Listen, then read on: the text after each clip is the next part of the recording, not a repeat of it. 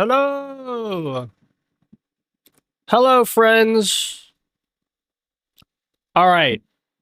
Interview starts in 30 minutes. So I got to eat my food first.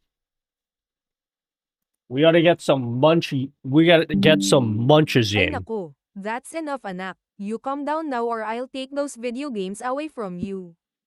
We got to get some munches in. So I got made myself some breakfast. I made myself some breakfast, guys, and we're going to eat it here.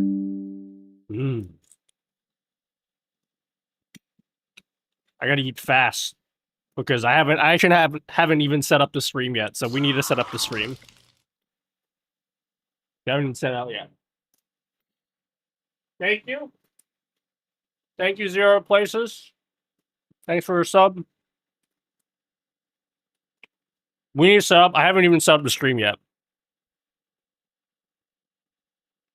So we're going to eat fast, okay?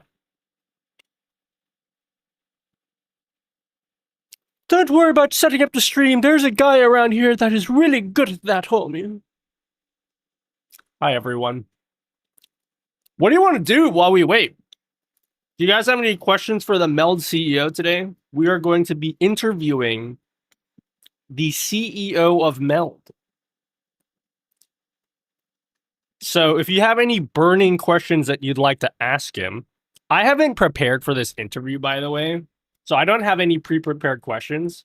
I have like a couple main points I want to go over, but I don't have any anything prepared.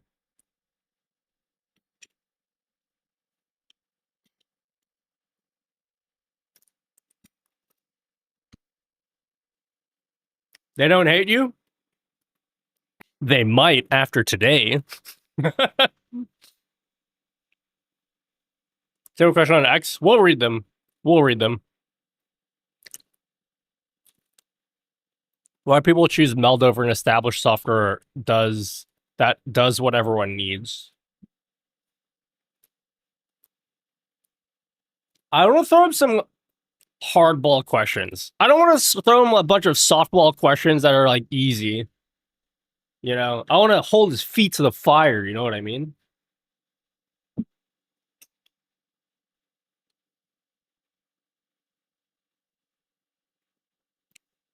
Main things I should probably write this down. I have 30 minutes. But I also have to finish eating. Because like when I talk and then eat at the same time, it literally takes me over an hour to finish my food. So I should probably just focus on eating first. But yeah, what are some questions that you guys would like to ask the Meld team?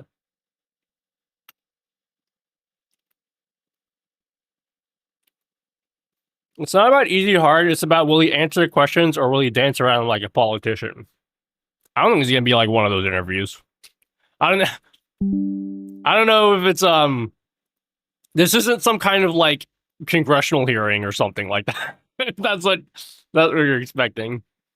I guess the big questions, I can really talk about anything, but at an absolute bare minimum, these are the things I need to, and we are going to talk about. Is number one is what do you plan to do about monetization? Because that is absolutely going to happen in the future. That's a number one, going to be probably one of the first things we talk about.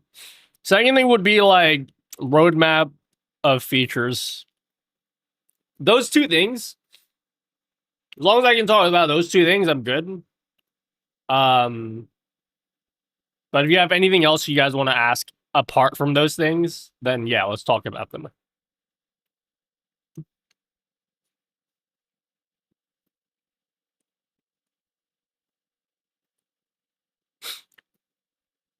The main thing is monetization.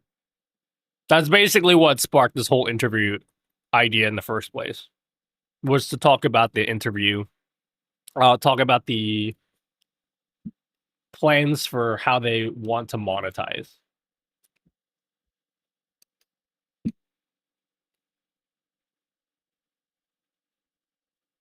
They already have Twitch VOD. Twitch VOD's already a thing. VOD track for Meld is already there.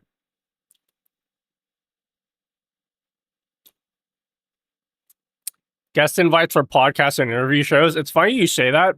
I'm trying something I've never tried today for this podcast thing. It's not a podcast, but like,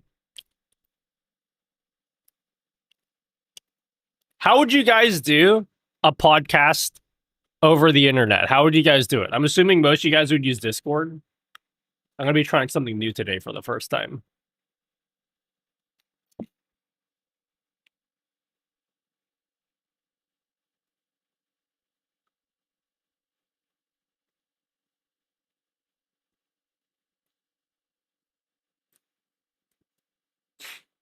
Being able to limit the GPU. Are you going to ask questions live while you're talking to him? Yeah, I'll make some time for you guys to be able to ask whatever questions you want.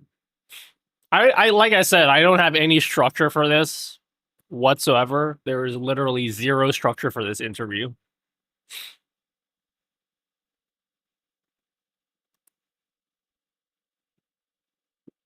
By the way, I figured out why my eyeballs were hurting the other day.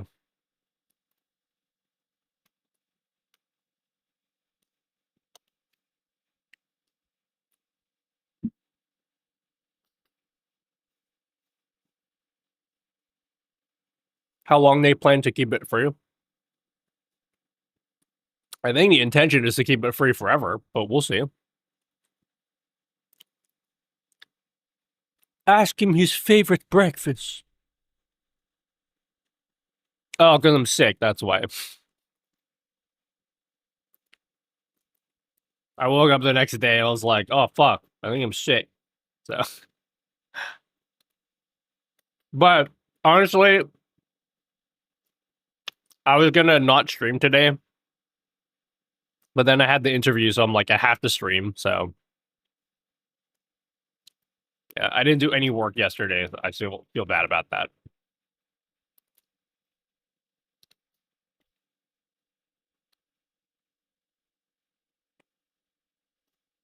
Support alerts get suspended or stop after. I don't know what you're using for alerts. I have no idea. Are you working on anything else besides stream overlays? You seem pretty good with the design in general. Am I working on anything besides stream overlays? I'm working on everything all the time, all at once. Isn't that a movie name?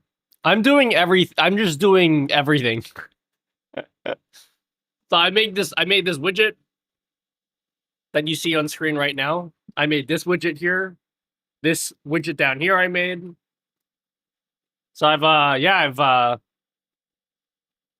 guess I've gone back to being a software dev.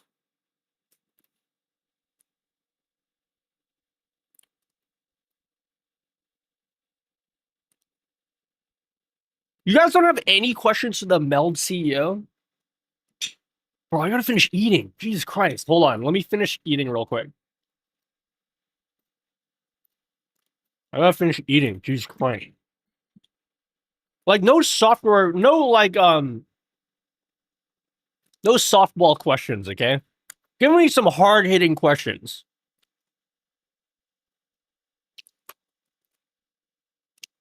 Yeah, why is it called Meld? That's a softball question. We need some hard ones, you know?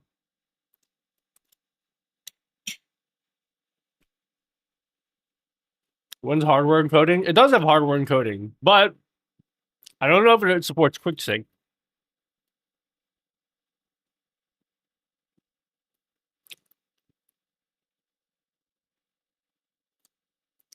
Add Kobe Bryant hotkeys in game capture. I want privacy while streaming. I don't want to ask him too many questions about like specific features. Because like I am gonna ask him at some point, like, what is your roadmap for certain features? So it's gonna be boring just being like, oh, add this feature, add this feature, add this feature. Basically, what I want to get out of it is like, what is the vision of what are they trying to do with Meld to set themselves apart from OBS? That's the crux of what I want to get at. Because like it's gonna be boring just being like, add this feature that's also with OBS, add this other feature. that OBS already has. Like, I want to know, like, what is the thing that's gonna make people be like, yo, I want to use your shit and not OBS. That's what I want to know. Maybe I should just ask him that. That should just be the question. That's just the question right there. We'll just make that the question.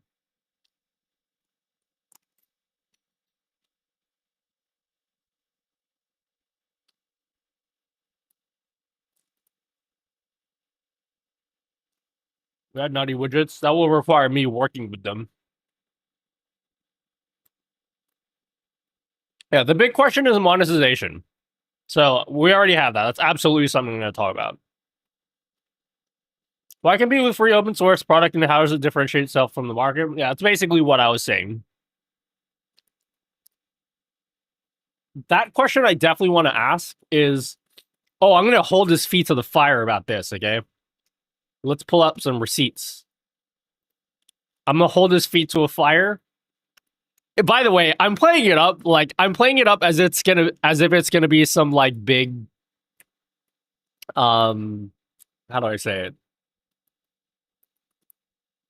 I'm playing it up as if I'm gonna be like super combative with him. I'm not gonna do that. Like it's gonna be a friendly conversation.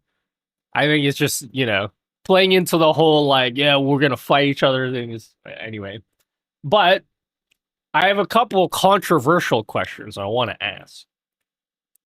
Well, number one is he seems to have stated that, or at least heavily implied, that Meld is less GPU intensive than OBS. And I want to know why or what that's based on, because that's kind of a big deal to make that claim. And I want to know if there's any like stats to back it up, or if that's just something that they're saying, because that kind of matters to people. That's one big one. Okay, I don't know if I should ask this question because this one might be too combative to ask this one. You guys ready for this one? This one might be a little bit too combative. Hold on. One's multi-track, blah, blah, blah. See, how does Meld intend to reach parity, blah, blah, blah.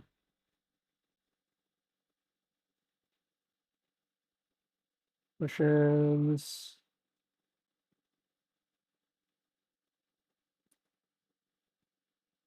Someone... I'm looking at the responses. Okay, here we go. So, first spicy question I want to ask. The first spicy one I want to ask.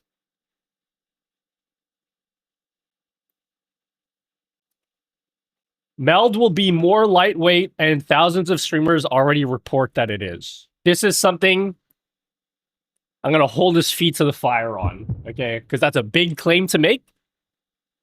Technically, he said it will be more lightweight, which implies it might not be right now. So I'm going to hold his feet to the fire in that. Second thing is, okay, this one's a bit combative, and I don't know if I should ask this one, okay?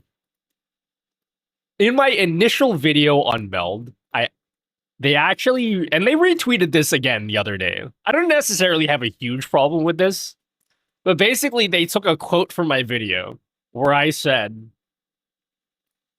95% of people would be totally fine using Meld Studio. And they quoted just that part of what I said. But if you actually watch my initial video, what I said was, if they added all those features that I said that they should add, and they cut that part out, I'm like, that's not what I fucking said. You cut that. There's context. There's context to that quote, and you left it out. You got to put in the whole quote. I'm not like super mad about it. I'm just saying, like, it's kind of a little detail you should have. Can we find where they retweeted that? Find where they said that.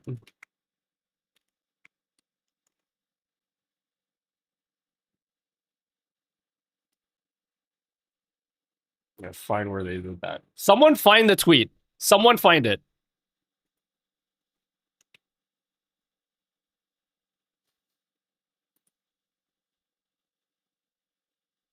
The code that showed me has opportunities to be more efficient. Hello, Exeldro. Exeldro, do you have any controversial questions you'd like me to ask?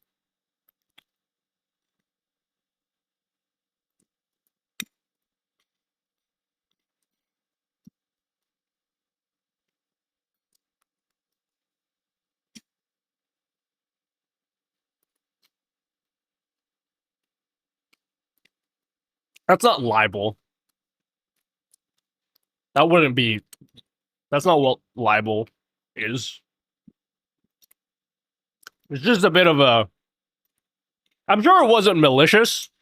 Like, it probably got excited when I said that, and then they just got tunnel vision and didn't listen to anything I said after that. Like, I don't think they were malicious in saying that.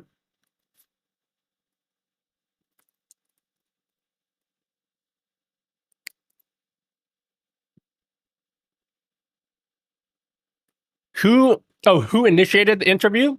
It was their idea, but I agreed to it. So they were the ones that were saying, like, hey. So after I released my last video, Joel, who's the CEO, said, because in the video I mentioned how I'm a bit skeptical because they have investors, so they need, at some point, they need to make money. It's absolutely going to happen. That's a 100% sure, because it's completely free right now. Why would anyone invest in a company with multiple? They have they don't have that many employees, but they have employees that they need to get paid. At some point, they need to start making revenue, right?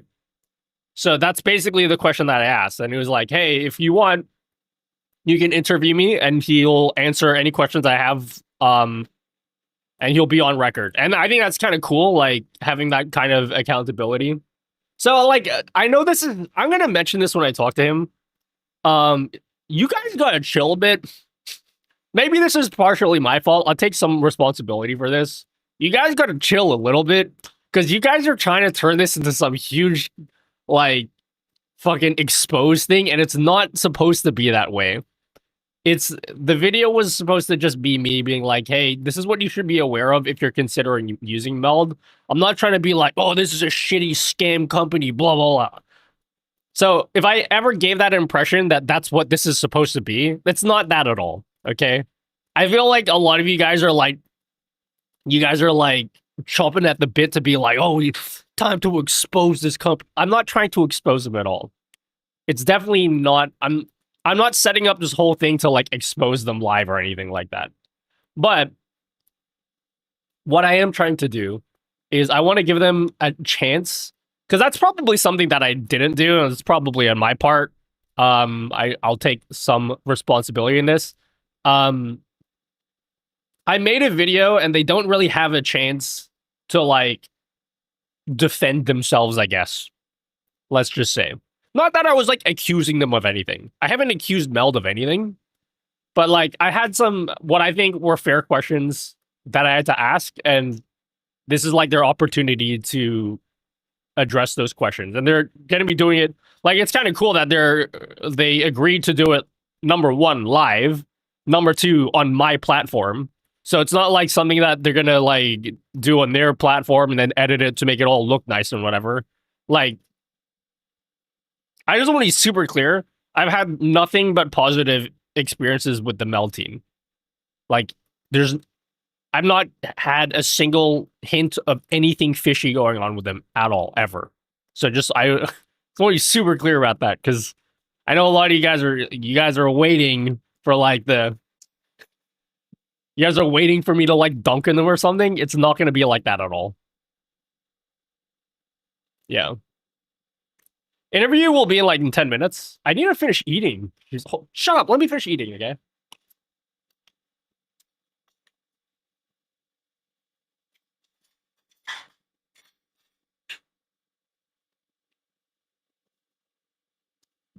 Okay, hold on. Can I be honest? Can I ask Joel if he can? Can we delay for like 30 minutes?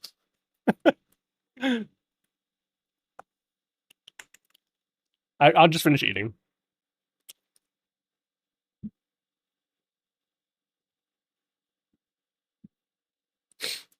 That's not a dodgy egg. My eggs are goated, okay?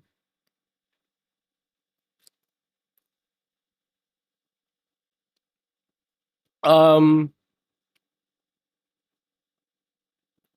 So yeah,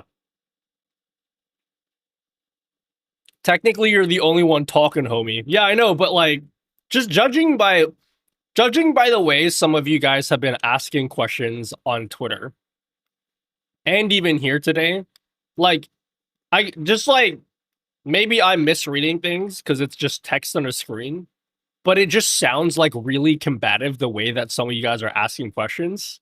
It's like, dude, chill. I'm not trying to expose anyone. It's just it's not it's not an exposed thing.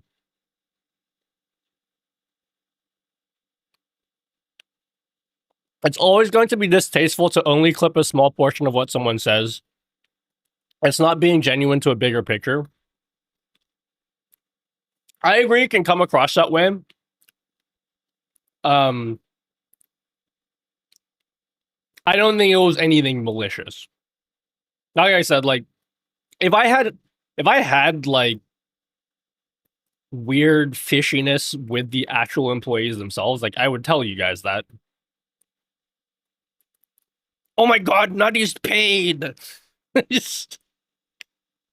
Nutty got what happened? Nutty's changed. His tone about Meld has changed all of a sudden in the past week. Did he get paid off?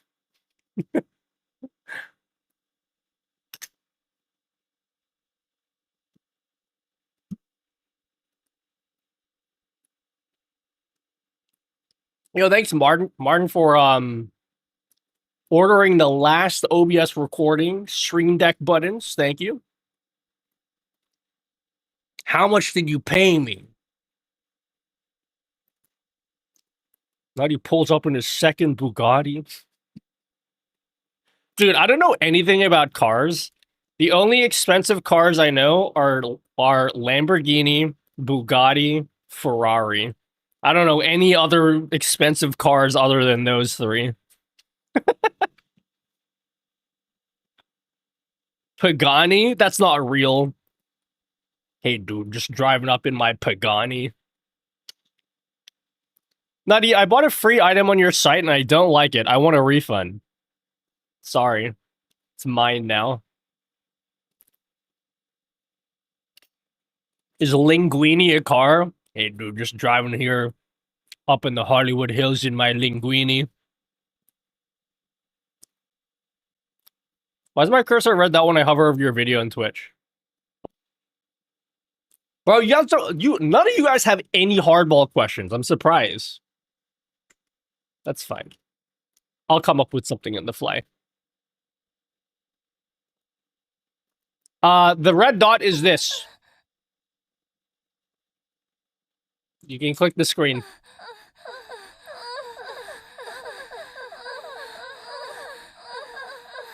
Lamborghini is a tractor. Don't they make tractors? Oh yeah, Rolls Royce. Mercedes? Oh yeah, I think I heard that. I have a Mercedes. That's not expensive though. I own like a couple of them. Mercedes? They're not that expensive. I'm actually thinking about buying a third one.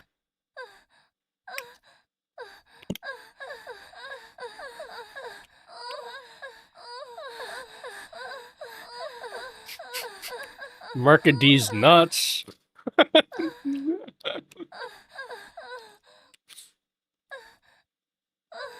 Since it's owned by venture capital, it's always going to remain free. Yeah, absolutely going to ask that question. I will.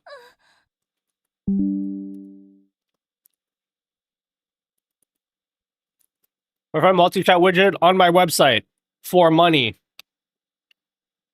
How do I nut on your screen? You click in the screen.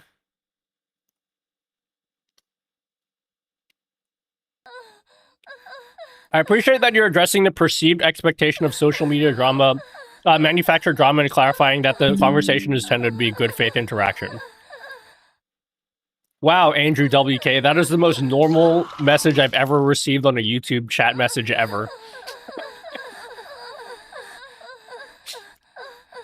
Andrew, my YouTube chat is almost always filled with unhinged 12-year-old Roblox players, so it was really surprising having a normal level-headed message coming from you guys. I see white stuff on your face. That's it. No more coming.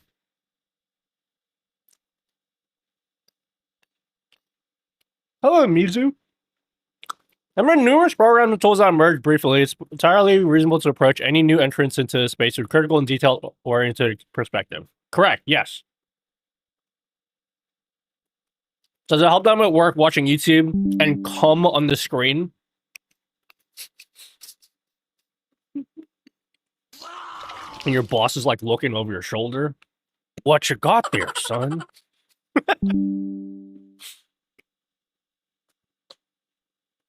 Hey guys, I got a question to ask you guys. Can you guys use some emotes in chat? I did a little bit of oh shit, turn it up, son. Messing around. We got a hype train going. Keep those biddies coming. My G.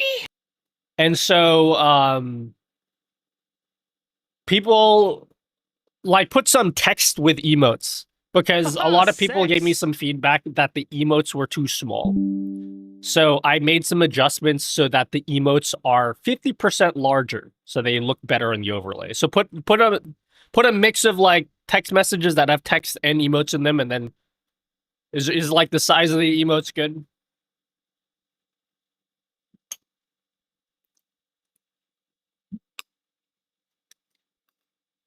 And I'm gonna go pee. Thank you guys for the subs. If it's okay with you guys, I will read all of the subs after the interview. Just because I don't want to get distracted. I'm gonna go pee, and then we're gonna set up. I hope I got my time zones right. What time is it? I always get my time zones wrong. What time is it EST? Yeah.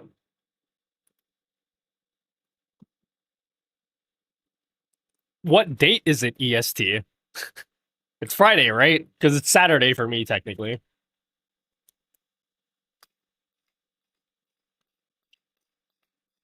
Haha, sex! Haha, sex! Haha, sex! Haha, sex!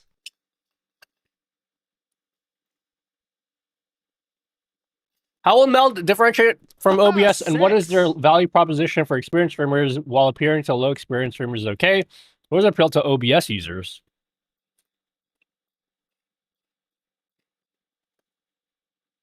I think we're all basically asking similar things.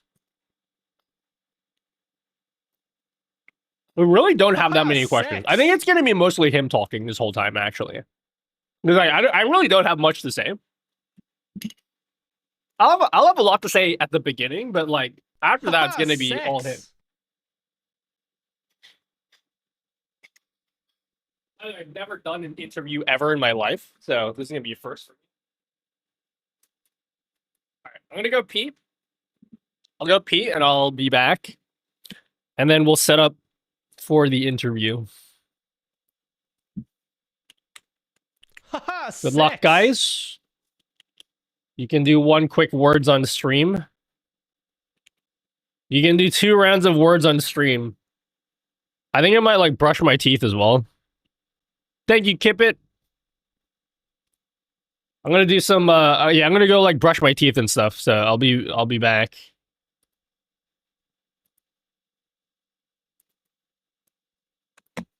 Enjoy. It has nothing to do with how my breath smells. My mouth feels fucking disgusting right now. That's why. All right. I'll be back. Enjoy. Does the interview have smell-o-vision?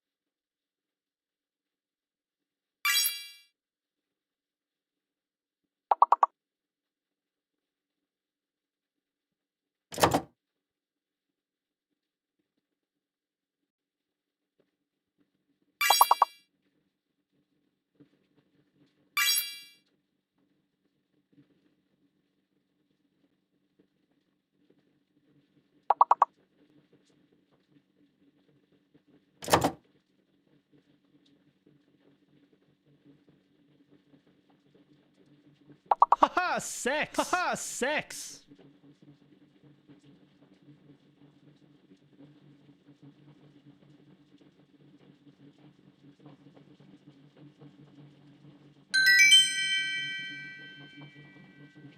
Haha, sex.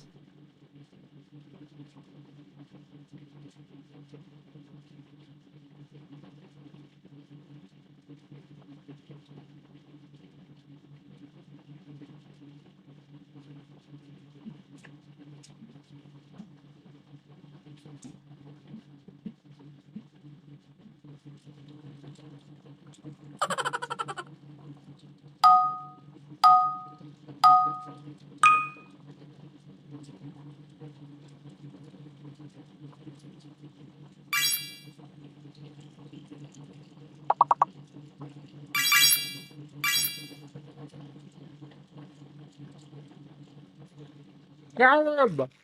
Garib! Garib!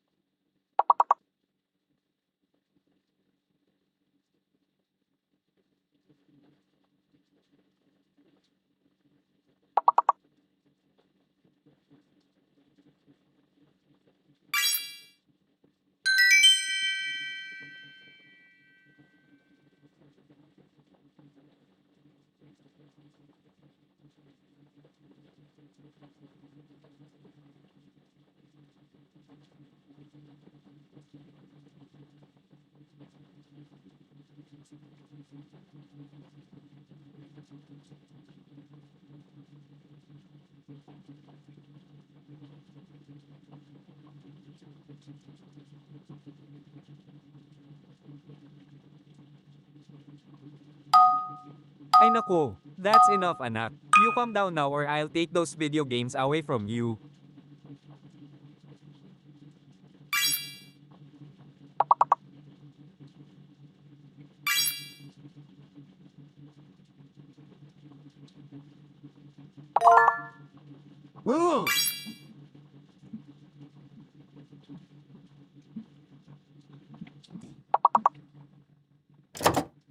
Alright. How are we doing, friends?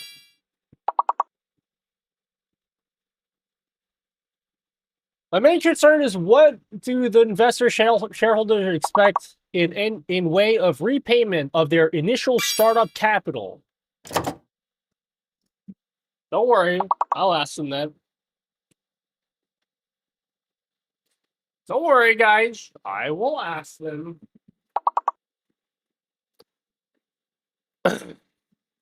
All right, Harbin lose. Last round.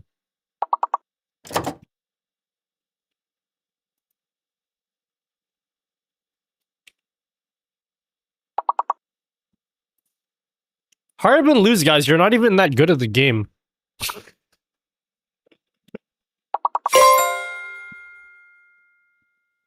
Of course, Quiz Sai got that word. Pare?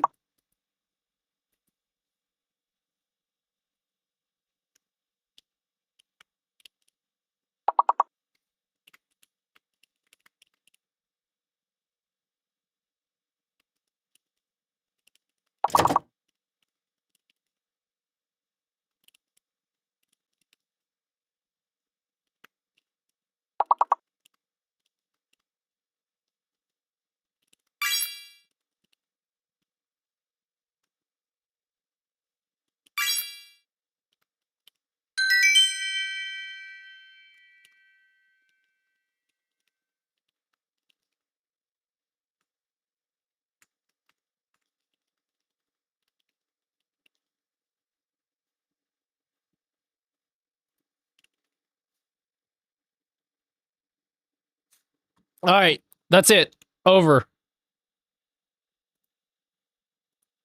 That's it. All right, pause the music. Let's get this thing started. Is the CEO gonna join the chat?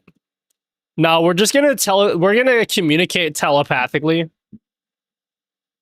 Sorry for answering your question like an asshole.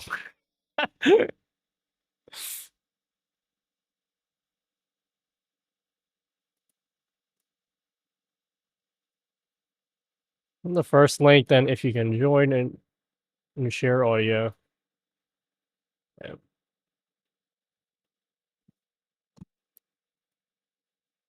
Hold on, I'm gonna try something right now.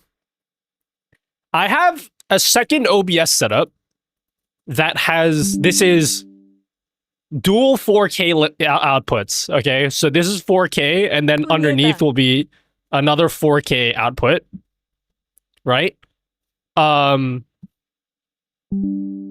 I like record while streaming in as well? So I have like 3 4K outputs right now going on. Is it gonna implode my entire setup? Are we good? We good?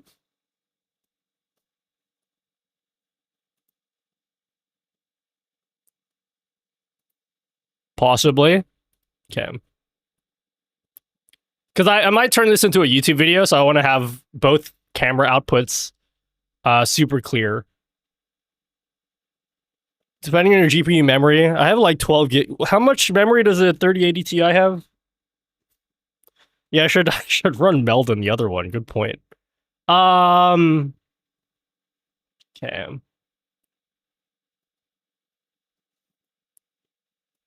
Not the first link. Well,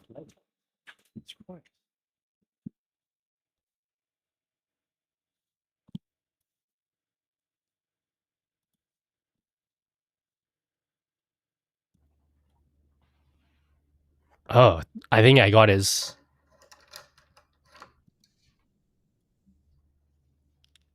Oh, you guys hear me already, huh?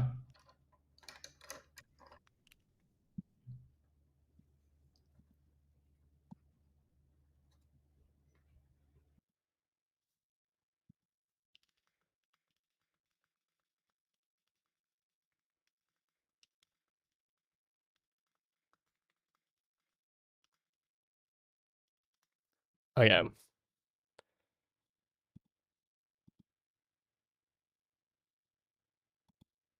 Cool. Cool. Bro, can I just say, Video.Ninja is the fucking GOAT for like doing this kind of podcasting live. I haven't even fully set it up yet. Dude, I haven't even set it up yet. This shit is goated. Okay.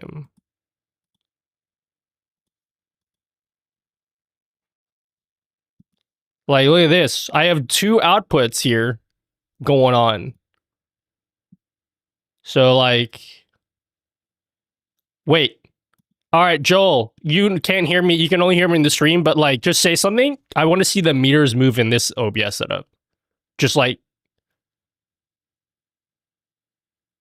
oh yeah, it moved. Cool. That's fine. Okay, now I'm gonna add it to my main OBS setup. Sorry, I'm cringe, and I should have done this beforehand, but leave me alone. Okay, I'm trying. Okay, this is the layout we're gonna use. Still, boxing. I'm fuck him up. I'm just.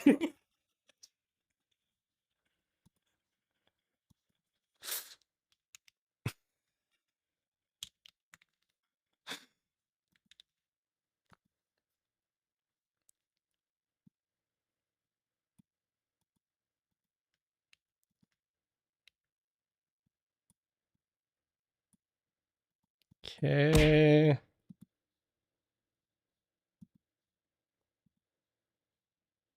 Hello, where is it?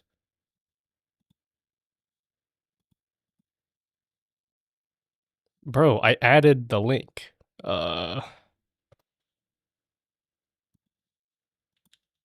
One sec. Can I not add this link? This is cringe, guys. Okay, how about I do this? I got a better idea. Okay. Idea number 2. Idea number 2, guys.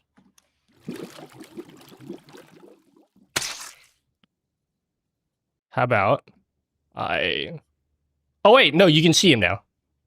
Wait, yeah, now you can see him. Okay. Now I need to actually put myself into the call so that he can hear me, because he can't hear me right now.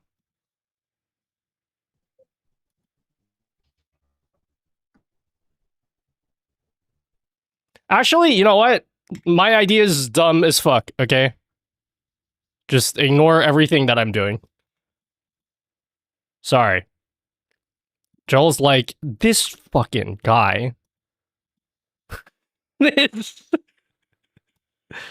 Listen, okay. I'm trying. Alright. I'm new here. Let me just put him up on my monitor. It'll just be way easier that way, so I don't have to fuck around with, like... You know. You get it. It's fine. Okay. I'm gonna add myself into this call. Wait, how do I add myself into the call? Wait, hold on. He gave me a link.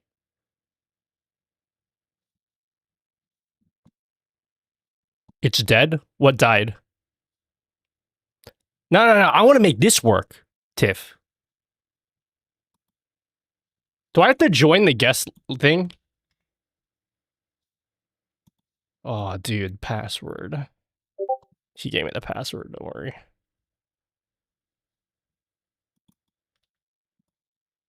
Don't worry, guys. I got it. Join with Cam. Oh, fuck. I can't use my camera.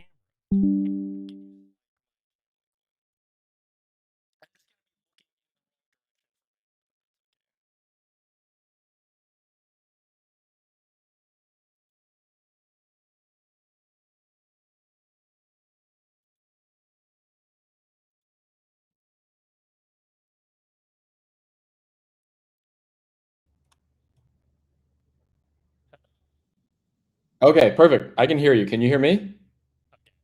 I can hear you. Can my chat hear? Can you guys hear? I don't think when you joined that link, I couldn't hear your audio on stream anymore. They can only hear me. Let's get started with the interview, guys. Wait, you guys can't hear me anymore? We can't hear you clearly. Wait, what did I do? Oh my god, why is my gain super low?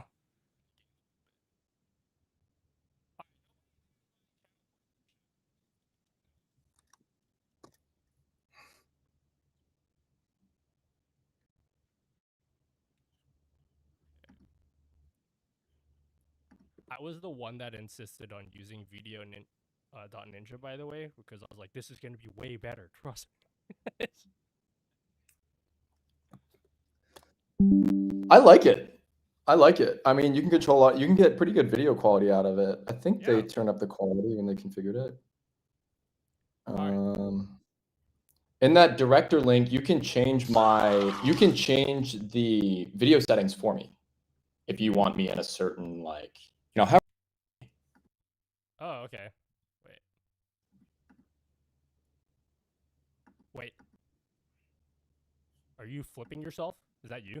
I just did, yeah. 'Cause I have a co-director link, but I'll leave it to you however you want it. Okay. Wait, I think I want to unflip. This is my real orientation. Yeah, no, that's fine. That's fine. Okay, I will just move stuff around. Wait, chat. How is like this? Is the stream cringe or wait? The mic dropped again.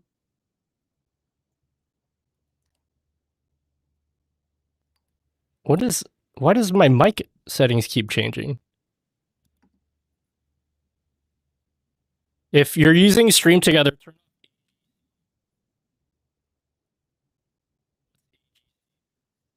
Automatic gain control.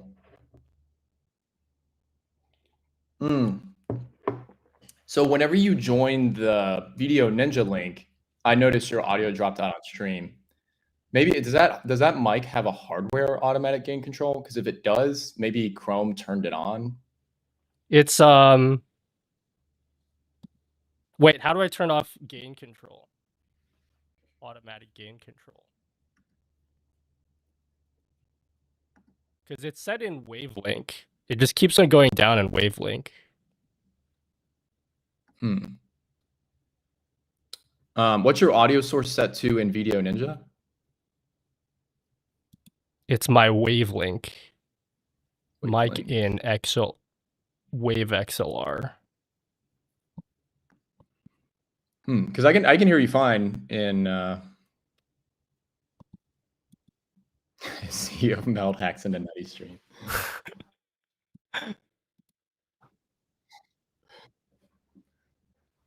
Okay, hold on. I have an idea.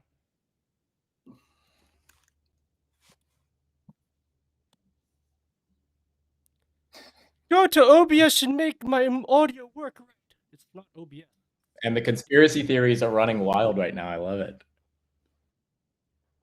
Dude, everyone in my stream is expecting this to be like this ultra mega controversial thing. It's just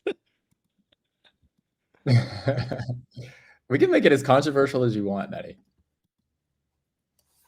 okay, chat, how is it right now?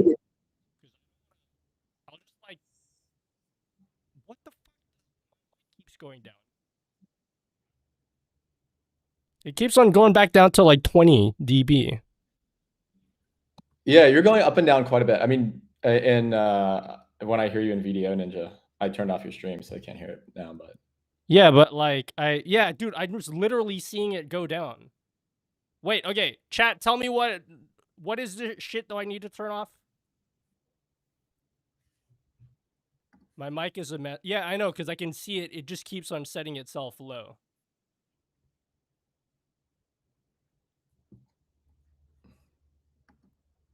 Turn off wave gain lock in audio enhancements on what? Okay, wait. Wave gain lock under audio enhancements. Thank you. Okay, I turned that on. Is everything sounding okay in the stream right now, guys? on mine, your gain's a touch high, on the verge of peaking. I don't know how it is for stream.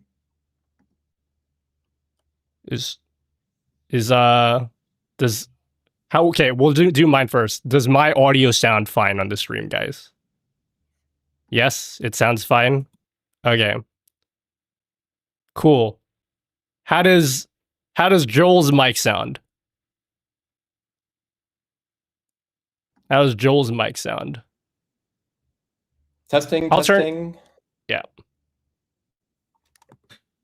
I'm loud as fuck. This is what I normally set my mic at. CEO is a little bit. Guy, get over it, okay? You guys are fine. I'm 200% louder than he is.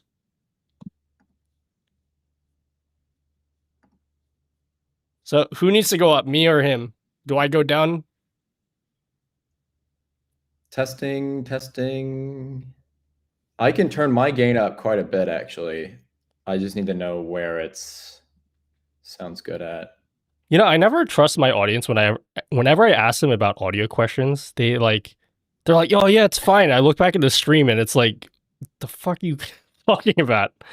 Okay, I'm gonna just listen to my stream on my phone. All right, you say something now, Joel. All right, testing. 1, 2, 3. We are live on Nutty's channel.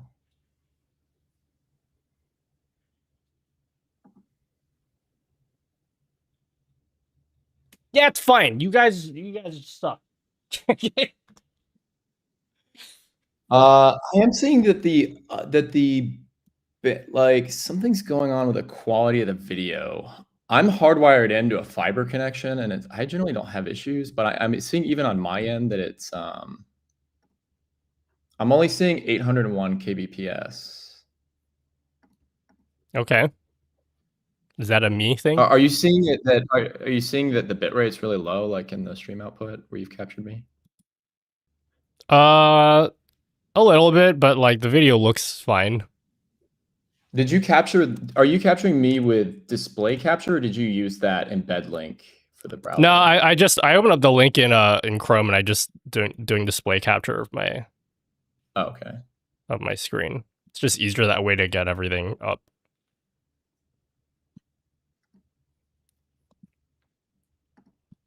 Send keyframe. Well, I think I'm like good to go, but it's up to you. Maybe if you. All right, what do you guys think? Because we had issues with this where, yeah, it gets really fuzzy, and I don't know why. I don't know if it's. What's your bandwidth? We had this with two, like, whenever we did an interview with, like, we did it internally with two employees, and we both had pretty good bandwidth. So we saw the same issue. So. Oh, okay. Yeah, I have like. I don't think my connection's an issue. Okay. All right. Should we unwind from the technical stress with some small talk or something? I don't know. Sports games or football, soccer. I don't watch any sports. So weather? How's the weather? It's rainy here. Let me just load this in Chat GPT. NFL, is that a thing that's not happening right now? Is it, chat? Is okay. Yeah, I think I'm good to go. Sorry, I was trying to like have a second OBS open, so I could record both our videos, but like I'm gonna be fucked. So I mean, if you want to take a couple minutes to try it, I'm good. Up to you. What was that? No, this is good because I'm depending on how this goes, I might decide to put this on YouTube. So okay, I think it's good.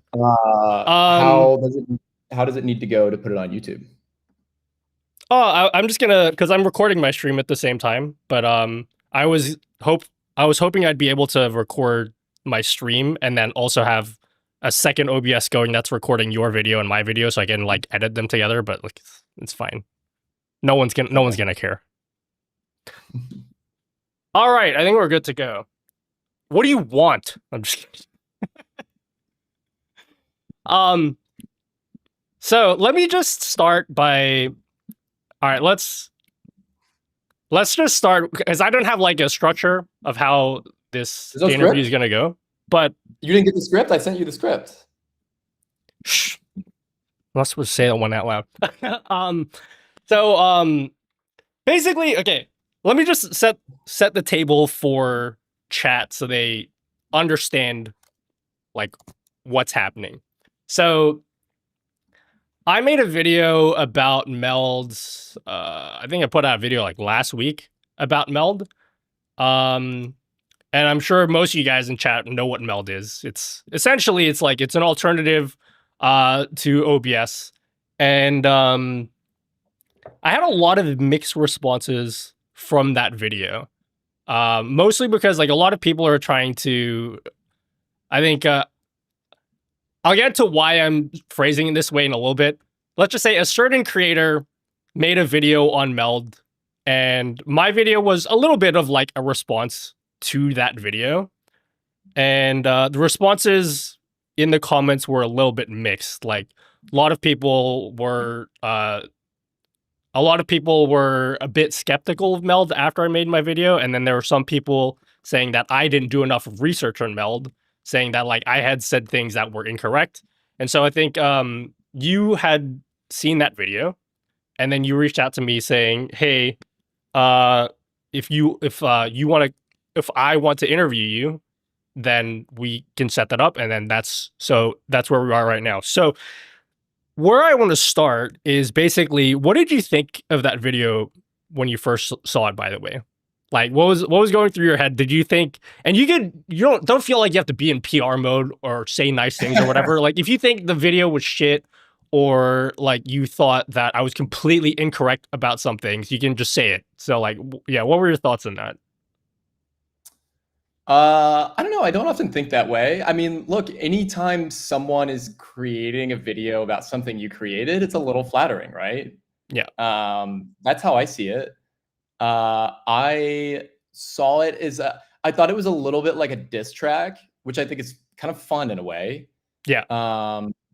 And yeah, I mean, look, you bring up good points. I mean, the ones that always hit the burn the most are the ones where it's like we're either close to having it or it's just not quite there yet or something like that. I think there were a few of those, but like that's not on you, right? Yeah. That's just there are like that just like gives us some pressure internally, right? Where it's like, oh, I really wish we had that by now. Yeah. So the reason why I agreed to even doing this interview was because I sort of got that feeling after I made the video. Like, I think I got a little bit of tunnel vision when I was making the video because I was getting so many questions about Meld, and a lot of people being like, oh yeah, I'm gonna try like move my OBS setup to Meld, blah blah blah. And I felt as though a lot of people were moving over because they watched another video, and there were just a lot of stuff that they may not have been aware of, and that's kind of what I wanted to highlight in my video. But I think what I probably missed on was like, okay, there are employees that are working on this, and like I'm sure that because I make my own tools and stuff as well that people can download, and I'm sure like having a bunch of people being like, oh yeah, this is shit, this will never be OBS, like you'll never be like as good as blah blah blah, it probably like feels bad. So I think it's kind of a good thing that we're talking now, so we can kind of clear it up, because I don't want it to be like a big, I think a lot of people want it to be like a big exposed thing, which is not what I wanted the video to be like, but that's kind of like what a lot of the responses seem to be pointing towards. Yeah. I mean, anytime you start something new, and I mean new in the sense of, I'll kind of lay out too, by the way, like this will be the first time. Can you guys hear me okay? I see my video is a little like breaking up a little bit. I can hear you. Your audio still sounds the same. It's just like, yeah, the videos, but it's fine. Okay. Anytime you start something new, and by what I mean by new, people might say, oh, you guys are trying to be OBS. I mean, we're really not, right? I'll kind of reveal for the first time. I've kind of tweeted some hints about it, but you know, like if this goes well, I'll give you an exclusive reveal of like what the big vision is, like what we're all about, and where we want to go. Anytime you do something that's new, like this, like the vision that I'll lay out, like you're gonna face a lot of skepticism. Yeah. From everyone in your life, right? Like, yeah. And the odds are always like 99% of startups fail. So the default state is that you put in a ton of work for a lot of years and it fails. That's the default outcome, right? So I'm good with the skepticism. I mean, if it were 100% skeptical, we may want to reconsider things, but I think it's good. I mean, I always tell people like, I see recently like, some people have a tendency to think that maybe they shouldn't talk about us in a certain way publicly. Like I see this on Twitter sometimes, like, oh, DM me your experience. And I'm like, just share it. Just share it. It lets us know what the pulse is. Yeah. And anytime people start filtering that, we get like a filtered view of that, and that hurts us, not helps. That doesn't help us. Yeah. So. Yeah. So, I touched on this a bit earlier. Like I also mentioned another video that was made about Meld. The reason I'm being about, like, it's obvious what I'm talking about, but the reason why I think going forward in my videos, I think I'm just gonna not mention other people's names, because what ended up happening was a bunch of people were writing negative stuff about other creators in my videos, and then it sort of comes across as if like I sent those people to say all those negative things. Like it's not meant to be that way. So like you guys just fucking just chill, okay? It's not meant to be like a drama thing. I'm not trying to just like I met you at TwitchCon and I've met a bunch of other employees from Meld, and like literally every single interaction I've had with you guys has been positive. So this isn't like a Streamlab situation where I'm trying to like expose them or anything like that. That being I said, think you have a hard job, right? Which is like yeah, you create content that happens to be controversial, and chat flames it up to be this really, really big thing that like has yeah, impacts beyond like on other things. And then mhm, like, is it on you to corral that, right? How do you do that? At that point, how do you do it? yeah, You were just making a video about something that you're passionate about. yeah. So and then YouTube comments are just gonna do YouTube comment things. Having said Tough. that, though, I still want to Mhm. hold your feet to the fire a little bit today because That's fine. there are a lot of, I think, legitimate questions, and like you're saying, there's like legitimate skepticism that people have around Meld, and I think the main one, we're gonna jump right into it. The Let's main go. one that most people were worried about is that right now Meld is free, but it's pretty obvious that you guys like you have investors in your company that are, you have employees that you need to pay, right? And so like it seems pretty obvious from everyone that like, okay, at some point you're gonna have to have some kind of revenue stream, because right now there is no revenue. You guys don't have any revenue streams. The whole program is free. And that worries a lot of people because there are other tools that people have used in the past that were also free, and then they get totally invested in using this software, and then all of a sudden like a bomb drops on them. They're like, okay, now I have to start paying for these features that used to be free. And so like people don't want to fall into that trap again. So what but I guess the question I have is, what number one is, do you intend for Meld to be free as it is right now, and what ways do you intend to make revenue up in the future? Yeah, so I'll answer all those. I do think, let's start though with a little bit of history, and I promise I will get to it. So you bring up a good question though, which is like, why go the fundraising route? Because it does put you on this path, right? That's enough, anak. You Um, calm down now I or mean, I I'll worked on take those Meld video for games about away a from year with a you. full-time job. So that was how I subsidized the development in the beginning, kind of became confident like this is something that I could create, and that like there's something here, and that there's like real room to innovate, Mm-hmm. and do something different here. And then it's like, okay, in order to create a product where one already exists, your new product needs to be anywhere basically 100 times better to even get people's attention. Yeah. How do you create something that's 100 times better with one person? You can't do it. And I didn't really have much of a following outside of my stream, so I don't really think there was a feasible path for me to do like a donations route. And yeah, I think in a lot of ways, if you want to build a full-time team, and my belief at the end of the day is that like it takes a team of fully dedicated people across a diverse skills, like range of skill sets, right? We have designers, we have a designer. Sorry, I should say a designer, Carol. She's amazing. Yeah. Several engineers, and we're spread all around the world. And that's what it takes to make a great product. That's my belief. Okay, so in order to get that off the ground, you need some kind of funding to hire people and convince them to come work for you. Yep. And that's where I started looking at venture funding. I mean, in the beginning, I just raised like a small friends and family round, and then I saw honestly a fair amount of appetite for it. I was even surprised, right? Because I don't know what everyone on the outside thinks of me, but it wasn't like that long ago. I was just like a software engineer working at a company live streaming, right? Yeah. So I went out, I started telling the story. Like what I thought the big vision here was. I don't know if I ever told you this, but I think I had like a screenshot of your YouTube video on one of my pitch decks, where I was talking Okay. about like people want to do big things, but right now they're limited, right? This was like the pitch, and got a good response to it. We raised what you showed on screen the other day, Mm-hmm. and that's where we're at. Everyone that invested in the company is on board with like us having a free version of the product that's a very compelling, like, product, right? Yeah. At the end of the day, I think everyone in the company that is a part of the company or invested in the company understands that. Pause Like, for a if we're second. There's a rage.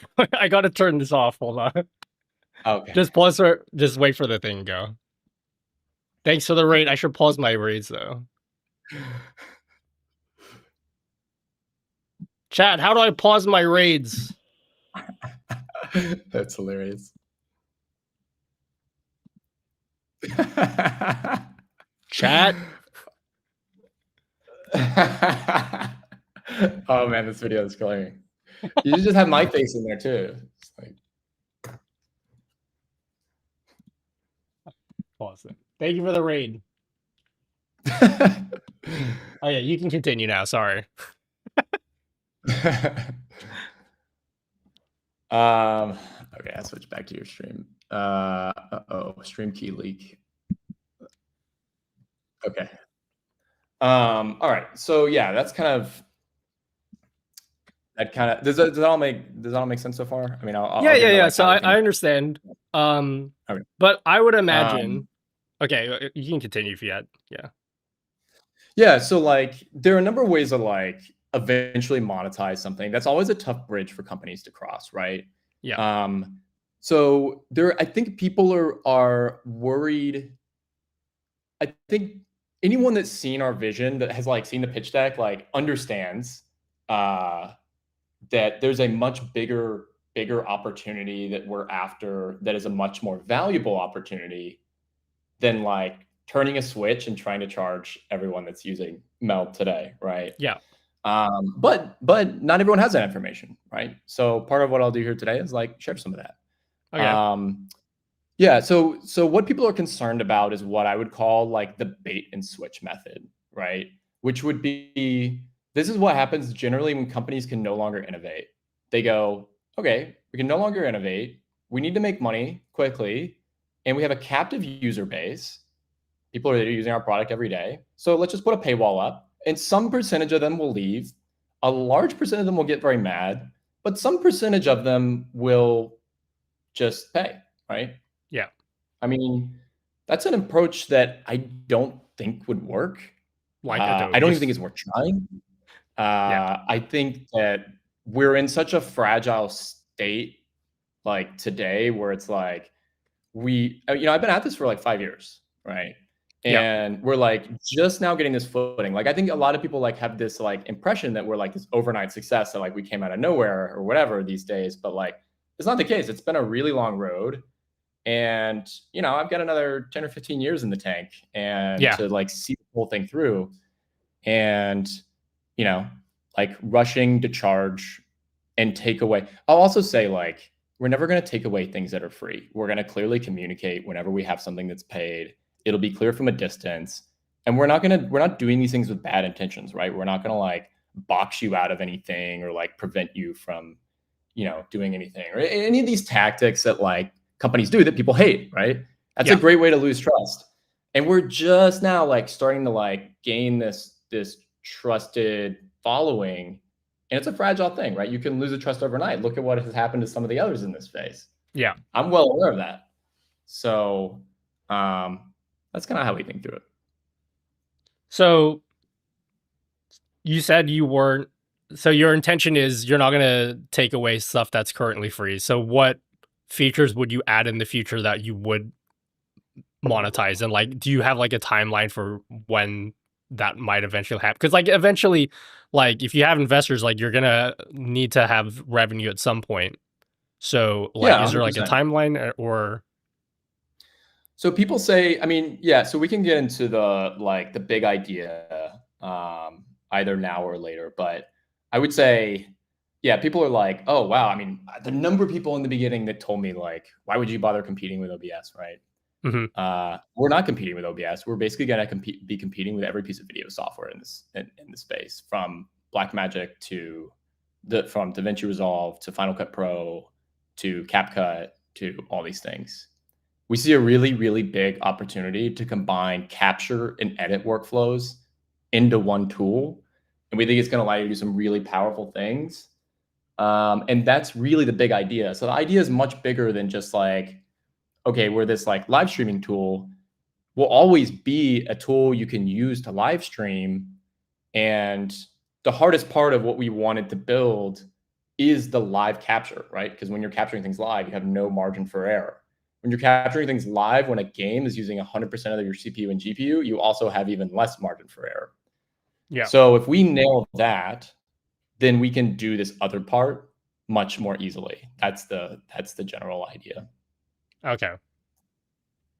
I'll lay it out in more detail. I'll lay out like what the big picture is, but I wanted to make sure we can get through like any other questions you have. Yeah. That's funny that you mentioned CapCut because like I think a lot of people are fairly comparing Meld as like a 1-to-1 with OBS just because like the feature sets are like similar enough that like it's super easy to make that comparison. But I think a good comparison that you brought up was CapCut. Like why would people use something like CapCut when other editors exist that can do like way more? Well, the reason is because it's like there's the convenience factor that other tools don't have. Like it's just easier to get stuff out quicker, even if there are other tools that can do more. So I think yeah, I don't think it's necessary. This is a point I probably should have made clear in my video that like there are a lot of stuff that I feel like Meld doesn't do, but it's not necessarily like no one should ever use it because it doesn't have these features. It's just like a different tool for like different people. So I guess like what would like if you're not competing directly with OBS, then like who are the people that you expect to be using Meld? Like what is your vision for that? I mean, like at the end of the day, it's basically any content creator that creates video we think is going to be really interested in what we're building. If you're a live content creator today, like we think Meld will be and already is a really compelling option, but we think it's about to become a lot more compelling. And then we think it's also going to become a really good tool if you're recording content offline. Mm-hmm. So yeah, I think it makes sense to kind of lay out the vision so this all makes sense and so we have a more concrete view of it. But yeah, because before that, I feel like sorry to cut you off. I feel like there are things that you have planned. I'm not sure how much like you want to say live. So like I'm super open. I'm sharing everything. Yeah. I share everything. But like just because you like I'm not trying to like I'm not trying to push you too hard or anything, but just from the perspective of someone who's trying to like they're just getting started streaming and they're deciding, okay, I heard in the internet OBS and Meld, like what's going to be the reason to choose Meld at the moment, or at least like over the next year or so? Like yeah, what's going to be the reason that someone says I should probably use Meld, like that's the right thing for me? I mean, it's kind of a personal thing, right? Like I tell everyone, I think people see this as like a really binary thing. And I think this is what causes a lot of the controversy is that it's like one or the other. I have like, people are always like, I can't switch yet. I mean, at the end of the day, like no one's asking you to switch. Like try it out, see if it fits your needs. The goal and the thing that we hear that like makes us the happiest is when people say, Meld made me feel more creative. That's like such a soft thing to like convey in any marketing, right? It's like, how do you ever convey that? You have to experience it. Like when you experience the snapping corners, right? How easy it is to just like round the corners, apply effects, do these different things. Everything just like kind of works out of the box. Managing your audio, like there's a lot under the hood with the audio that I think a lot of people don't pick up. Like being able to just, I had for the longest time this thing. I used this for my stream for many years. Yeah. Sure, this is. Hold on, I'm struggling with window management here. Okay, I used this for many years. I used a microphone input here, and yeah, that was it. So it's a stereo interface, but the only one mono. Anytime I plugged it into OBS, at least on Mac, it presented as stereo, but I only needed mono. And on Mac, you had to buy this piece of software called Loopback to like manage this routing and remap it. So one of the first things that we built is the ability to just like one-click toggle mono and then select a channel. You can remap. We support up to 32 input channels per device. That's a nice mixer. So things like that, I would say we've paid a lot of attention to just the experience as a whole, and some of the stuff we're about to come out with. Actually, I would love to show you. I don't have the ability to screen share right now. Yeah, but, I'm gonna give us the details. I want to know. I want to know some shit that's coming. yeah, maybe I can screen share. Actually, Ollie or anyone on the team, if you're listening, can you guys send a little video, anything that you have that's like ready to go of the new encoder view? And just can they paste links in chat, or I can just DM it to you and you can pull it up and maybe You can post the links in chat if you want. I'll just open it up. Yeah, so we'll give them a couple minutes to do that. It's really cool. So it shows you like a graph view of like all the input video sources and audio sources, and then it shows you a pathway to the encoder with data traveling, and then you can see the encoder that it's going to, and you can see all the outputs that it's going to. So if you're recording, clipping. So to be clear, this is like this would be like for multi-streaming, right? Yeah, multi-streaming or anything. Yeah. It just gives you the ability to like, it gives you really nice insight into everything that's like happening under the hood. Yeah. So yeah, I mean, at the end of the day, like not everyone's going to love the product, right? That is what it's not possible to build something that pleases, that like achieves the features that everyone wants. Yeah. And pleases everyone. It will never be exceptional for anyone if you do that, right? Like you have to take some opinionated paths and keep things on the rails to some extent in order to like make a great product experience. That's my belief. Yeah.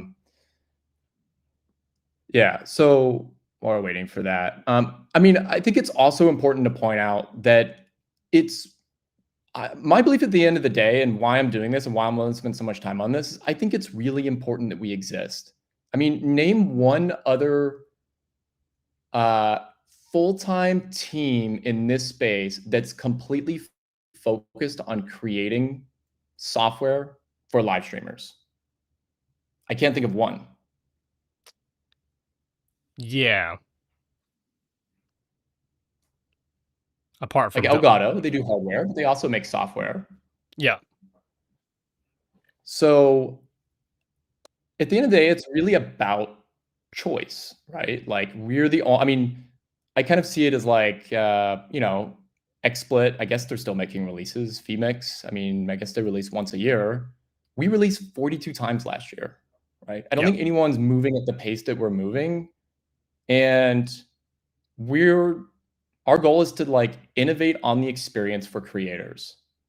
And even if you don't like Meld, anyone's welcome to like take ideas that we create and use them in their own software, right? The ideas are free. Yeah. So if we ever come up with a really good idea that someone likes, they're welcome to take that and build that into OBS. That benefits everyone. Us existing. This is my like true belief at the end of the day, is that like it's better for us to exist. It's better it's just the competition, right? I think the thing that captured my attention in the first place was like the open source community. I appreciate everything they do, like everything that the OBS community has done, like, and just put out for free is insane. But like, man, they're really stubborn about anything to do with like the UI. Like they're very stubborn about making any changes to that. And so I appreciated like a new tool that was out there that actually focused on the user experience, because that's really big for me. So yeah, I get that. Yeah, you also bring up a good point in the in your video though, which is that like we're not partnered with hardware manufacturers. But I actually think when we start to forge some of these partnerships, it's a really great differentiator for us. Is like today, right now, they have to like go to the OBS project, like convince them. OBS tries to be like a very neutral player, which I respect. It's a very important thing. As a result, they have to like put engineers on it, like get this feature landed and get it landed in time for their marketing launch. right? If they come to us, like we'll do a handshake agreement, we'll do an NDA, like they're coming out with a new product, and we'll put some engineers on it. It'll be done in 2 weeks, right? Yeah. So when we start to create some of these partnerships with different hardware manufacturers, I think things are going to get really, really interesting for us. Yeah, I haven't seen the video link come through yet. I don't know if anyone's I have a look working on it. But... All right, I'm gonna start asking you because a lot of I'm reading the messages in chat right now, and a lot of people are like, CEO speak, PR speak, blah blah blah blah. So I'm gonna start trying to hold your feet to the fire a little That's bit. amazing. I think my audience would appreciate.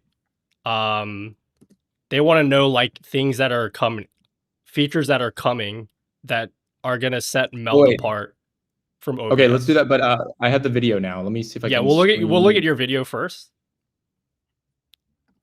Window, boom.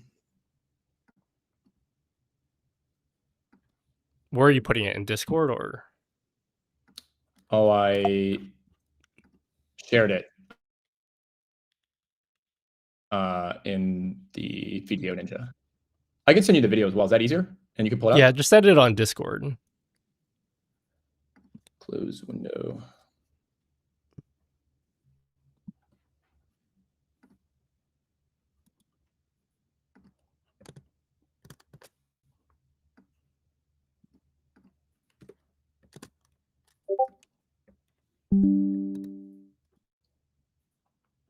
Oh, it's just a video. Okay, got it.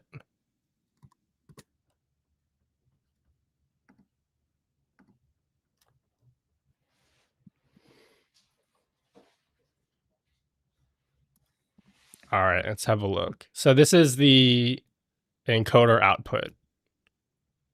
So this would be like, okay, I'm assuming if you're going to be like multi-streaming and then also doing, so it looks like you have like a clip. So you're doing clips and then also recordings. So but this would be is like this any something number of that's, things, is this something available to anyone at the moment, or? Yeah, this is going to release in the next version. Okay, when about would that be? Roughly. We never give exact dates. Right now, we're still. Right now, we're still doing the. I think it's out in our alpha group. It's already out for alpha testing. If you want to grab an alpha build, we can send it to you. It's standalone. Okay. Yeah. So this is. Go ahead. Yeah. No. This is cool. This is dope. One thing, not that I'm not like. Here's a question that I have. That's like frustrated me with every video editor and also recording software is something I think would be really cool. There's probably a technical reason why nobody does this, but like it's possible to do like multi-track video in like a single, like an MKV file, right? So you and I can have multiple audio tracks and in a video, and then you can drag that into your editor, and it has multiple audio tracks. Is there a reason why nobody does that for video? You just pitch the vision. Okay, this is great. This is a great lead in then. Let's take a quick detour, and I'll just cover the vision real quick. Yeah. Yeah, so that's basically where we're going. So the big idea is that what we've been kind of working on all along is the ability to record everything as isolated and record all the events that happen on stream. Meaning anytime you adjusted the audio fader, anytime you clicked transition, anytime you toggled something on or off, any of these events, let's say you have a bot feeding in that's like, let's say streamer bot is like feeding in and triggering things on screen. Like we'll record all these events with timestamps. Okay. Yeah. Now at the end of your recording or your stream, you'll see it all on a timeline, and everything will be isolated recordings, even things that are off screen, right? So if you transition from scene A to scene B and your game was in the other scene and you weren't quite happy with the timing and you want to do a slightly different edit, then you'll be able to just bring it back. Even things that are off screen will be recorded. Okay. So that's a big idea. And that's where we're going to also we get some really interesting abilities to do like things with captions, automated captions, because we have each audio track is isolated. We can make a really good guess about which one is a voice track, right? It's much harder to do captions in post because your game audio and everything's squashed down, right? Like Yeah. if you wanted to do captions and assign each speaker, you and I, like, and put captions in this place versus this place, you really need isolated audio to do that. Yeah. So we're going to basically build out the ability to like do all these things. Okay. And we think it's going to be a really interesting new way to create content because you'll basically be able to click start record, do a live edit of like how you want your content to look, just like, you know, one take, boom, boom, boom, showing a bunch of different cameras all at once, and then polish it up in post and release it. Yeah. Platform. Okay. That's the big idea. Yeah, no, that's I had a conversation with some of the guys at OBS at TwitchCon last year because I think this is like the next big breakthrough in recording software will be multi-track video. Because especially for gaming videos, it's going to be huge. Like the ability to stream your content in like whatever layout that you want, but then also in the background having your camera and then your gameplay recorded separately so that you can go in after and then edit it together. Like I think that's the next big thing that people are looking for. Oh, I've been looking for it for years. Like I would definitely use it all the time. That's what we're creating. Okay. Yeah. Do you want to invest? I didn't get paid off, guys. Oh yeah, I should bring that up, okay? Because that's a comment that other creator person, but who I won't name because it always turns out bad when I mention other people's names. A lot of people are saying I know the answer to this already. They were saying like he was clearly paid, blah blah blah. Do you want to just like clarify that? Oh, you want me to clarify that? Yeah. No, he wasn't paid. Of course he wasn't paid. It's the same thing as with you. Yeah. I mean, do you want to know how it happened? Yeah. Go ahead. Basically, I mean, I didn't know him. I've never met him in person in my life. Someone introduced us, and what we heard back. Well, actually, someone told him about us, and what we heard back is he said, "Why would anyone create an alternative to OBS?" Was it Nick? Was his name Nick? Yeah. Yeah, okay. I don't know if he minds, but I mean, I don't mind sharing it. I don't know if he minds. I didn't ask. No, I know. Yeah, and his first reaction is like, "Why would anyone work on this?" And then I was like, "Well, see if he wants to take a call with us." And within the first 5 minutes, like, I don't know, I think everything changed. After that, he was like, "I want to make a video on about you guys." And then later on, he told me what he was thinking for the title, and I was like, "Are you sure?" Yeah. I mean, I think it was all organic. Like we had one call with him in the beginning where I just told him the pitch, basically almost what I just told you guys. And then he's like, "It's really cool. I want to make a video on it." And then we fleshed out some ideas for the widgets. There were things that he thought would be like helpful for his audience to like get started and try it out. So we worked with some people in this space and implemented the widgets within a couple weeks. Okay. And that was that. Simple as that. Yeah. The title of the video was, I guess, that was probably one of the main things that I wanted to respond to was, I think again, I can only comment on things that Meld does at the moment because like at the end of the day, everything that you're saying now is like cool and like having a roadmap and everything is like, it sounds great. But I think to an audience, like a new person that's looking to get into streaming, like they don't care about any of that stuff. They only care about stuff that Mel does right now. And so the reason why I wanted to even make the video was, I think, giving the prescriptive advice to people who are trying to decide what to use, that they should switch over from OBS to Meld, I think that was the one thing that I had a little bit of like I felt like I needed to respond to, because there's just like at the moment there's things that are missing that a lot of people want well that aren't there you yet. look at it through the lens that like you're a power user, right? At the end of the day, I think. Yeah.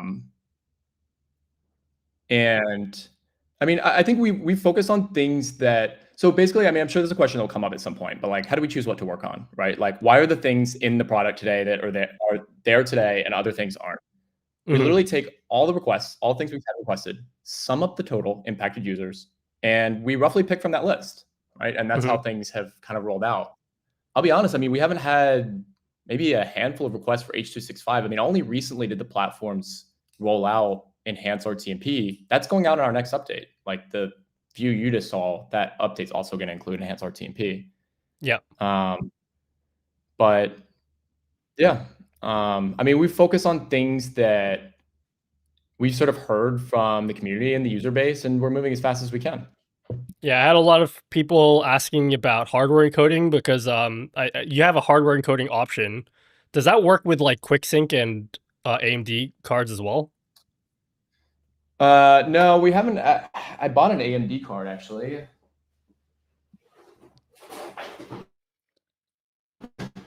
I've been to plug it. I haven't had a chance to yet. I haven't even opened the box. It's amazing. Yeah, whenever I get time, I'm gonna add AMD support, or one of us will. Okay. It doesn't. We haven't added support for Intel QuickSync. Right now, hardware encoder uses NVENC if you have support, or on Mac it uses the hardware encoders built in the Mac, which they sort of obscure like what is what. But yeah.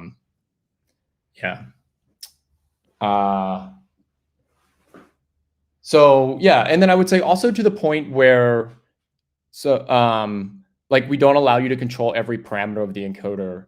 So we face this challenge, right? You can kind of see it like in this encoder view. But if we want to run a bunch of encoder instances, at some point, you're going to run out of hardware encoder resources. You're going to run out of hardware encoder resources first. If you crank up the quality on NVENC, you can do surprisingly few. I think it falls over in our testing if you do max quality at like 2 1080p instances. Okay. That hits capacity. On what card? I think a 3090, although I need to check. Okay. So the newer cards are going to be better, but at some point, like if we want to record everything as isolated, then at some point we're going to run out of encoder cores, and then we have to basically fail over to other encoders, either software or maybe you have another card, or we may fail over to Intel QuickSync. So basically what we've exposed today will allow us to do that and still honor the options that you've chosen. And under the hood, we optimize all of the parameters to fit the capabilities of that card. So that's why we haven't done stuff yet like expose all those settings, because we want to make sure that we're like reserving the ability to basically allocate these resources when we've exhausted NVENC. Okay. For example. So do you think you'd add any of that tweaking in later? Or we may add it. I mean, what would you want to tweak, for instance? Like I'll give it like X264 has like 300 parameters. Yeah. Like 10 of them matter. Yeah. The H264 specification is 300 pages long. Yeah. I mean, some of us had read it. Not every word, but yeah, I don't think it's necessarily bad to leave those options out as well. But just curious, like, what your plans were for that, yeah. I'm getting a lot of questions in chat. Okay, I'm going to respond because I don't want you guys to think I'm ignoring your questions. Everyone keeps on asking about the monetization thing. So you answered this before, but just like to be super clear, because everyone keeps on asking me, telling you to answer this right now, because they keep thinking I'm avoiding the question. Yeah, so just like to be like super clear on monetization, like your plans on monetization, what you said before was everything that's free right now is going to continue to be free, and you have no intentions of turning or taking anything away and making it paid. That's Yeah. so you We're say never gonna that rug before, pull. right? We're never gonna take things away that are free. We're never gonna rug pull. We're never gonna take things away that are free, and it will be clear from a long distance like what we're gonna charge for. I've told people that we're gonna charge for this editing thing.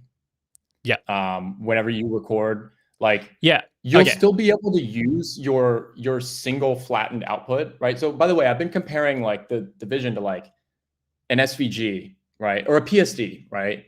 Mhm. It'll be the PSD for video. That's the big idea. Someone sends you a logo today and they send you a JPEG. You say, send me the PSD so I can edit it. You want to Yep. get all the layers and you want to be able to move things around and you want really the vectorized representation of what that is. Yep. Doesn't exist for video. Everything today, when you record video, you get the equivalent of a JPEG. It's flattened down. Yep. Everything that's layered is flattened down. That's what every piece of software gives you. Apart from audio, that will yeah. always be free in Meld. Like that's we're not going to charge you for that.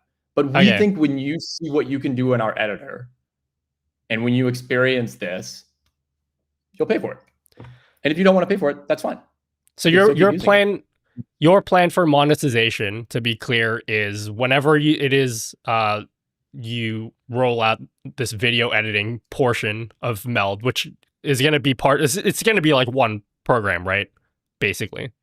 So there'd Yeah. be like a separate section for editing videos inside in of post, Meld and once you're done in streaming. post. Yeah. And that's the part that you plan to monetize. I'm assuming, would that be a subscription based thing? Do you have any plans on that? Most likely. Yeah, Most likely. okay. All right. So let me say it, because I'm going to repeat what he said, because for some fucking reason, whenever I say things, you guys listen to me. When other CEO people say it, you're like, it's CEO speak, okay? So I'm going to repeat what he said so you fucking people listen to me, okay? So basically, my understanding, based on what he said, was if you want to use Meld as like a replacement for OBS and you just want to like stream record, that portion of it will continue to be free into the future. And the way that they're planning to monetize will be through their planned video editing features, where you can like edit stuff in layers and stuff, right? That's basically, is that roughly, I get that right? You'd make a great CEO, Nutty. And so, Sex. okay, don't fucking chat. Anyway, so are there any features specifically relevant to live streaming that would become paid? So I saw recently that you added in like widgets and stuff. Would those be things that you would ever consider to be something you'd monetize, or would that stuff also continue to be free? No, we don't have any plans for it. Honestly, we never really had plans to do the widgets, and I mean, we thought it'd be an interesting way to try it out. We don't have any big plans around the widgets. I thought it was cool. They're open source, by the way. Yeah. I thought it was cool. They're all in my I didn't know you could do this. I mentioned in the video, like one of the widgets I released was my music widget. And something I've been meaning to do for a while is build like an edit, like a thing to edit all the settings from your widget, because it's just like, it's a static browser source basically. So it'd be really easy to make like a settings page for that.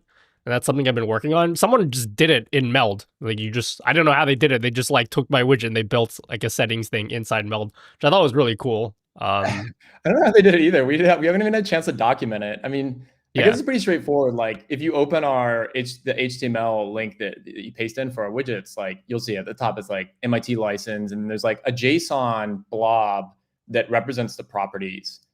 And then basically everything live syncs between the two. So you just like declare the properties and the types and the ranges of the controls and the tooltips and everything. And then like those get exposed and like synced between the interface. Okay, I guess It's that pretty nice. Yeah, I think that that leads me to another question I had. What do you plan? Like, how do you plan if other third-party people want to come in, build plugins, or build like little widgets like that for Meld? Like, what is your plan for that? Is that something that you're gonna support? Because like I know there's a section for plugins. I don't know if you actually have anyone creating plugins for it yet. Like, how easy is it gonna be for people? We'd like to open all that up. I mean, it's something I'm sure will come up, like the open source thing. I'd be happy to dive into that at any point. I mean, yeah, basically, like I don't think we're not. I mean, my philosophy is I'm not very protective of the code. Like you can see in your Discord, is like pasted a whole file. I mean, yeah.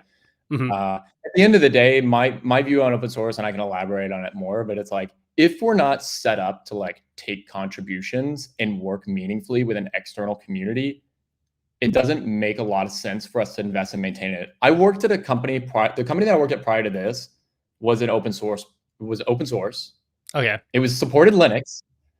And it's really, really difficult to, specifically for C++, where you have to have a very complex build system with like a bunch of cloud runners.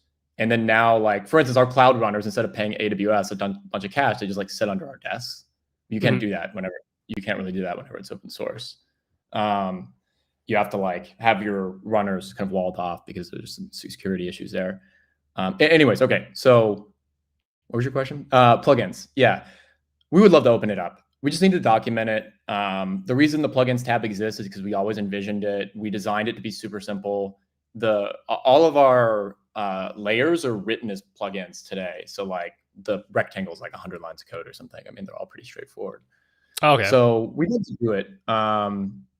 Yeah, absolutely. What would you like to see us like? Do you see any ways there we can like really do something different and like make something? Anything you've been limited by? Well, what I was interested in was because the first video I made on Meld like a year ago didn't have widgets, and then when I made the second one, I was like, oh, this little section, there was only like 2 there, but I just think that idea is cool because something that I think a lot of, like all those companies that make overlays, like I've been sponsored by a few of them before, but like I think something that a lot of them miss is like nowadays people they don't give a shit about pre-made overlays. Like stream layouts are getting simpler and simpler. Like they're getting rid of like all these like extravagant graphics and everything. And I think what people want more nowadays is just like they just want individual little things to add to their stream. That's why I've been focused on trying to build my own widgets this year. Because like that's what people want. They don't want like these huge pre-made things. So I think the idea of like having like a suite of widgets that are just like really simple, that have like actual utility, that's not just like here's another differently designed sub alert thing. Yeah, I thought that was a cool idea. So having other people have the ability to make widgets like that that was appealing for me. Yeah, so we basically worked with Alex at Caster Labs, and he set us up to use their backend. So one of the things we've been talking with him about is like, can we kind of come together to create this, like, basically, because so he built this really powerful thing that takes all the events from all the different platforms and gives you like one API within which you can subscribe to all these events. So that's how we were able to like do this in 2 weeks. It was thanks to Caster Labs. So if like we could work together and Caster Labs creates like a public API where like anyone can just go and use this API, and it gives you, you have like an API service where your widget can subscribe to these things. It's well documented, right? And then Meld, if we could create like, we can open up this standard so that anyone can implement it, including OBS, right? Here's how you declare your properties. Here's how they sync between the widget and the overlay. We've kind of created this internally, but we're definitely interested in like opening it up and documenting it. We're like basically three engineers at this point. All right, let me translate what he said for you guys, because I think half my chat didn't understand that. So essentially, what Meld is able to do, and it looks like it's able to do right now, is it essentially has like a kind of streamer bot thing built into it that would be able to subscribe to events like whenever you guys sub, whenever an ad runs on Twitch. So all those like little widgets that I've been making that require having streamer bot in the background, the idea would be that whole backend is like built into Meld already, so that you could just add the browser source. You don't have to have like the streamer bot running in the background. It's like just built into Meld. So that's what he's explaining. Yeah. Yeah. Yeah, we don't have any intentions of like closing these things off. I mean, at the end of the day, like an open and vibrant like development community is better for everyone, right? It's better for us. We get more plugins. It's better for people that are participants in that community. The only reason why we haven't done it is we just haven't had the resources to like go through, document it. And to document it well, like you need to put out like examples, and developers, they don't like to document things. So Yeah. I'm seeing a lot of questions about like specific features. I'm not going to go through every individual feature that you guys are asking in chat. So I'll just ask a broad question. Do you have like a public roadmap, or even just like rough idea of features and when you expect them to, or like what the priority is in those features and when you expect them to come? no. There you go. Stop asking me. No, the answer is no, because every company that I've talked to has had a bad experience with doing a public roadmap. I mean, look at I think the best example is like open or like early access games. Like it's so hard. Like if you can come up with a formula to estimate how long it will take to develop a given feature, you should do it, because you'll be a multi-millionaire. Every company from Google to Apple to everyone will buy this technology because it will be absolute magic. It's so hard to nail down like a timeline for something as complex as like development, because right, like at the end you get to some bug, it's like some unforeseen bug at the very end of the process, and it's like the last thing, and you're like, all right, we need to delay it. I'll say Yeah, the other the thing timeline that is happens too however is, long like, you say it's going to be times like 10. yeah. The other thing too is sometimes, like, we take, because basically everyone on the team is streamers. Like if we're watching someone stream, it's the most stressful experience in the world if we know that we're using Meld, right? Because if anything's going wrong, we're like, uh-oh, we got some work to do. Yeah. So that's the other thing that can happen, right? Like as two examples, I think I see Billy Goat in chat. Like she came to us and she was like, I'm doing a subathon and I'm getting like some lag. Come to find out, we opened this up, she's got 400 browser sources. Never seen anything like it. We never tested anything like it. Yeah. And, stuff like that comes up. We had someone that was facing some network issues for a really important stream. I mean, we basically drop everything we're doing and we look into this, because a lot of these times these issues are things that are affecting other people too. And at the end of the day, if our software is not reliable, if we crash, if our performance is bad, like that's worse than anything. So we'll drop what we're doing in terms of feature development to fix those things. And that makes it hard to estimate, right? Okay. So in order to set the expectation, we say, no, we're not going to. Basically, we don't share a public roadmap. And we let you know like 2 weeks before it's about to land, because that's when we know for sure it's slotted in. So, okay. So I could say multi-canvas is coming out really soon. Okay. People wanted to know about so you were talking about like things like lag and performance. People want to know about performance because that's a question I've been asked a lot, is what is easier to run, Meld or OBS? And my experience, just like totally, I have not done any. It's hard to do testing on this sort of thing, but my experience has been like with OBS has been easier to run on my PC. Some people have had it the other way around, like Meld runs easier on their PC.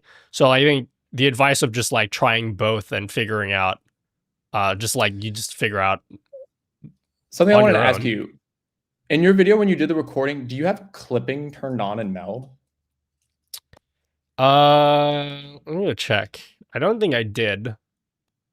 But is it turned on by default? It depends on the version. So we did turn it on by default. And so basically the issue is that Windows groups together GPU usage and includes NVENC usage. Okay. So when clipping's turned on, we're always running an encoder, and it will show like an additional like 5 or 10% depending on that. Okay. I did the same test as you. I see that they're basically identical. So performance is a top goal for us. Like unlike I think some others in the space that have come before us, like we do a lot of work on the performance side. If you saw the tools that we have to like get insight into every little thing in the flow of data through Meld, it'll blow your mind. I can share my screen, but we can see every packet of information and the time it took to produce it, and the core it was running on, and the thread it was on, and like we could see these things to a very extreme amount of detail. It gives us the ability to really diagnose issues. Yeah, so like how do you even measure that sort of thing? Like It's hard. It's why we don't quote any performance numbers. I mean, we've been really hesitant to say, I mean, we basically haven't made any statements about whether we think we're faster or not, right? I mean, I think at the end of the day, what I'd like to do is hire someone like Digital Foundry or something like that. Those are the guys that do the console benchmarks and stuff, right? yeah. Like, and it needs like an independent team, you know, to do like an analysis. Otherwise, people won't trust it. And it's a hard thing to do. I mean, getting benchmarks for desktop software is really hard because you have things like power management, you know, the GPUs in different power states, different programs are open. Like there's a ton of trade-offs. Yeah. And, you know, we do different things too. Like we cache a lot of things in memory. So you may see that we use more memory, but we're doing this to save us work in other places. If your system comes under memory pressure, we release it all immediately, right? But like there are things like this where it's like ascertaining whether performance is better or not is a really complicated thing.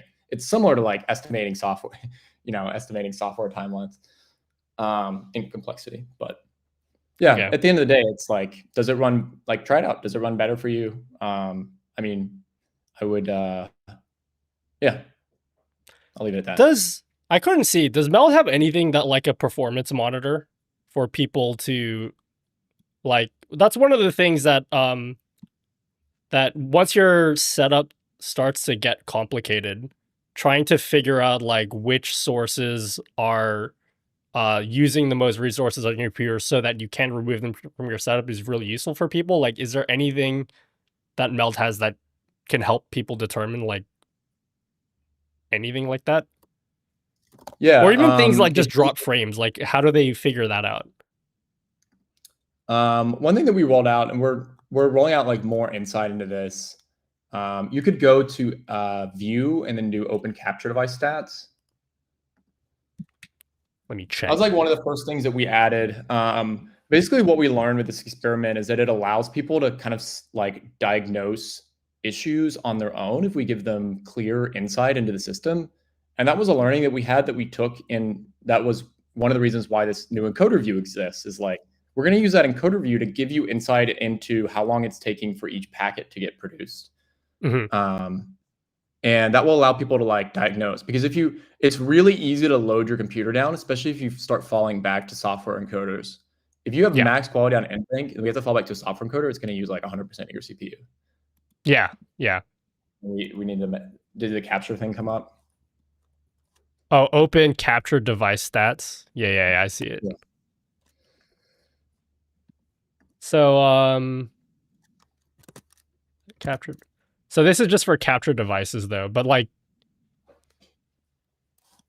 let me see if I share my screen, can you guys see it? How do I do it?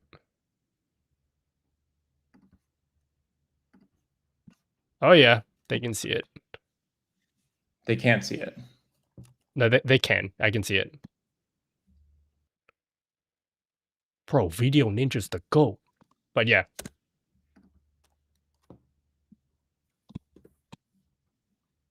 Yes, don't worry, chat. I will let you guys ask your questions in a sec. I see perfetto. Yeah, perfect. So this is a tool that we use to like view the output, but this is just an example for like, sometimes if users have an issue, we ask them for a trace. And this gives us like the full flow of, let me see if I can find one where we could see how long every little thing took. So this is our render thread, and we can see that in this case, it took 260 microseconds. That's good. That's not where the problem is. In this case, like something in the end of the frame took 1 millisecond, and we could see this for everything. Here's how long it took. Here is the average frame rate, average frame speed, and we could follow the life of a video frame through all the steps that it goes to. If you can see this line. And we could see like how long each step took. And this happens for everything, including the audio. We could see each individual audio frame, how long it took to produce that, any frame delays. So we invested in creating a lot of things like this that give us like insight. And so anytime someone's having an issue, we're basically like, okay, take a trace, send it to us. We pop it open in this. And we've been able to diagnose someone had a faulty CPU. They found out through this. It was doing a bunch of wonky things we had never seen before. And they took it in and basically found out it was a faulty CPU. Okay. Yeah. So, I mean, we may expose stuff like this. I mean, it's obviously a little complicated. But yeah, we've basically instrumented like everything in the pipeline. And this is our sort of like our diagnostic tool today. So you can pull that up from like someone's log files. If they send us a trace, so it's a specific file. It's like a binary file format. Okay. So we basically have you start Meld with a flag, and then it exposes a button that's like start trace. Okay. That's cool. Yeah. So that ends up being super useful, because if somebody reports an issue that like my audio is delayed or my video frame's delayed, we can instantly see if it's backing up on the network side, if it's backing up on the encoding side, if it's backing up on the rendering side. Yeah. Someone says, I like the CEO is an engineer and not just a typical MBA corporate CEO. It's amazing to me that people think I'm like some, you know. Yeah, chat like that answer. We look at this a lot. We stare at these things a lot. It's pretty fun though, because you control it with WASD. So I was moving around. I was pressing W to like zoom in, and yeah, it's pretty fun. The gamer keys. Yeah. Gamer keys. All right. Let me see if I had anything to ask first, and then I can open up to questions from you guys. Again, I see a million questions asking about monetization. That seems to be like the big question. We already asked them about that. I think. How do you think we can make that clear? By the way, like where should we say that? I think it's just. I think for a while it's just going to be something you're going to have to constantly deal with. I think there's just a growing. Not to get into politics, but like economy's fucked, and like everyone is very like conscious about where they spend money nowadays. And so when they see a company that doesn't really have like a face behind it, when they see them release something for free, they're like, okay, something must be too good to be true, and like they expect a rug pull to happen eventually. So like it's something that I don't know, like I don't really have any advice on how to deal with it other than you're just gonna have to keep answering it, or like have like a page on your website that makes all this stuff clear. But like I think it's just a skepticism that everybody has, because they don't want to have to pay for. A lot of people are out saying like subscription fees. I think you did say the plan is a subscription fee. I think people were asking if there's going to be an option for like lifetime payments. Do you have an answer on that? I mean, we may do it. I mean, I think I hate subscriptions just as much as anyone else, but it makes sense when you start to get like right now, people may find it hard to believe, but like our only real cost at Meld is basically salary, right? We don't have an office. We don't pay for ads. We do a lot of things like with creators and stuff. We basically like throw events. We do an event at TwitchCon. Like that's where some of our expense goes. But I mean, once you download and install Meld on your computer, like the cost to us is zero, basically. But for the editing feature, if we start building in things that are doing like captions, if we start doing one of our other ideas is we basically want to do like some analysis to determine when scene changes are happening and like the content in each scene, so we can give you like a really good kind of first pass edit, just like a rough cut, right? Like I'm not a big I don't think AI tools like AI is never going to be able to create you a great video cut, but it's important that you're able to edit it right after that. So we can give you some good suggestions. So whenever you start running things like that, especially you have to offload it to a server if it's going to like burn the user CPU up, then now we have recurring costs, and that's subscription because we're passing on that cost. So okay. So probably not a lifetime. Probably not. Okay. But again, like we think that it'll be fairly priced. And now that you guys have heard the vision, like it could possibly allow you to cancel a subscription to something like CapCut, right? Yeah. And it's a compelling new thing that will save you a lot of time. That's typically what people exchange goods and services for money for. So that's the goal. To me, that's a good business, right? I don't know. A lot of people are used to having shit for free and then they get so like I get it though, but as someone that also I make much simpler tools than you guys make, but like man, a number of people are just like this shit should be free. I'm like it fucking literally is free already. Yeah. Okay. Let me just check if I have any other questions. Then we'll go a free for all for everyone in chat, and then we'll wrap it up. How do you think it's going so far?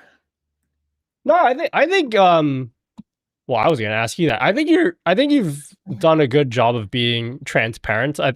Like you were saying, like one of the hard things, one of the things I think must be hard for you is like you have ideas and you have things that are coming, but like you can't really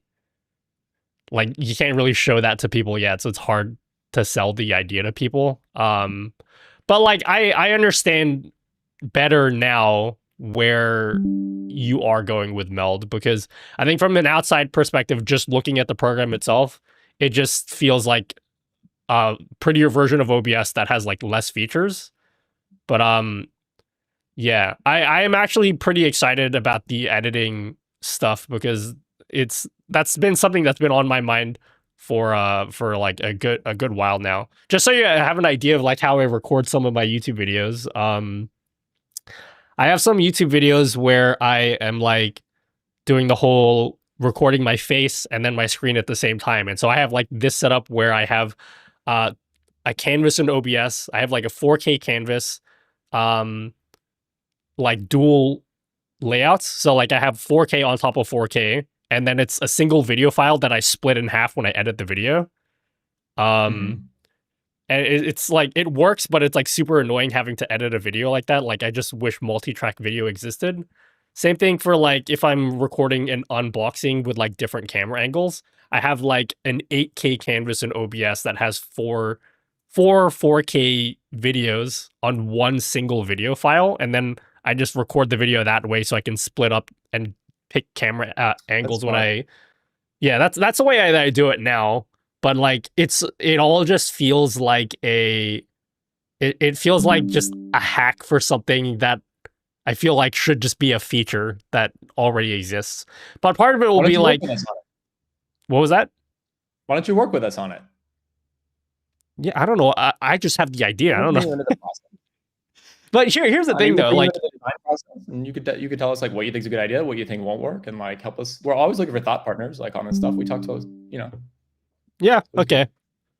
We can talk about that. We can talk about it off stream as long as people don't like. People are gonna think I'm paid off now. Just saying that. We can do it on stream. We can go through the design on stream. But the other thing is like, it's interesting that you're working on a video editor thing too, because what I was gonna say was like, even if you build the ability to have multiple video tracks in a single video file, like as far as I know, there's like not any video editors that support importing those video files. Like you can literally make your own multi-track video file right now. Like you can just mux together your own multi-track video file. But then you try to pull that video into an editor, and even though it has the tracks there, like none of the video editors actually support multiple video tracks, which is really annoying. Yeah. Yeah, that's why we have to build an editor too. There's a lot of things here where I'm like, man, I wish this existed, but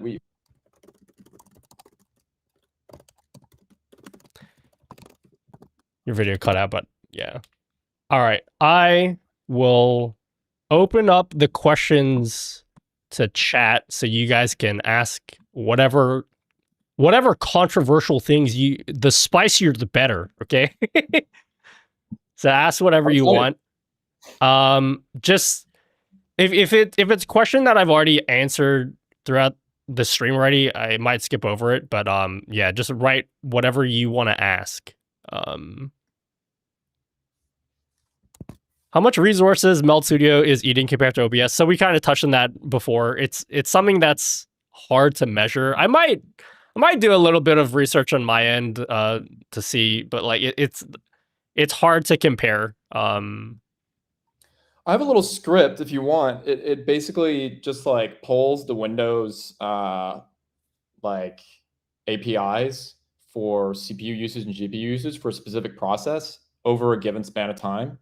You give it Okay. the process name, and then it pulls CPU, GPU memory, and then it pulls them every 5 seconds Mhm. over 1 minute or 5 minutes, whatever you choose, and then it averages it, gives you the output.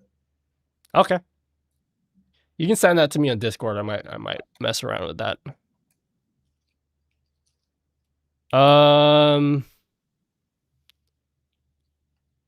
Timelines for adding chat box from Twitch, YouTube. So I think what people want is they want like the ability to dock Twitch chat into Meld. Is that something that you're looking into?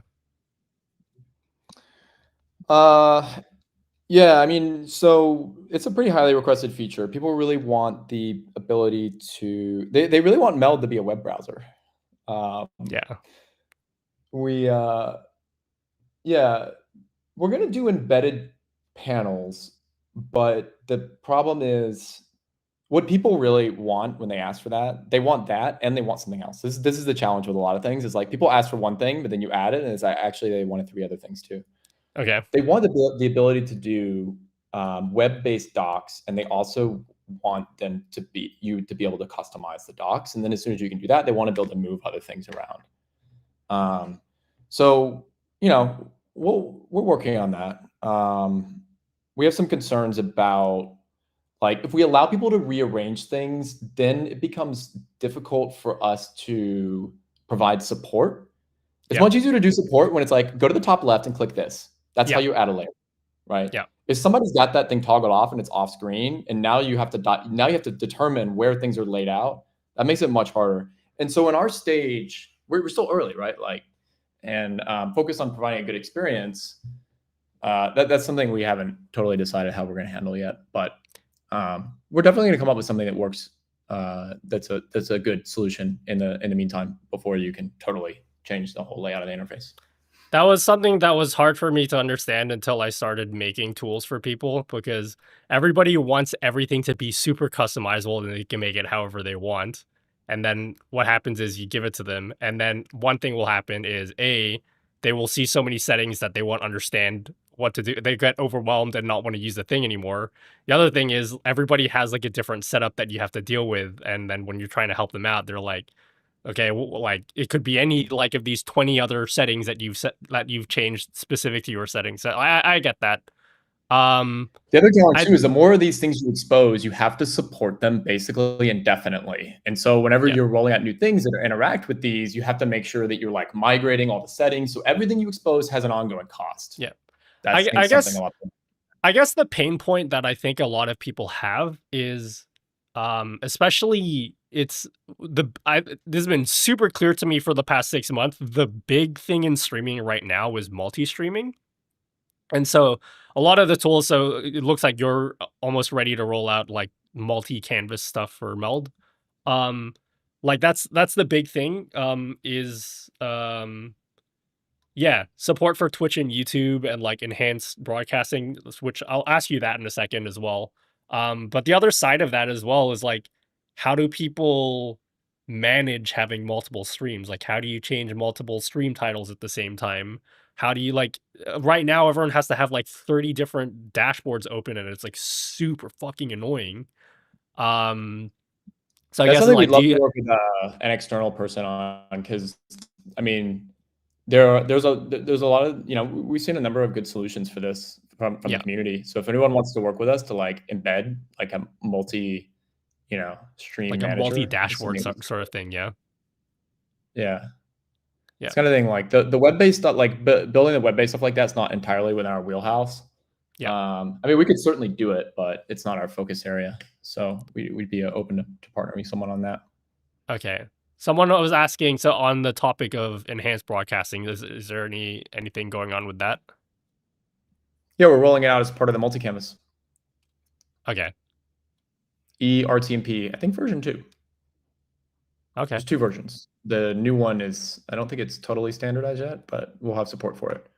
Yeah. So that'll basically give us the ability to do, it opens up multiple codecs for those that are on the programming side. The original RTMP protocol, like basically had a hard coded field for like codec type and it only supported H.264. So the key thing in the new eRTMP, enhanced RTMP stuff is it gives you the ability to do multiple codecs, and you can also send multiple streams at different resolutions. Yeah. So how's Twitch's is Twitch's endpoint for this like open to everyone now, or is it still in beta? I think it's open to everyone. I'm pretty certain, but does everyone have access to enhanced broadcasting? Has everyone tried it? The thing is, like, I do want to. I've had access to it since like almost the first, as soon as it was available. But I haven't actually had a chance to like fully test it because my internet is shit. But I'm waiting to build a new PC, and they're really expensive to build PCs. You didn't get that PC we sent you? And it had like a 5090. It was the only one to get our hands on. Which one? Another question, actually. I don't know if you know, but I'm curious. Like, so if you send AV1 to Twitch, are they retranscoding it for the stream? Like, if a viewer doesn't have AV1 hardware decode support, they're on a mobile device or something, right? So, yeah. So, my understanding is the whole point of the enhanced broadcasting is that you do all of the transcoding on your own PC. So you send it all of the different resolutions. So you'll say eventually it'll be like AV1 4K. And whatever you send to Twitch is exactly what gets delivered to the viewers. So my assumption would be if they're viewing on a mobile device that doesn't support AV1 decoding, it just like wouldn't show them that option. Because if they're going to do the retranscoding on their own servers, then that like completely defeats the point of even having the enhanced broadcasting in the first place. Like the whole point is for you to offload the transcoding costs to the user. So they don't have to pay for it. Yeah. But like it sounds like fishier than it is. It's actually quite smart because it saves them a lot of money on transcoding, but also like it reduces latency as well because it's like it just goes directly to the viewer. So it's pretty cool. But my assumption would just be like if your device doesn't support a particular codec, it just like you just won't see the option there, I guess. So it's too bad. So sad. Get a better device. Yeah. I was actually skeptical a lot when it came when I first heard the announcement, but it sounds like they're doing a lot of, because it's pretty like it's really complicated to think about. They're doing a lot of the thinking for you. Like it's pretty automated.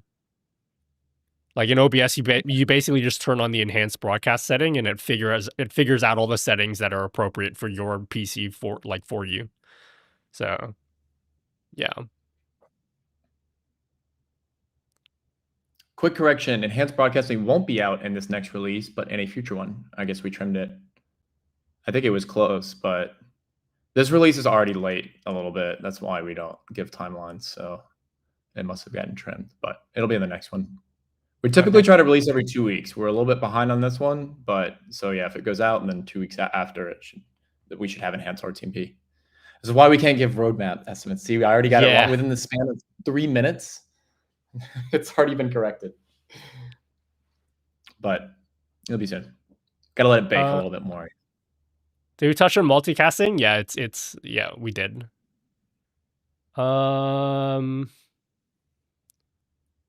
Was there a discussion for using OBS plugins hard limiting bit rates to not go above certain bandwidths? Isn't that what setting your bit rate is? That's what setting your bit rate is. It's a constant bit rate. Yeah, it's a limit. Yeah, we have that, I would say.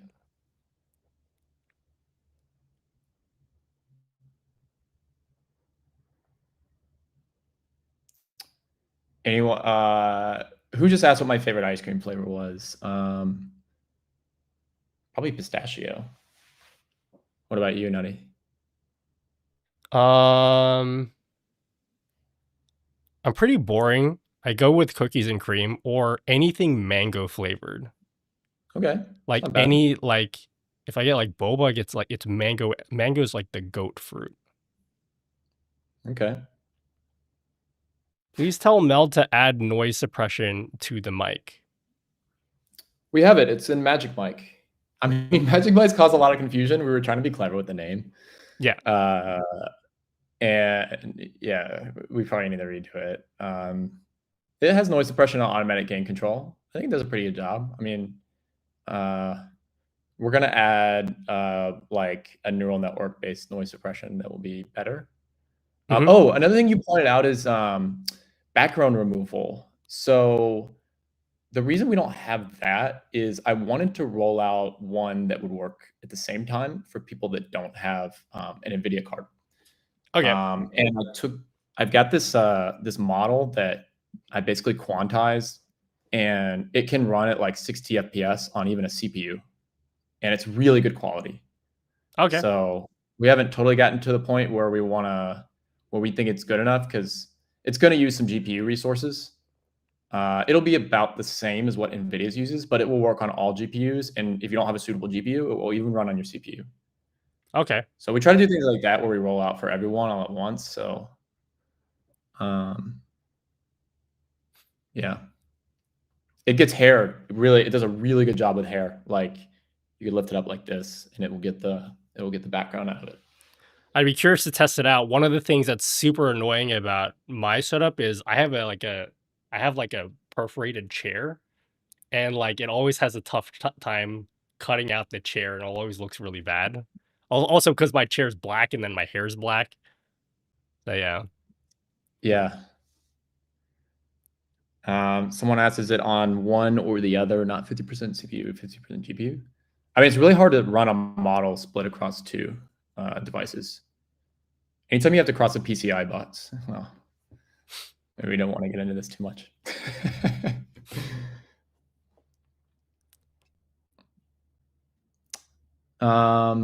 Should we just take questions, or do you want to moderate? Maybe I'll just keep my mouth shut and answer your question. No, I'm just seeing what people are asking. Guys, you guys are asking like such softball questions. Can you like ask something like controversial? Somebody When are you you can put rewriting on it in social Rust? media and it gets lots of views and stuff.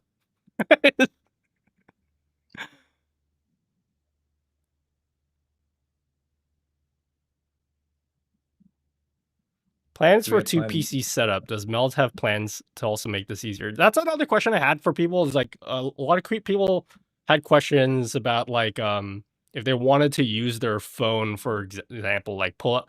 Like I have plugins that I've recommended to people that they can bust out their phone and connect that to their stream. Is that something that you'd ever care about adding for Meld? Yeah. I mean, it's something where, I mean, Epicam works well, right? There's some things like this where it's like, there's already a good solution in the space. I don't want to stir up too much It did trouble for until I think they just canceled it, didn't they? That's the Oh, did Elgato they? app. Yeah, I think they Yeah, I shut think that so. down. Yeah, maybe fair game then. Oh, by the way, one fun idea we've been kind of noodling on. So your phone has pretty good and fast like hardware encoders, either an iPhone or an Android. And wouldn't it be interesting if you could plug your phone in to add more hardware encoder cores? Like offload it. Fascinating. Cool idea. USB-C is fast enough. Send the raw frame or a slightly compressed version of the frame. And then you get back the encoder version and then you send it out. I think it'd be interesting. I wonder how well that would work.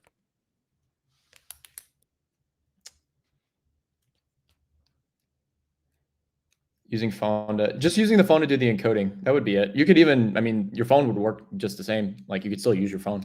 It wouldn't take it over. Just like run in the background. Meld will, okay. I get this question a lot. Will Meld always be free or have paid features? We answered that many times throughout the stream. Don't worry. It's been answered a lot. Why do you feel the need to partner with people who will never use your product? If a big name streamer shouts out Meld but don't use it, then that's not a good look. I don't think we've done any of that. Yeah, I don't think that's I mean, I happened can here. reveal the number of people we've paid to use Meld or do a review on it in 2025 is 0. What about before 2025? I think 2. We paid for 2 things as like a test. Okay. And just to be Thank you. clear, neither of those people were me or other person. Yeah, they're all disclosed too. Yeah, they weren't anyone. Yeah. You guys may know them, but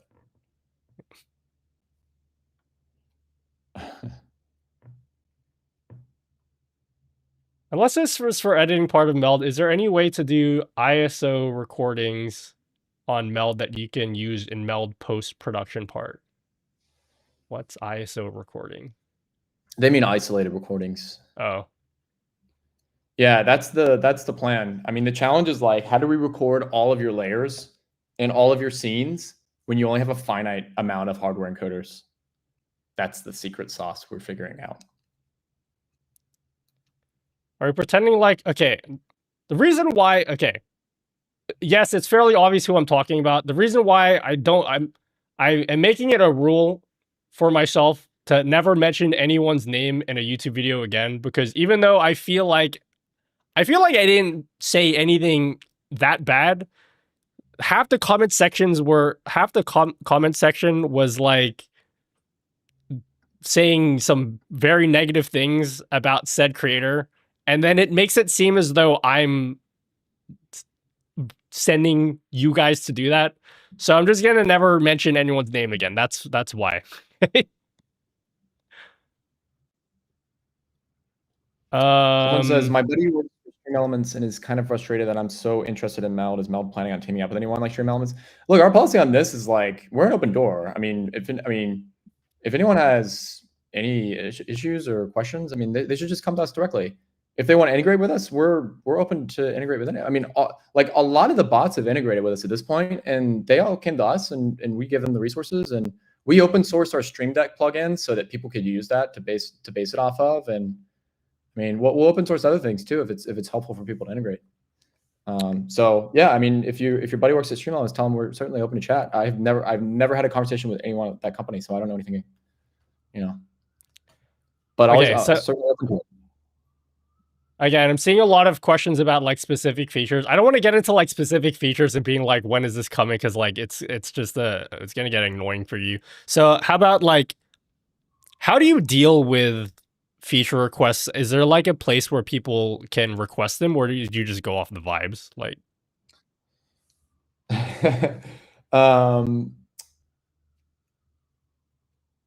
oh, finite singularity has a good question that I want to get to. So we'll plant a flag there. We ask people to record it in our Discord, but Okay. really at the end of the day, something we really tried hard to avoid is like having a form that anyone has to fill out. So Yeah. we just take note of anything we see anywhere. So we're having a conversation with someone on X or Blue Sky or something like that. We'll ask them right there in the moment, what's your idea? And we'll take note of it. Yeah, okay. And we basically take note of these things, and we basically rank the number of affected users. Finite singularity asks, can I answer finite singularity? Yeah, go for it. What about visual effects plugins? Any plans to add third-party devs to create filters, filters and plugins for Meld?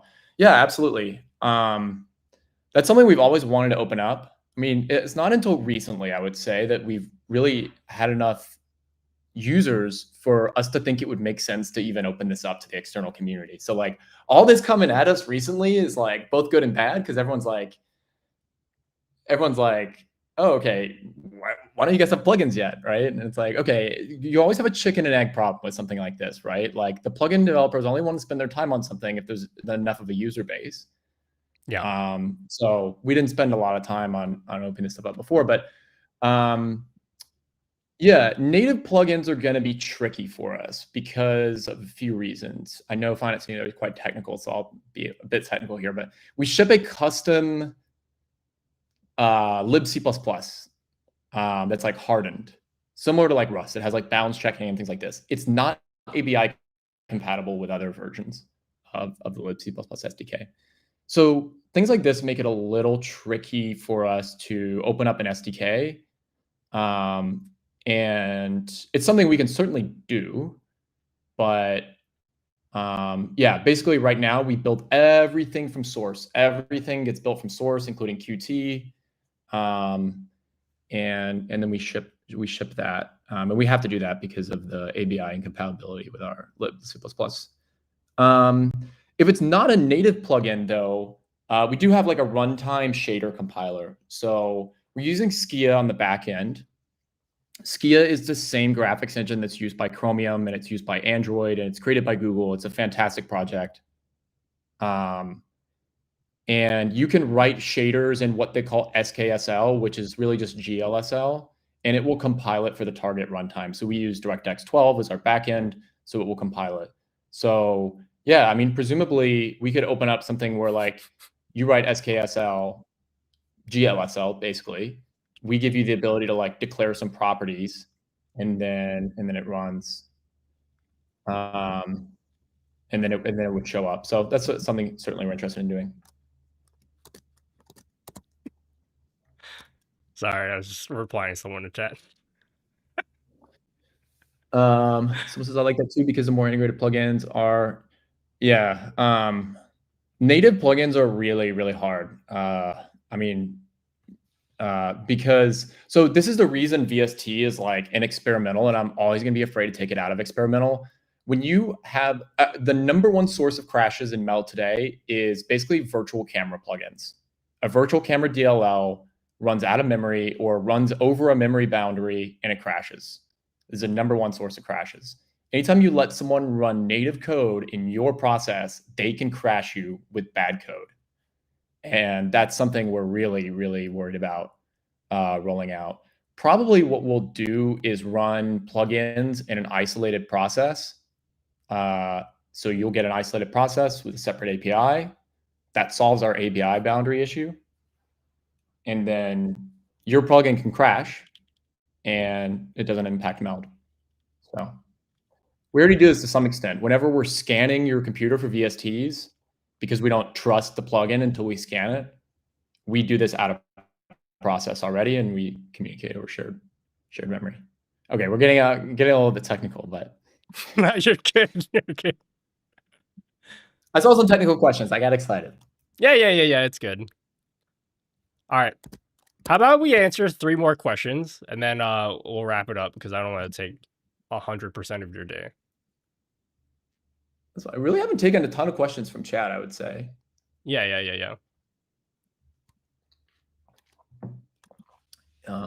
I'll let you drive.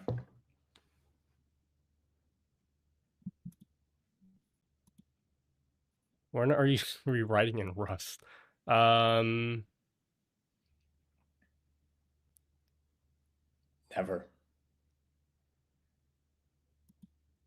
What are some particular features that you guys in chat are like, okay, this is something that I absolutely need and I can't switch to Meld if I don't have said feature? Because there were a bunch that you guys were mentioning. Again, I don't want to like I don't want to go too hard into like feature requests and stuff, but I know I had a lot of questions about that. Portable mode for Meld, is that going to be a thing? Yeah, we have it. We use it for some builds. Like our newest alpha build where people are testing out right now, the multi-canvas output, that's standalone, meaning it's isolated to one folder. We do auto updates. I don't know if this is something I expected to be super controversial actually, but no one says anything about it. And it's because nothing breaks. So, but you know, if we ever have a breakage, people will say things about it. Anyways, okay, we do auto updates because it also makes support easier. We know everyone's on the same version. So if we fix something, it fixes something for everyone. So that's why we've been a little bit hesitant to do portable mode because it's hard to do auto updates with portable mode. Gotcha. I did notice I hadn't used Meld in like months, and I opened it up and I'm like, how do I update this? And then I'm like, oh shit, all the new stuff is just there already. Yeah. Yeah, pulling out the auto update thing was really hard. We invested a lot in that at the beginning. We have like thousands of unit tests, literally thousands of unit tests that run on every piece of code that's shipped from everything, all up and down the capture stack, all up and down the audio stack, all up and down the audio resampling, graphic stuff, like everything. But you can't cover 100% of things. So then we have to do manual testing and all that. But we saw it as really important that we'd be able to like ship auto updates as fast as possible. And I think it's one of the ways that we've made it as far as we have. This is a really hard thing to build, I'll say. I mean, it's the hardest thing I've ever worked on in my career, and I've worked on a number of things. Someone asked a question about I think they're asking about transitions. And I think one of the things that people want is like per scene transitions. And I'm pretty sure a long time ago you guys had like a menu for, it was like your radial menu thing that looked crazy. Does that still look the same? We took it away. I mean, you found it confusing. I think a number of people found it confusing.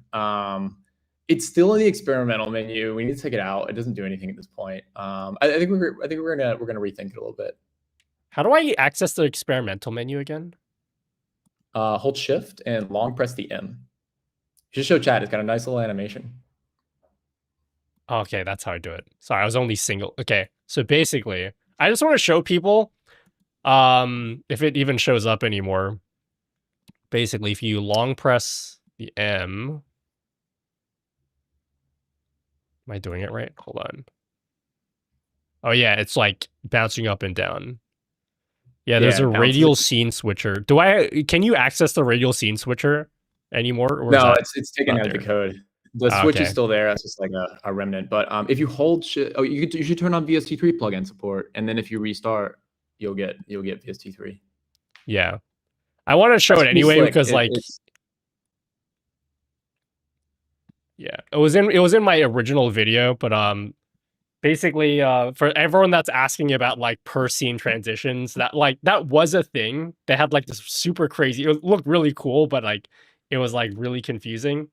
But yeah, I don't think you don't have an option for per scene transitions yet, do you?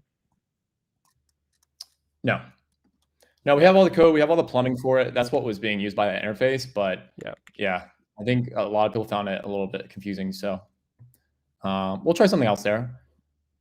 I'm gonna pull it up anyway just to show chat, because like I think even if it's something that I don't think should have shipped out, I think it was like a cool menu to show anyway. Also, you liked it. Now we took it away. You like it? No, okay, I'll explain what this doesn't matter because you took it away anyway, and I think it was good that you took it away. I just want to I just liked the animation. That's what I liked about it. I think as an actual feature that anyone's gonna use, I think it's like far too confusing. When did I talk about it in the video? I'm trying to find it. What video? What the fuck am I looking at? I'm looking at the wrong video. Oh yeah, people are asking about stinger transitions as well. Do you have a comment on stinger transitions? Yeah, while you're looking for that, I'll mention stingers. Stingers is something that we'll add it at some point. It's something I'm a little bit surprised it's taken us as long to get around to that. We do see a fair amount of questions for it. My belief, though, at the end of the day, is that there's a really inefficient way to accomplish what most people are looking for, right? It'd be much better to do it. Like if you're looking for like a thing that swipes across and shows text, it should just be a vector image. Because with a stinger, you're decompressing a video frame, probably on the CPU, copying it to the GPU at each tick on that transition. And now you have to do this every time. And if you just have something that's like a preset thing, we'd much rather offer to like give you like a new type of plugin. Man, who's calling? A new type of plugin where you can create like custom stingers and customize like the colors of different things that like swipe across, right? Yeah, Nerd or Die has something like that. There's actually it's really cool. Yeah. I kind of agree with you. Like every one of those transitions, I use one on my stream. Number one, they run really well, and like the resolution of it is like super good quality. Yeah, because you basically have to use, because with a Stinger you have to, if you have alpha baked into the video, you basically have to use WebM, and there's no hardware decoders for WebM. It's only CPU, and WebM's pretty slow to decode. It's one of the slower ones, I'll say. H.264 is much faster. I will say though, I think the reason why people still want Stinger transitions is like there's so many ones that you can buy out there, and also like when you're trying to commission someone to make, because most people don't make their own Stinger transitions. When you commission someone to make a Stinger transition, they're all used to like building it in After Effects or something. So it's just easier to pay someone to make. That's why at least that's why I feel people want Stinger transitions. But yeah. Yeah, I have it running a little prototype branch, but yeah, it just hasn't made it out yet, which is kind of a bummer. Also, LUTs is something I used to use a lot, and I also have that on like a little branch, but yeah, we'll get it soon enough. Okay. It's overwhelming some days, you know? Everyone, the crazy thing about this space that I didn't expect is like, everyone has features that they demand and say that they can't go live without them, and none of them overlap. The overlap is like astonishingly small. Yeah. So they're very, like at this point in the beginning, there were like features we could roll out that were like a big win for like 100% of people. These days, it's like 20% want this, 10% want this, 5% want this, 30% want this. They're all different. So it's hard to make everyone happy. Okay, I want to show you this. I want to show you this thing just because I thought it was cool. So basically, for all the OBS plugin you guys keep talking about is a transition table. So it's basically a way to define which specific transitions you want to use between each scenes. And that's something that people are missing in Meld. I will just to show you guys, they did have this feature at one point. They have this super cool looking radial menu here. It looks really sick, but as soon as you get over like 5 scenes, it gets insane looking. And I have like 100 scenes in OBS, so like having this menu would look fucking ridiculous, but it just looks cool. So yeah, hopefully hopefully you can add a feature like this in the future, but like I just wanted to say that the way that you do the little graphs like this is the encoder graph that you sent me earlier is the same sort of thing as this.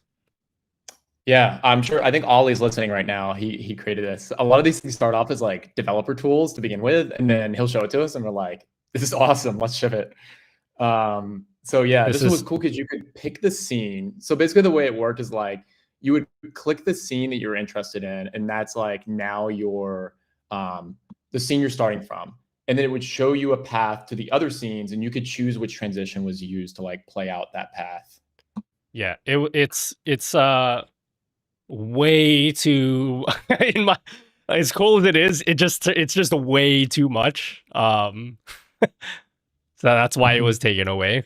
But I can appreciate the graph. This is for those of you that missed it earlier, this is so this is a video that he sent me earlier of like the encoders. So if you're doing multi-output or like multi-streaming, you stream Twitch, YouTube, and then you're also recording multiple tracks, you can use a graph like this, where you'll be able to use a graph like this that will connect, like this is your main canvas, this is like your vertical canvas. You'll be able to connect it to which specific encoders you want to use, and then say from the encoder, like which outputs I want to send it to. Do I want to set it to Twitch? Do I want to set this to be like what I use for my clip button, that kind of thing. So this is like really cool. It's like it's a bit crazy looking because there's a lot going on here, but it's very intuitive, and judging by the way that radial graph worked before, like it looks really fluid, which I appreciate.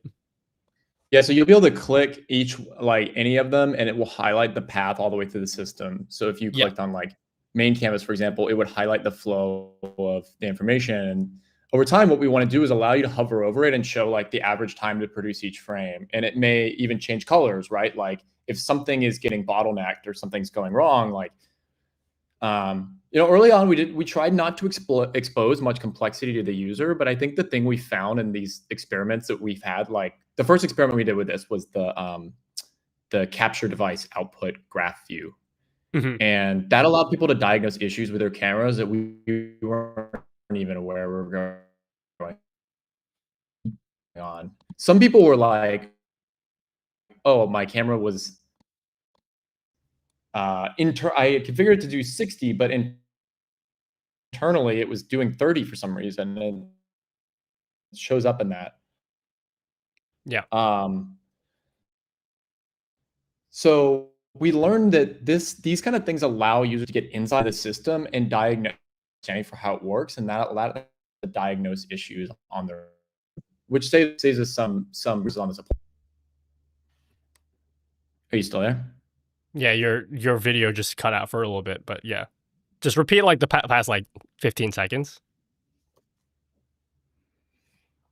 Oh, I was just saying that we basically learned that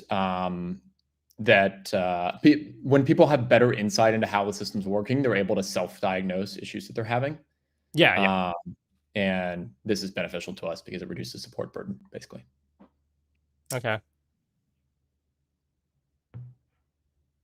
Yeah, what I was gonna mention was that the encoder graph for, just again, I'm repeating myself because people, like, not everyone was here earlier, but what I imagine this will look like in the future is once you flesh out the whole video editor side of Meld, and then you flesh out so eventually in the future you'll have the ability to record your gameplay and your camera separately, and I imagine you would see that on this graph, right?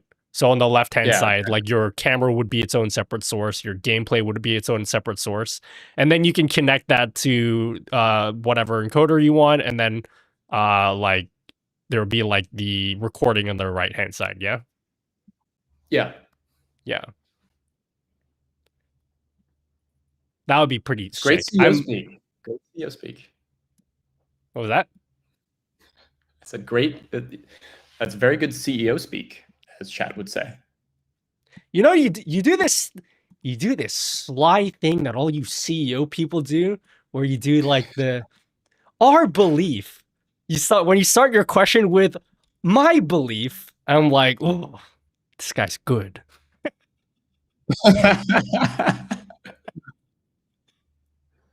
I mean, I think you have to lay out the context. That's normally what it's about. I mean, I think I eventually get to the answer for every question. I mean, but it's good to lay out the context sometimes because things have to be, it's important to put it in context because not everyone knows the context around it. Okay, I'm gonna take one more good question from you guys, and then I think I'll wrap it up. Yeah, I'll end the call like after the question, but I'm gonna still keep streaming and talk about the stuff if you just want to hang around and chat about it.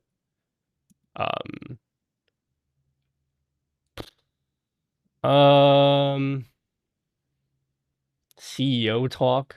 I'm not good at CEO talk. I'm good at spotting it though. You know, maybe one day, CEO Nutty will become a thing. Maybe.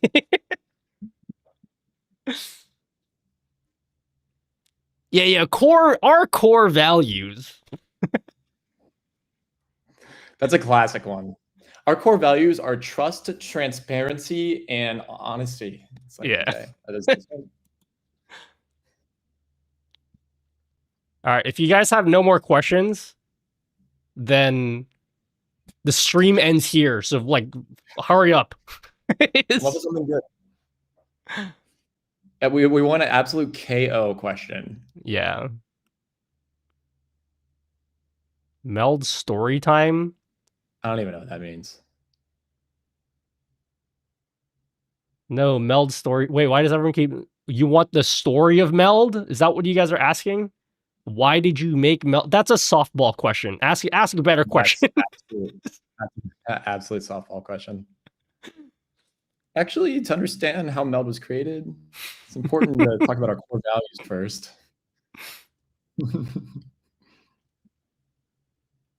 What about sorting lists of scenes in folders, groups, and Meld, like Scene Tree OBS plugin? Yeah, I think in addition to that is also like nesting scenes. I don't think that's a thing yet, right? You can do it with the duplicator. Oh, you can't do nested scenes? Yeah. So yeah, I guess what they're asking is like, how do you plan to handle if someone has like a million scenes? Will they be able to group together scenes, or like what are your plans around that? Grouping scenes. Yeah, maybe. I mean, how many scenes do people have? Well, I have over 100, so. Jesus, I don't think I've ever had more than 4. Well, it's the reason why I have 100 is I'll take a screenshot on you'll see the screenshot on my screen, but like I don't actually show all these scenes to you guys, but it's like 90% of them are just nested scenes. So like they're there for a reason, but I don't actually show them to you guys. And we can see in screen here. So all the ones that say Nutty 1, those are the ones that I actually show you guys, right? Then these ones here that say like sub scenes, they're just like grouped together sources essentially. So I don't know if you see that as like sort of a hack that I shouldn't ever have to do, but it's just the way that I do it in OBS. And having one of the things that I don't have in OBS is just a way to group this sort of stuff. Like I have to resort to installing OBS plugins to kind of group them together in a meaningful way. Oh, let me tell you another idea actually that we've been thinking about in regards to this. I think it will help with this problem. So how much have you used Figma or like a game editor? I've used Figma a little bit, yeah. A little bit. So Figma has this concept of components, and game editors have this concept of like a prefab where you can like create an asset composed of a bunch of other assets and now expose like a subset of the properties. And now it like goes into your asset list or your component list, and then you can pick from it. And I think that's kind of what people are often after when they're doing nested scenes is like, I created a camera with an effect and a border around it and a glow and transparency underneath it. That may be 10 things and 8 filters. Take that, turn it into a component, and then you can expose a couple of the properties and then even share it with the community, right? Now, if someone downloads that, then you can replace the video source automatically with the dropdown. So we've been thinking about components as like a better way to solve this. The concern will be, will this be confusing to people? So I think it's a lot of things like this are kind of tricky to get right on the UX side, but how does a component idea sound to you? As you were talking, I was visualizing my setup in that because like you've seen my Game Boy camera thing. Yeah. My Game Boy camera thing is essentially like its own component thing with a camera. And yeah, it would be really dope if, let's just say I made the Game Boy camera thing as a component for someone else to download. They add it to their setup and all they need to do is pick their camera. I can see where you're going with that idea. Yeah, I'll say also like ideas like something I didn't mention early on, but we also do we represent as many things as possible in JSON. And the reason for that is so that no one ever feels like they're locked in.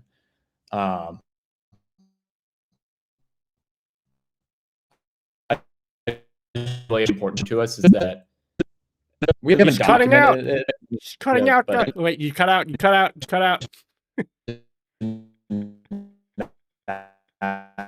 The aliens are abducting him, guys. Okay, he's back. All right, sorry, you cut out a bit. All right, did it come back? Yep. Man, it shows complete green on my end. I don't know what's going on. Let me send a keyframe to viewers.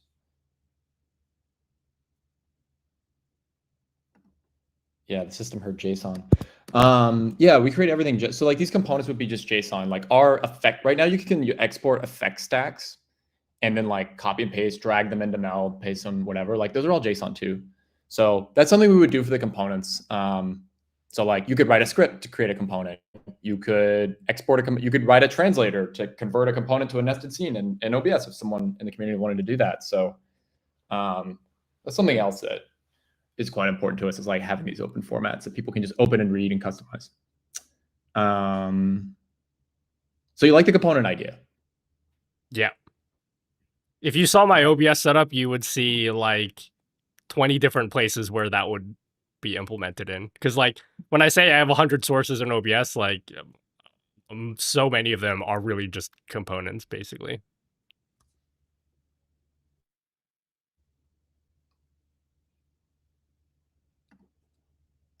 I have a question. I love what you're doing. Are you hiring?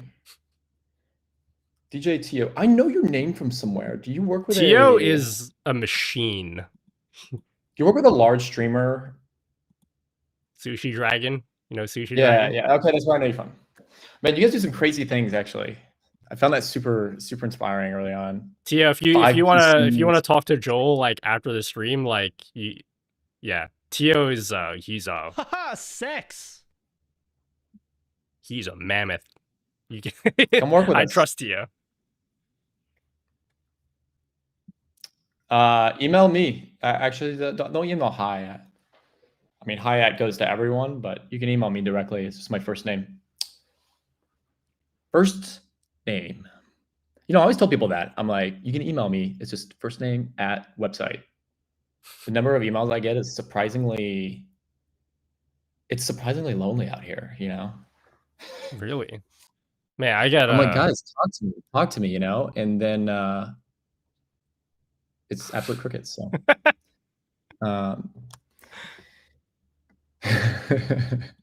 okay. I think I'll wrap up here. But I will say, I think this is a good conversation. I like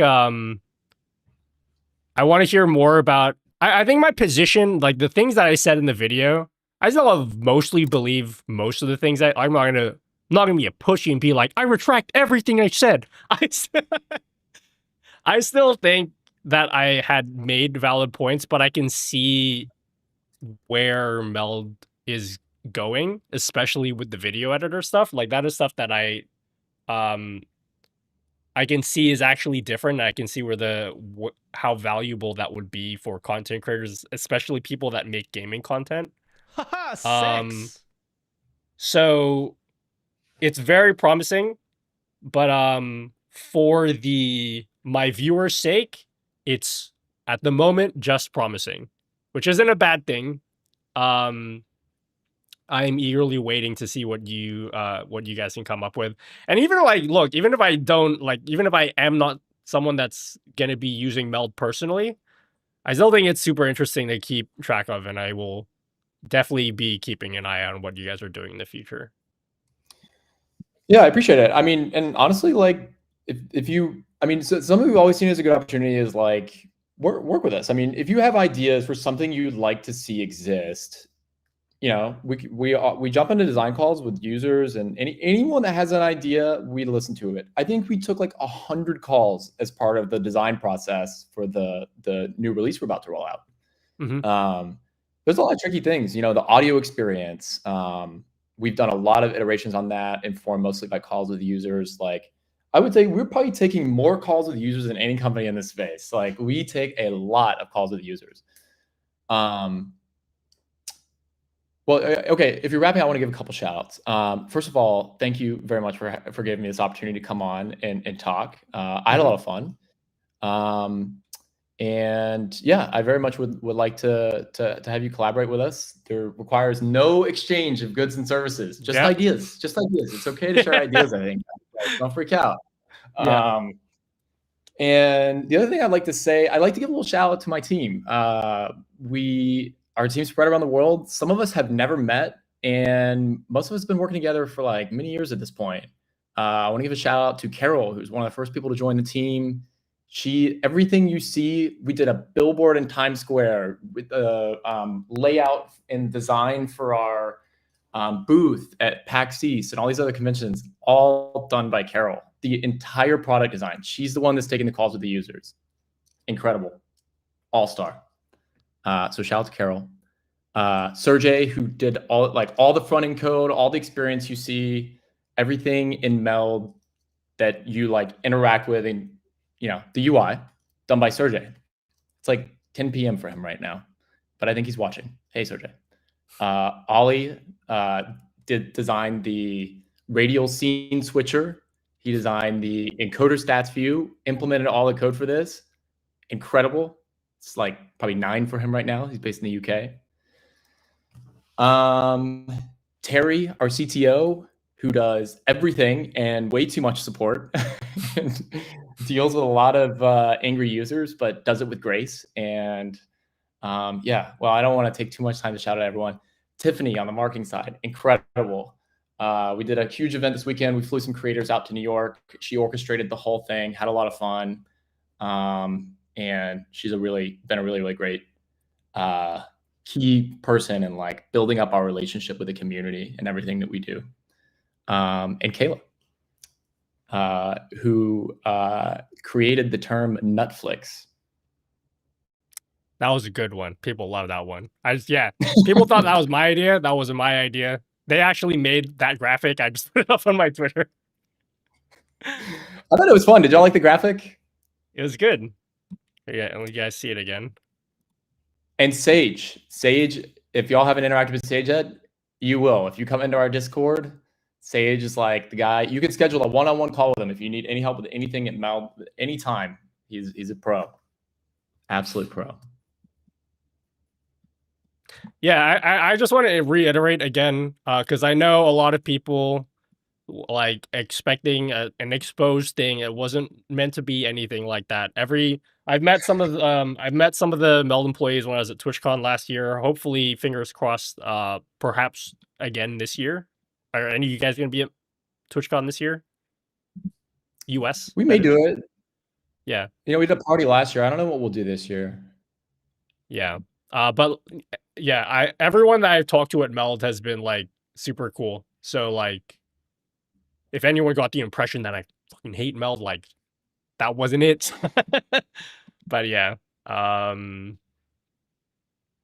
But at the end of the day, I always view these things through the lens of content, right? Because like people have like their content personality. Yeah. And then they have, they're like real life personality. And sometimes these things are different. Yeah. And it's possible to like have fun and make content and riff on things. And that's kind of what, I thought that was a good. I thought it was good fun that we did the UFC Fight Night poster. Yeah. I appreciate you playing along with it. It was fun. Yeah. Okay. Well. Yeah, I'm gonna hang up now. But don't feel free to just message on Discord. I know I'm an asshole sometimes because you messaged me before and I totally forgot to respond. Just pester me next time, okay? Because I'm very bad at responding to my Discord. But yeah, I'll be a pest. Thanks, guys. Thanks for the questions. Thanks again, Nutty, for having me on. Yeah, of course. You're gonna have to hang up on me. All right. All right. See ya. Like, bye. I wanted to be super. Yeah. I'm breaking up. Fuck that guy. I'm just kidding. I'm just kidding.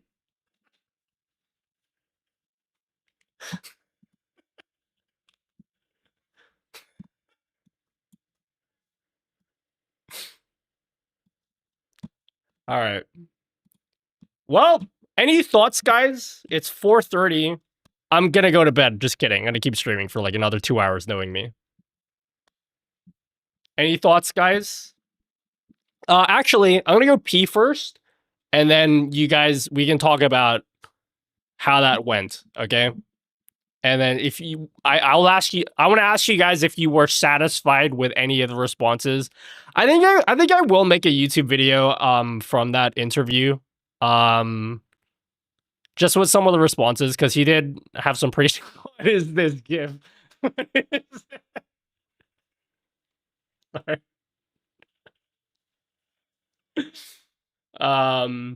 Let me go pee, and then we'll talk about it all, because I do have a lot of thoughts. I do have a lot of thoughts on how that interview went. So I'd like to. Yeah, I think there's enough there that we can talk about it in another YouTube video. All right, let me go pee.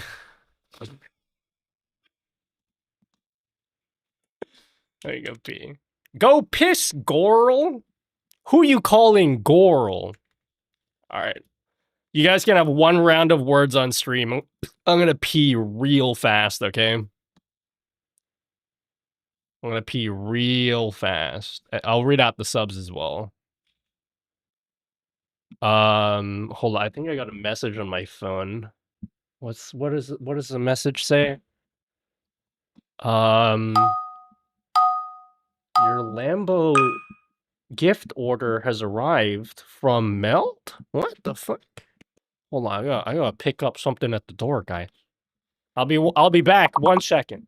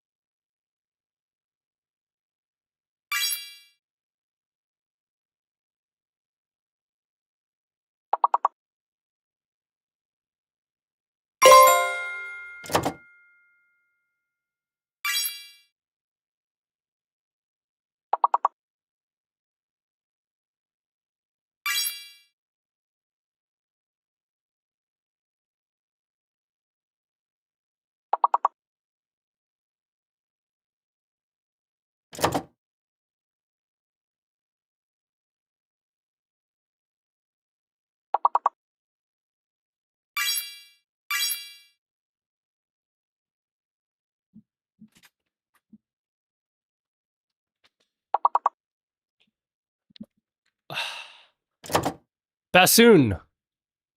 Oh, you guys already got that. Bow.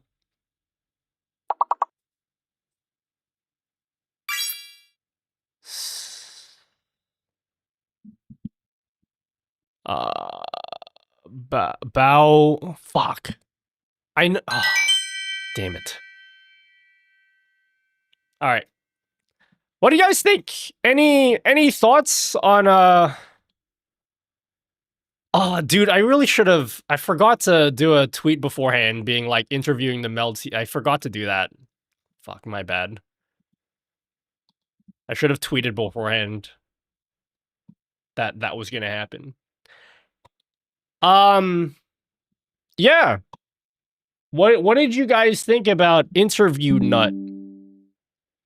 The debut of Interview Nut. I've never actually done an interview before, and that was not very good. I didn't actually prepare any content.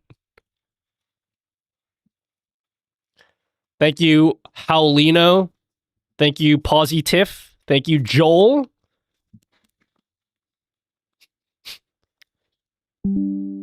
We'll hide that one. We can't, because people are going to be like, oh, see? Joel gifted a sub to Nutty. He's paid off.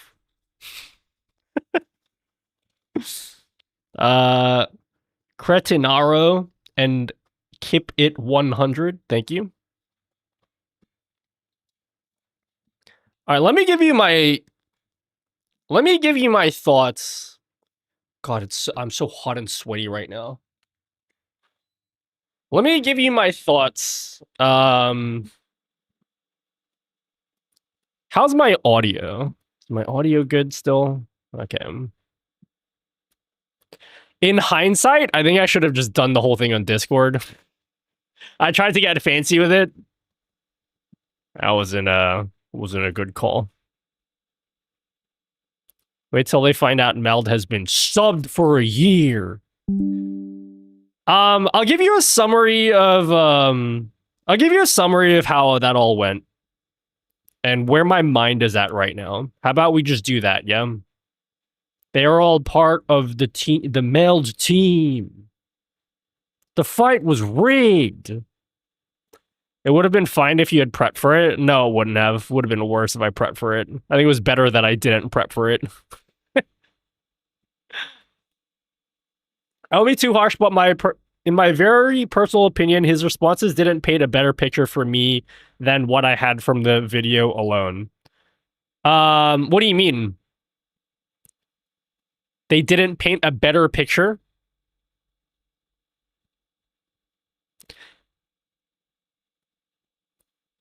Okay. I don't think my opinions have changed that much about Meld. I still feel mostly the same as I did before.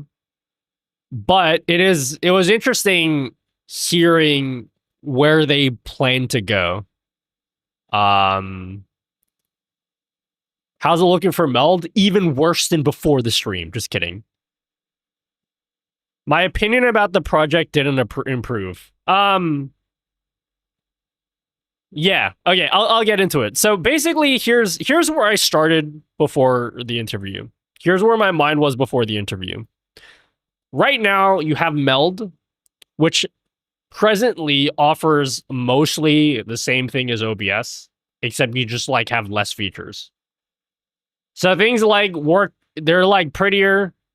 The UX is pretty solid, but then like it's hard for me to recommend Meld as a serious replacement for OBS just because it's just missing too many features. And I feel that hasn't really changed a lot. But I was serious, and I'm not just saying it to suck him off or whatever. His name was Joel, if you guys didn't catch that. I wasn't like trying to suck him off or anything, but I don't want to word it like that because I just talked to him. But I was dead serious when I said like I think the next frontier for recording software is multi-track video. And I actually said it before he even brought it up, right? Did you guys watch the whole interview? I did bring that up before he did, yeah? It's not just something that I brought up after he brought it up. One of the big things that a lot of people have been asking for years in OBS, and it's something that I've wanted. I'll actually just show you right now, just so you can... I wasn't able to show you while I was streaming. Let me show you. I have a separate OBS install, right? Let me load up a separate OBS install. Okay. So I literally have a second OBS install for this. Multi-track video was what I mentioned before you, so boom. Okay. So here's a second OBS setup. So what you see here is dual, like you can see I have a very tall video, but if you actually look at my settings, right? Look at my settings. It's actually two 4K things stacked on top of each other. What the fuck? Ronald Dominguez joined Patreon at $70. I don't even have a $70 tier.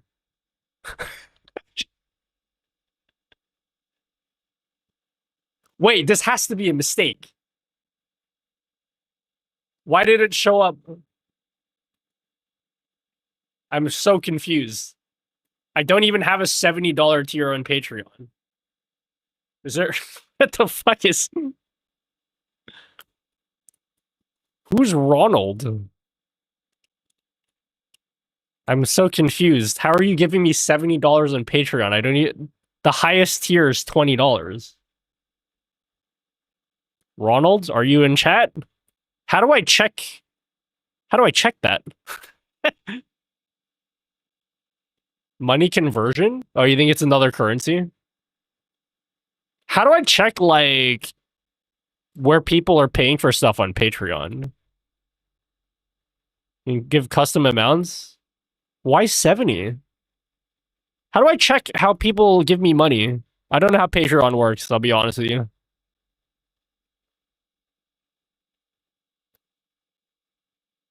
Maybe it's local currency? My widget doesn't account for the currency? Seems like a poor programming on my part. Sex. Anyway, thanks Ronald Sex. for potentially two $70 donos. Someone, so you know how my thing has Patreon alerts? Someone gave me $70 2 times on Patreon. I'm not. I want to know if he actually did or not, or if I just bugged out. Anyway, okay, so sorry, I got sidetracked. Go to account. We'll look at it later. We'll look at it later. So basically, okay, sorry, I shouldn't have got sidetracked just then. I'm just trying to explain where my mind is right now with this whole Meld situation. So yeah, I think the next big frontier for recording software is going to be multi-track video. So let me explain multi-track video for you guys, just so you can understand just how annoying it is nowadays. Okay. Hello, Crazy Clown. Thank you so much. So when I record videos, if I want to record a video where I want to record my webcam and my desktop separately so I could like edit them together, here's how I do it. So I have a separate OBS setup, and this camera is 4K and this desktop is 4K. So it's two 4K stacked on top of each other, right? And so what I actually do is this is how I record my videos, and then in post I split the video in half, so I can have two video tracks. You all understand where I'm at so far? Is that easy enough for you guys to understand?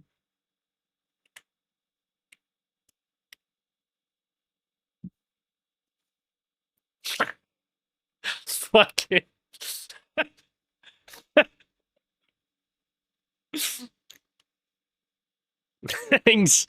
Thanks, Justin.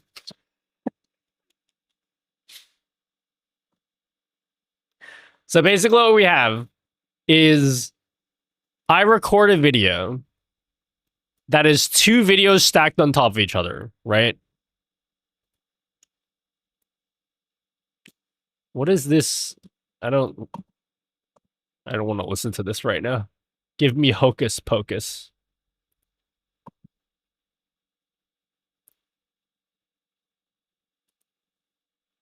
So I record videos stacked on top of each other, and then when I edit the video in post, I just crop it. So then I can have two videos, two separate video tracks inside of my video editor, right? And then I can move them around. I could like, that all makes sense. We can all understand that, yeah? But I've described this as the next frontier in recording software. What if it were possible to record videos with multiple video tracks? So you can already...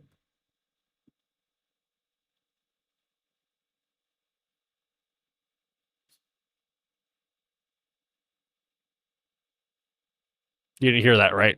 You're good?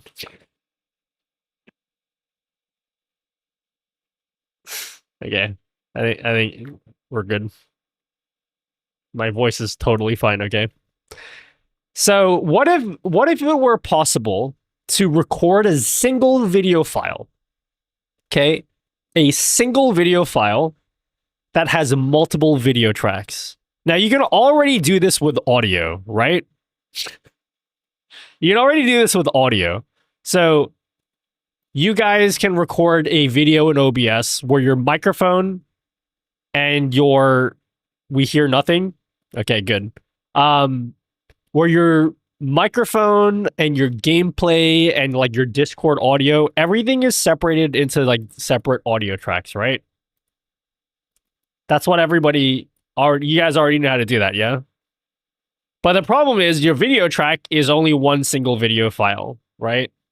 So what if it was possible? Am I explaining this way too much? I think you guys get the point, but I want to have a pretty diagram. What the fuck? Why is the text so tiny?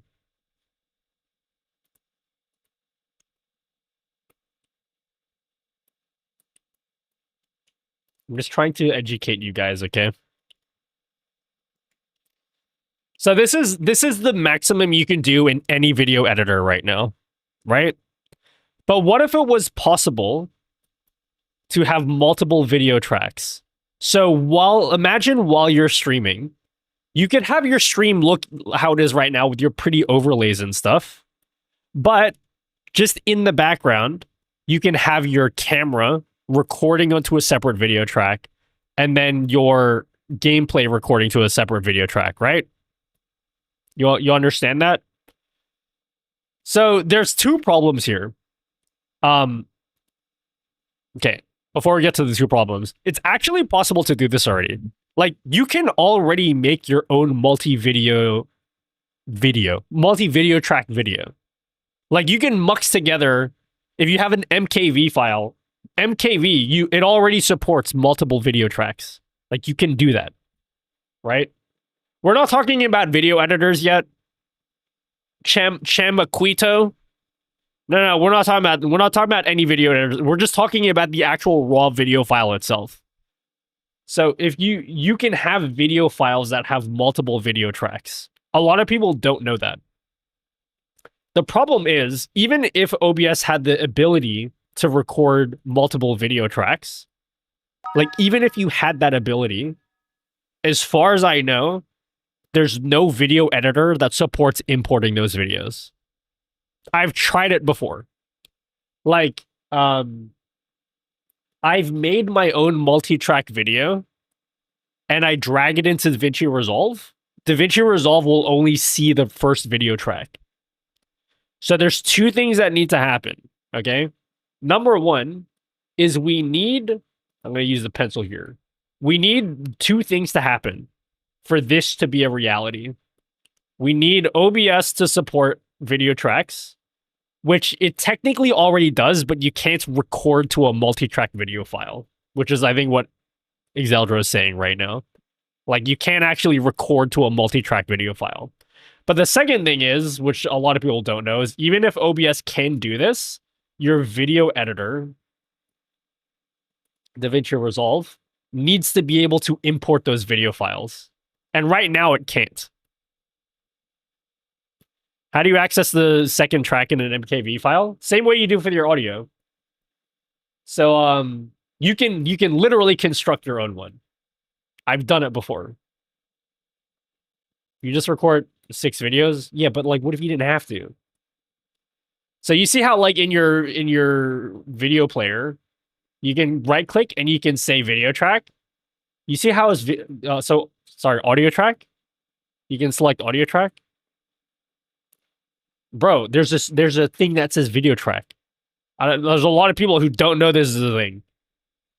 So all you need is the video file itself to have multiple video tracks, and any competent video player can just switch between the video tracks. So it's a thing that you can already do. But I'm waiting on OBS, for one, or just some video recording software to give you the ability to make multiple video tracks. And then secondarily to that, we need video editors to support importing those videos. That, to me, is the next frontier of video recording, and I can't wait until that happens one day. So, how does this relate to Meld? How does anything I just say relate to Meld? It's easier and better quality to do this hardware-wise. What do you mean? No, it's not about hardware. It's just like, if you think about the way that you guys make content right now, right? The way that people make content nowadays is they want to be able to stream for like 10 billion hours, and then after their stream, they will turn their stream into like a YouTube video. And being able to record multiple video tracks will mean that fucking Justin. Being able to record multiple video tracks will mean that your first video track could be like your Twitch track. This is what your live viewers see, right? But then if you want to edit a YouTube video, you want your full 4K camera so that you could edit for funny clips and stuff. You can have that in a separate track. You can have your gameplay in a separate track, just like you can with your audio. The end goal is you want to be able to do that with your video as well. So basically the whole goal for Meld, or at least the direction that they seem to be going, is even though right now you guys are looking at Meld and you're like, oh, like it's just shittier OBS, dude. Which is like, I can't really disagree with you guys. Like at the present, that's what that is. But it seems like their goal is not to be connect the D, please. The direction that Meld seems to be going is they kind of want to be like CapCut, but for streamers. So they want to be able to say, okay, inside of Meld, not only do you have the portion that could stream for like the same way that you do for OBS, but they want to build a video editor inside of it so that Meld will do all of the multi-track video recording, but then you could also edit your video after your stream. So it's supposed to, the goal is like they want to be the thing that you use for doing all of your streams, but also turning your streams into videos for YouTube, which is very promising. But I will say it is only promising right now. So I'm not gonna sit here and suck off Meld just because they have a really promising idea for something that I want, because at the end of the day, none of you guys care until you see the execution. It's the execution that matters. So if you guys are hearing my explanation right now and you're like, oh, Nutty is just sucking off Meld for money, that's fine. You should be skeptical until you actually see any product from them, because it's possible that they may never release this for free. I mean, they may never release it ever. So the question, you guys keep asking this question, I'm going to keep repeating because I don't want you guys to think I'm running away from this question. You guys keep on being like, oh, but what if it becomes paid in the future? I grilled him. I don't know if you guys saw that interview. I grilled him on that question, okay? Did I not grill him on that question like pretty hard? He seemed to be very clear about what he said. So the streaming component for Meld, the part where you guys stream to Twitch, and if he ever changes his mind, if Meld ever changes their mind, we have it on video that they've said this. But the streaming component will always be free. This will always be free. So if you only ever want to use Meld to stream to Twitch and that's all you ever want to use it for, that's fine. You won't ever have to pay for that. The part that will be paid is the video editor part. So that's like the main question that I think everyone was wondering is like, okay, if Meld has investors, how do they plan to make money? And I asked them today, and the answer was all of this video editing stuff that they plan to build in. That's the part that that's going to be paid part of Meld. And most likely will be a subscription fee, probably not a lifetime payment fee. So this will be sub fee.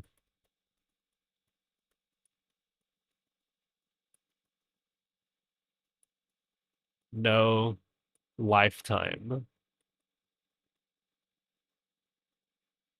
option. Does that answer your fucking questions that you guys keep asking me? Yeah?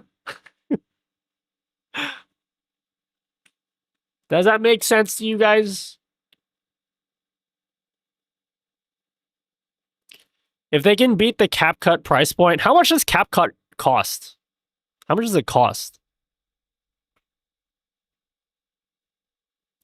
If it ends up being really good and not too resource hungry, it could work in their favor, but we'll see.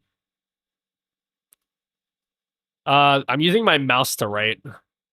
You think this is neat? I think it's pretty ugly looking. Nutty, can your letters be any wider, dude? Nutty, how are you writing in Peepo wide? How about plugins? We talked about plugins. His answer was basically like they're open to supporting plugins, but then it's like people will only want to make plugins for stuff for programs people actually use. And then I'm like, how are they going to get people to use the program without plugins kind of thing? That's like, you know, probably in the future they'll have plugins. CapCut is 24 whatever currency that is per month. What currency is that? This is Excalibur.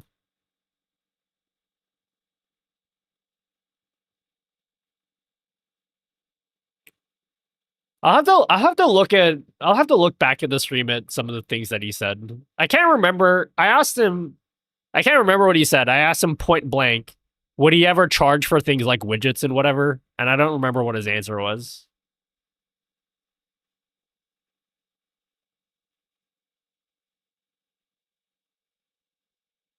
$10 USD? Okay. CapCut is 10 USD, yeah? Is that what you're answering, Sergio? No charge for widgets by Meld? Yeah, okay. Joel, by the way, Joel Compiles, he was the guy I was talking to.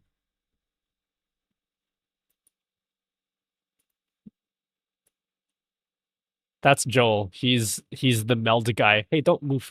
Yeah, anyway. So, I think my final conclusion after today's talk is it's not much different to when I made the video. It's all very promising, but it's just promising right now. I can't make any prescriptive advice to you guys based on anything on today's stream. It's just something that we're going to have to just look. We're just going to have to wait and see what they do. But I am still not going to tell you guys to switch over to Meld if you're already happy with OBS.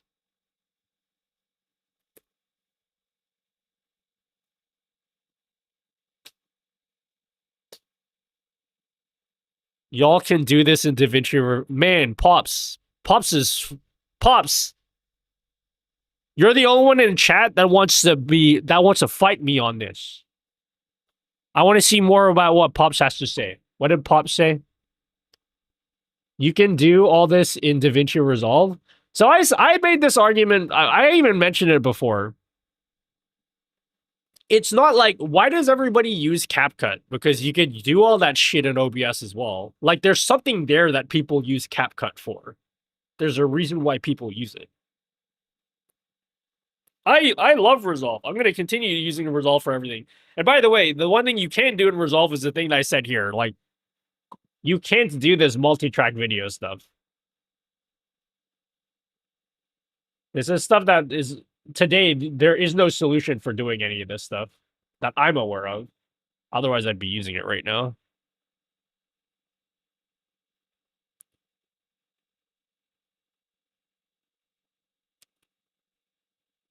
He showed me how to extract multi-layer videos. I know how to extract multi-layer videos. That's not the point. The point is, like, it doesn't support it natively. And OBS doesn't support recording it natively either. You need both of those things to happen. Neither of those things are here yet. Like, you cannot... if you guys can prove me wrong, I'd love to see it. But you can't record multi-track video in OBS right now. And natively in Resolve, you can't import multi-track video. You will need to... You'll need to... you can do it in FFmpeg to extract the video layers. But, like, nobody wants to do that. That's like an extra step that you need to do to extract the video layers. It would be way better if the actual editor itself just supports importing the... because you can already make the files.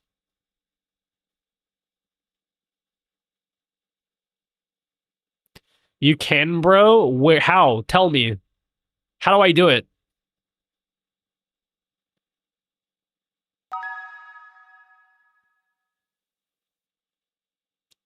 You need to source record individual sources itself. That's not the same thing. That's just multiple video files.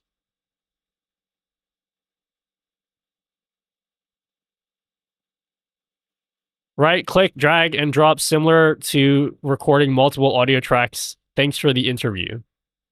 Just drag. Wait. Oh, you're just saying. Yeah. See a Kuyasai. Feel like it's always a good idea for new software to come up as potential competition if only you improve the tools we get beyond existing software. Yeah, it's not like if they can deliver what they say they're going to deliver, like I think it's going to be compelling. I'm just not going to tell anyone to do anything yet until that stuff happens. In Premiere, you can import an XML file that will make a sequence with multiple video. So then what's the workflow from OBS then? Like if you wanted to stream, like you see my whole layout here. If you wanted to stream and record, but then also record your camera and your gameplay separately into a single video file, how would you do that?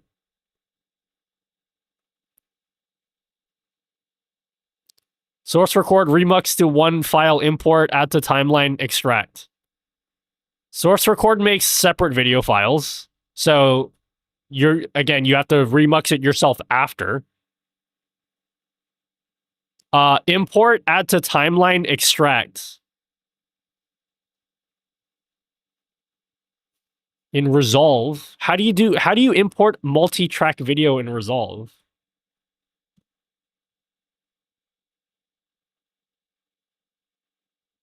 Source record records multiple video tracks.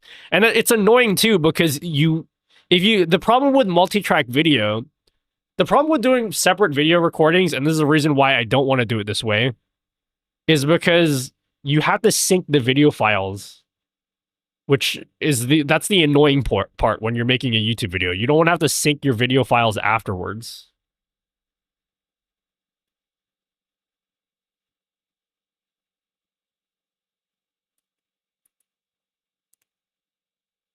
I promise you I have a very, it sounds like I'm being pedantic. I promise you I have a very good reason why the workflow that I'm suggesting is way better.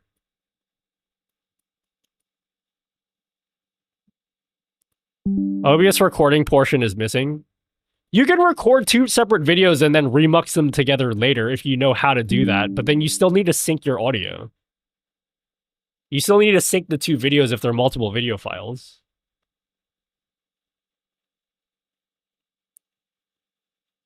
Hello, Miles.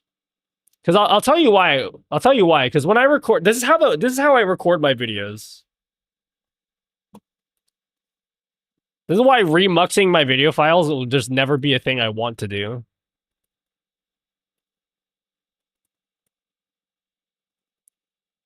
This is the last video I recorded, right? I don't know if anyone else records their videos this way. This is the way that I record my videos. I record like a couple sentences. This is a 43-second clip. This is like double the length of the clips usually. You see how we record? Just like 20-second intervals, right? See how we do this? If I wanted to do this kind of setup with desktop recording, I promise you I'm not going to want to have to remux all my videos later. It's going to be a nightmare trying to remux all of these videos and trying to figure out, like, number one, get them all synced up together. Like, I want this single video file to have, like, my face cam in it with the desktop. And that's just not a thing you can do right now.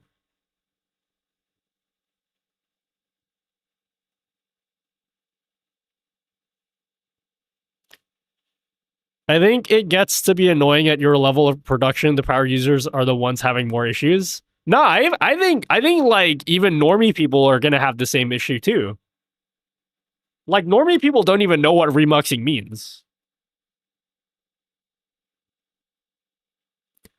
Like you gotta think about it from like a normie's perspective. Like how many years have people been asking for the ability to record 2 separate scenes in OBS? Like people have been asking for that for years, even though like things like source record definitely exists, but it's still like, I think while source record is good, it's still not what people want.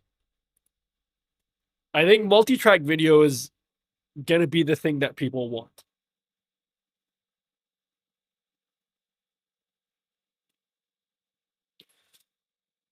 2 scene recording would be amazing. Normies ain't doing all that's what he's saying. Yeah, it's more just like, I'm surprised that. Okay, hold on. Pops, were you saying that I actually can import multi-track video? Do I have to demux it before I import it? How would I even do that? Can I make my own multi-track video right now? You guys want to make a multi-track video? I'll mux one up right now. So you guys can see what it's supposed to look like.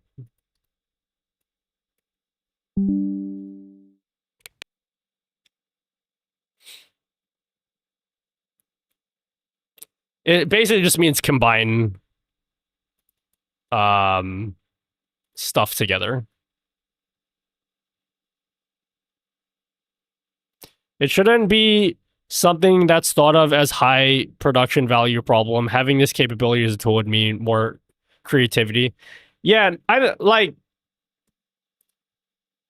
know how you guys feel. I do feel like the whole video editor aspect and charging money for that, I do feel like that was a satisfactory answer to the question that people had, which was like, how does Meld intend to recoup the money that they've spent? Yeah.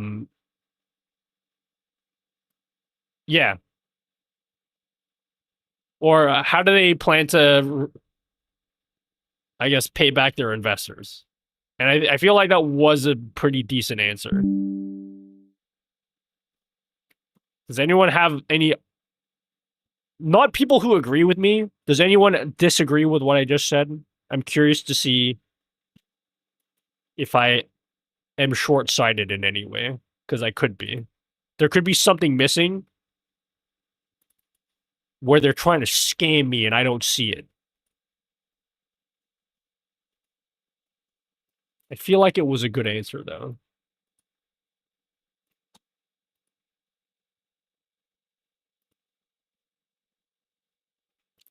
Let's make a multi-track video. I'm going to record for 10 seconds. Woo! Woo! Woo!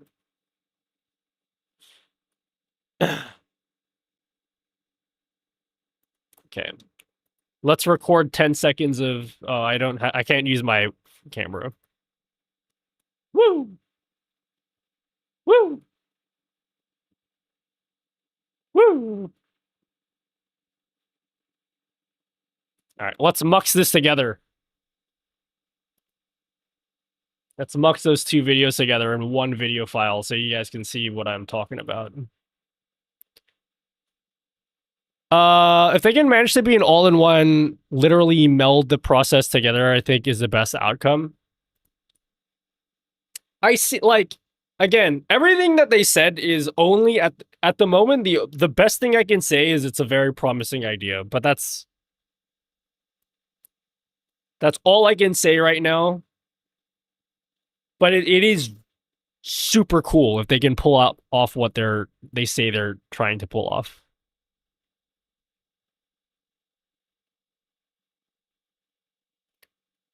Can you react to my song? Yeah, it's shit.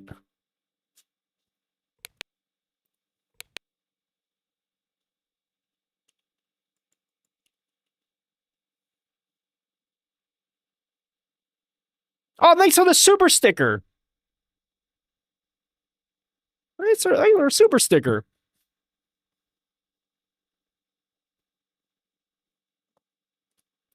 Chat, let's make a multi-track video.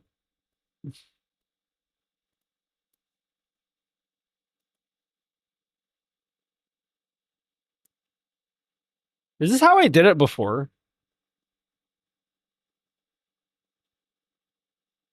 Oh, I think I use FFmpeg. Do I have to do it that way?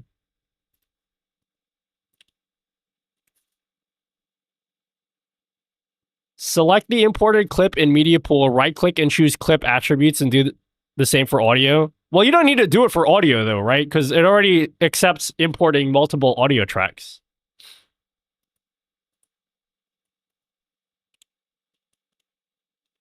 Is that wrong? I thought... I don't know why I'm asking that's wrong. I know it's right.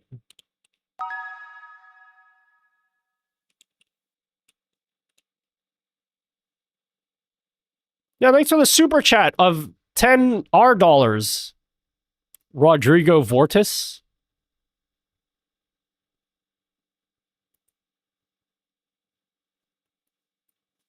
FFmpeg. Mux. Multiple video tracks.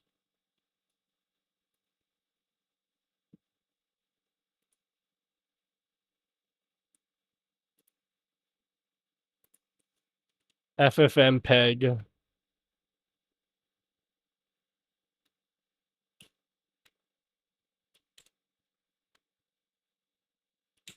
How do I do it? Pops, you know the answers to this? I did this before and I don't remember how I do it.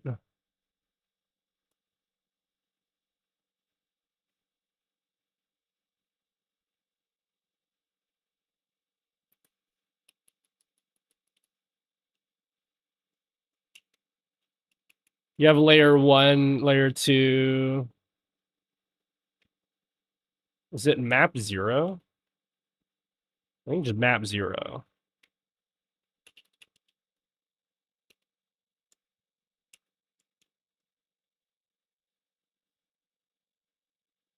I didn't think Exeldro. Is Exeldro here? Yeah, I want to know what Exeldro thought. Do you have any thoughts? I don't want to hear any thoughts from people that are like, I just agree with anything Nutty said. I want to hear thoughts from someone who will challenge what I have to say, and be like, Meld sucks, and no one should use it. Like, I want to hear that kind of. I want to hear that.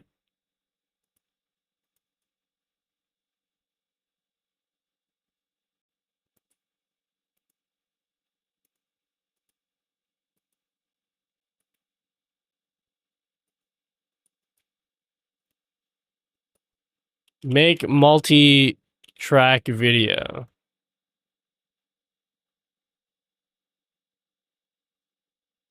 Did you looks like you were re-encoding. I didn't, but it doesn't matter. How did I do this before? How do I build a multi-track file? Combine multiple audio files. But I want to combine multiple video files. Map 1, that's for audio. But what about for video?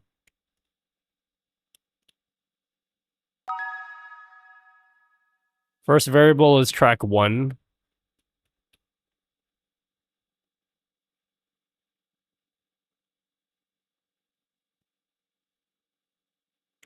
Do I have to change it to V for video? I think Meld has lots of possibilities to improve. That's CEO Exeldro speak. Tell us how you really feel.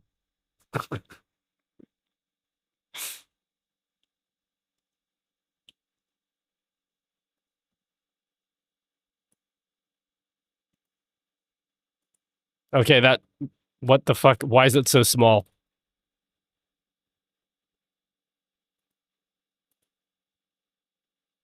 There's nothing in this.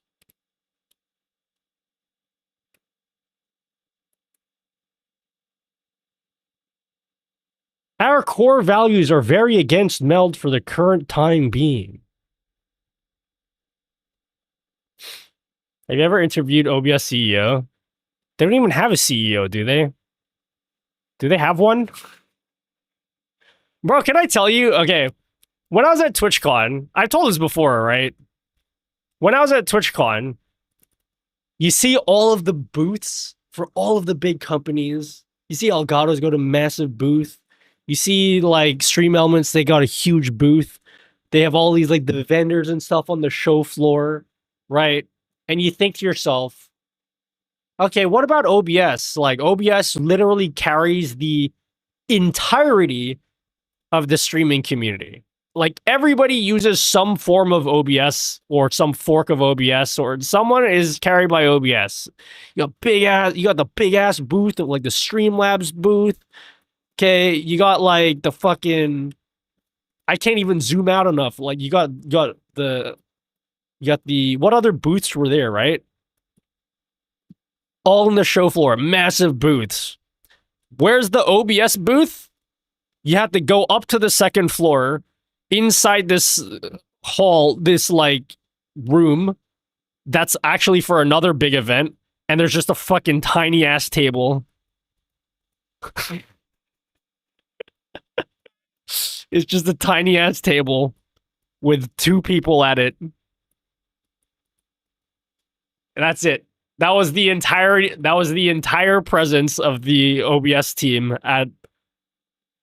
on a floor that nobody knew where they were. Is just a fucking tiny table. Compared to all the other booths.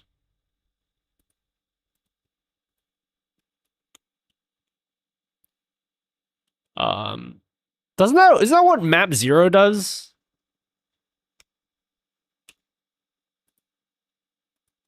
Okay, this looks promising. No, this only has 1 video file. I want both video files. Oh, do I have to do map? What does map 1... What does this do?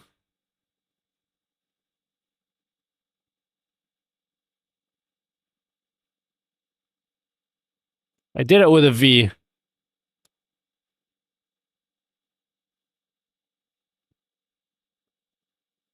Can you draw a lifesaver into their handing out SB stickers?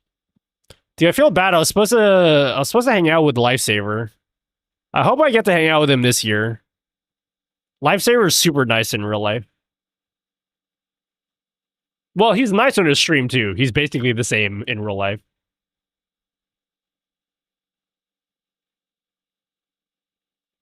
If they are anything like other devs, they are introverts who don't like public interactions. Well, I talked to him about him like, dude, why is your table so small? And they're like, well, we don't really need a big table. Like, we're not selling anything. It's like open source software and everyone already knows who we are.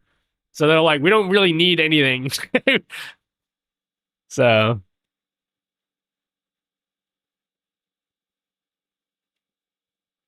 wait, is it 01?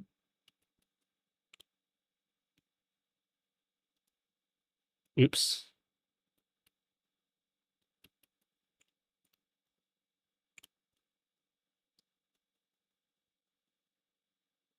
They need a console. Yeah, who did I talk to? What was his name? There's like 2 guys there. And then I actually felt like kind of an asshole because I talked to them. And this probably reveals a toxic part of my personality. But I basically talked to them and I presumed that they knew who I was. And then after I was like, maybe I shouldn't have done that. That's probably a little bit egotistical of yourself to just assume that they've heard of who you are. But they didn't question it, so like...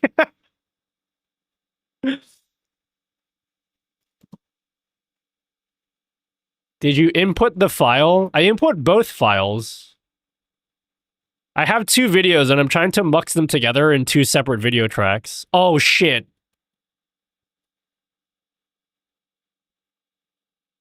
Yeah. Bro, when in doubt, ask Gemini. What does Gemini have to say?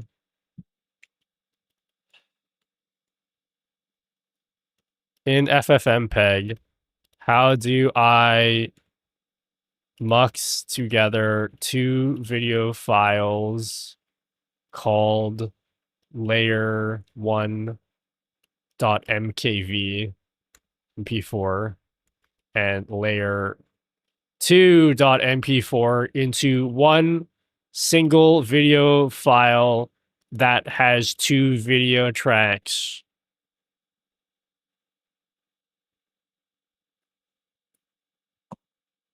Explain this to me, huh? So we don't need the 0 then.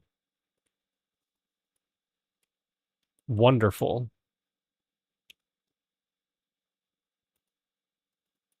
Oh my god, it actually answered me. Alright, here we go. We have it.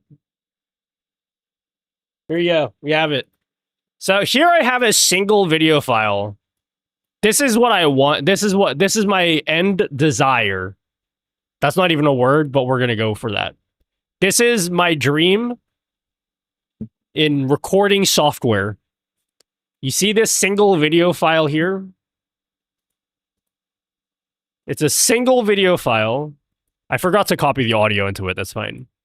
But you'll see here, there's 2 video tracks. See that? So like you can do with audio, I set this to have 2 video tracks instead. So this is what I'd like OBS to be able to do. I want OBS to be able to make video files just like this. That's the end desire.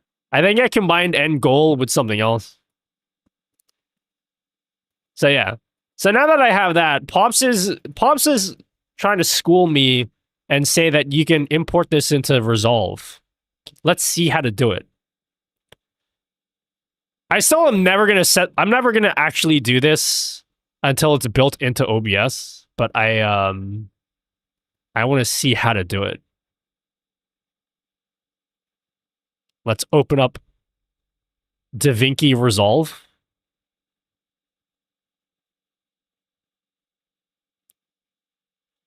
If Xeldro can integrate the tool you used into a plugin, it will be awesome. Which tool?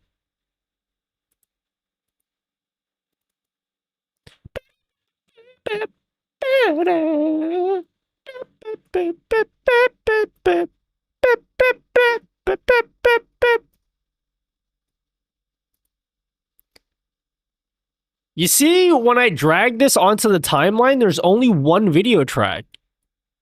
Even though this video, I know for a fact that this video has 2 video tracks. It only has 2, it has 2 video tracks. How do I get the second video track to import? Right click it? What do I click on? Clip attributes? Data levels. Is it full? What am I looking at?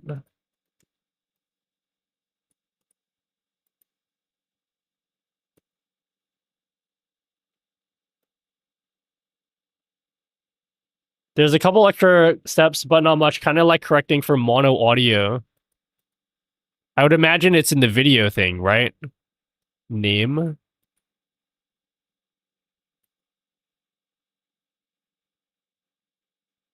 I like learning new things, so I wanna if it's possible, I wanna know. Imagine. Let's see what Pop said earlier.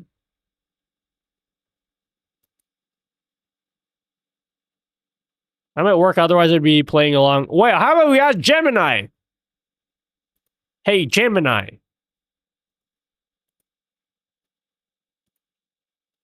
Make yourself useful, AI. Instead of making shitty AI art that no one asked for.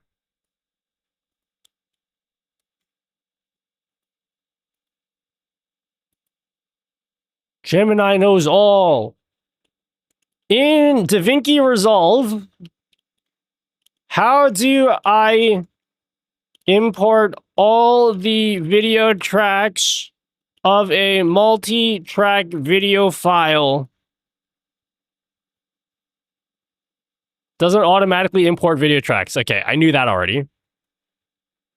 Drag the multi-track video clip on the timeline. Drag your multi-track video, blah, blah, blah. Accessing video tracks. Place on the left-hand side of the track headers. Instead of dragging the clip directly on the video track, try dragging it to the far left side of the timeline in the area track where it says video 1. Recent DaVinci Resolve might expand the clip to show video tracks side on top of each other as separate layers. What?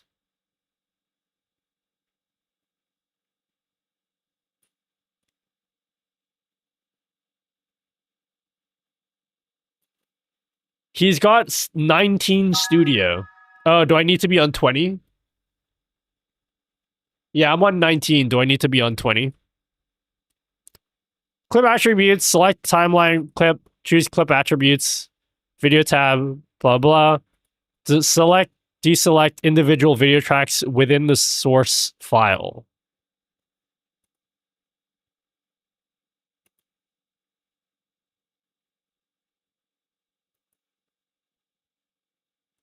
Super scale.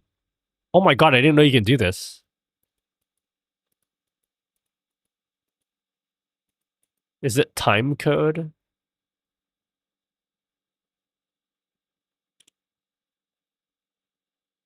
I use 20. In the clip attributes window, navigate to video tab. Here you might see options to select, deselect video tracks within the source file.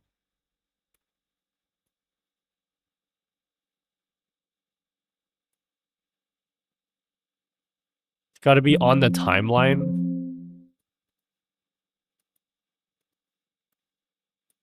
So you have to put it on the timeline. Then you go to clip attributes.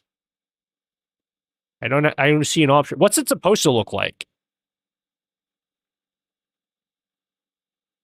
Does everyone know what I'm trying to do? It's fine if you don't. I don't even know what I'm trying to do.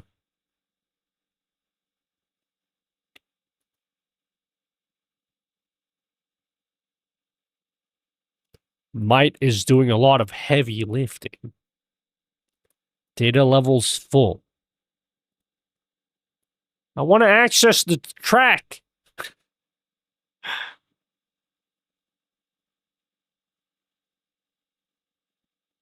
Select the imported clip in the media pool. Right-click and choose clip attributes. Yeah, that's what I did.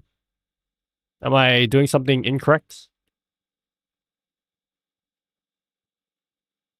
Would be so easy if they just supported it, you know?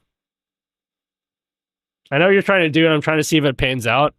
Yeah, isn't it bothering anyone else? I feel like I'm getting cock blocked. My vision is right there. It's just on the tip of my tongue.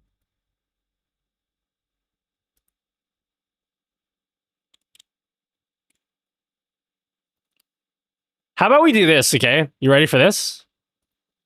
Let's see if this works. I don't believe you. Reveal your sources. Now.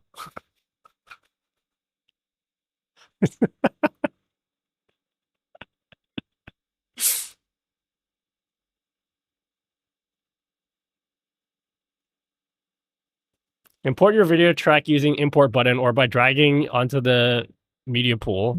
Yeah, that's what I did. Let me delete it, and then we'll do it again.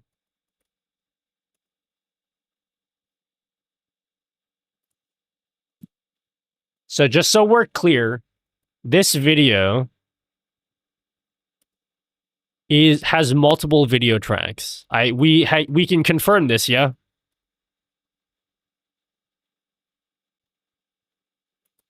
Confirmed? It has multiple video tracks. So I'm gonna put this into DaVinci, yeah?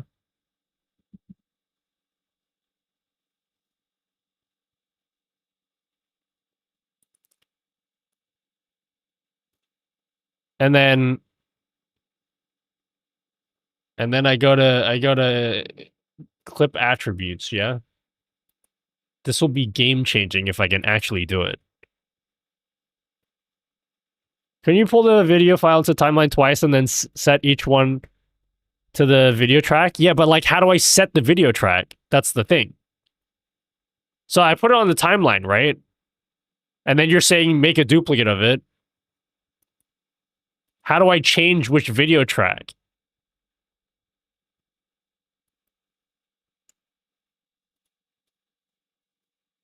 Oh, is it pronounced DaWinky? DaWinky resolve. Oh, it must be one of those weird languages where they pronounce V's as W's. DaWinky resolve. There we go. It's showing both things at the top, no? No, this is the timeline. That's just the timeline.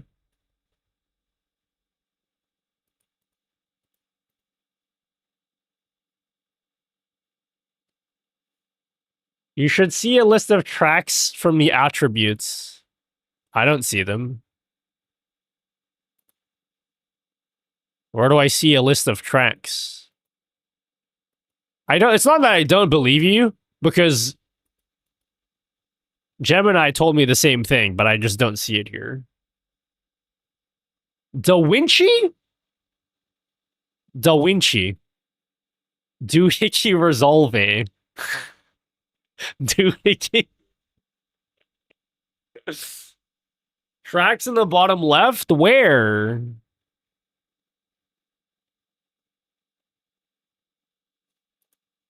Video instead of auto or full. I did that. I set it to clip attribute full for data levels. Drag onto the timeline, and I only see one video track.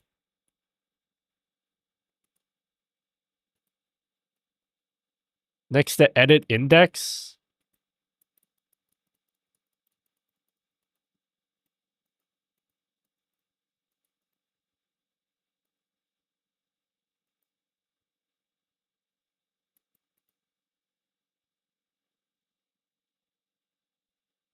Your tracks aren't mucks, they're merged. What's the difference? I literally have two video tracks here. You can literally see there's two video tracks.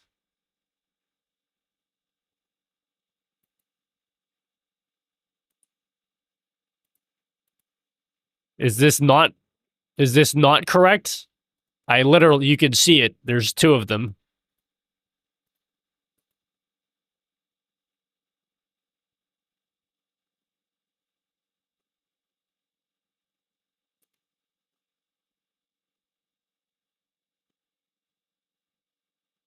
Just put both files into the AI, hit it, mucks them, and give you the file lamel.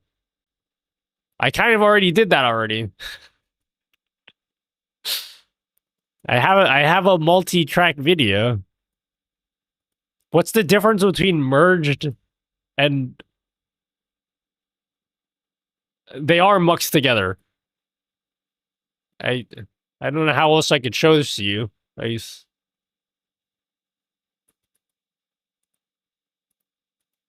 don't know how else to prove it to you. I didn't mux together any of the audio because I forgot, but like the audio doesn't matter.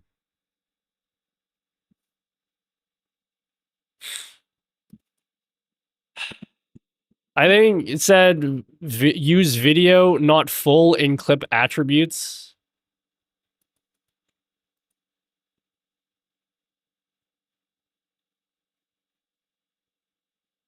I'm blind. Video instead of auto. I only see one video track.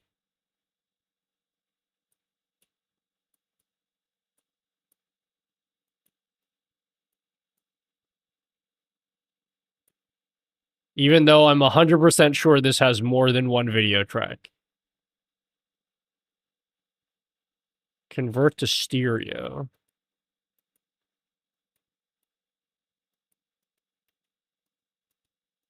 Gemini lied to us! Well, I mean, the fact that Pop is saying the same thing as Gemini leads me to believe that this information came from somewhere, and he isn't lying.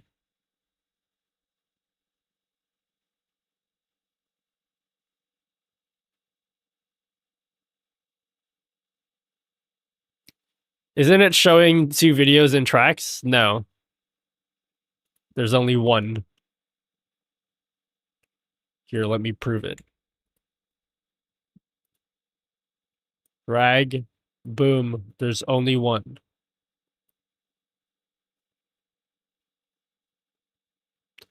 Maybe drag from the tracks list. It does say there are 2 videos. No, it doesn't. This is a timeline. This is not a separate video. It's just the timeline. Can I just say, guys? I've been using... This video is definitely not sponsored by these wireless IEMs that I'm using. Oh no, my battery just died, guys. I'm getting low battery warning. Pop them in the case. I pop these bad boys in the case.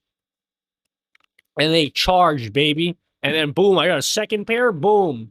I'm ready to go. Full battery, guys. What up? What up? Full battery, son. Jealous?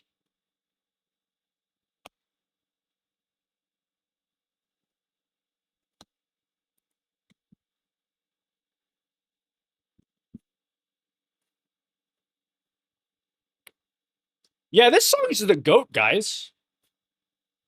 One of the GOAT Twice songs. 2 pairs of IEMs? I got a third pair, guys. Just stacking IEMs. Alright, let's do some Googling. The only reason why I'm even doing any of this right now...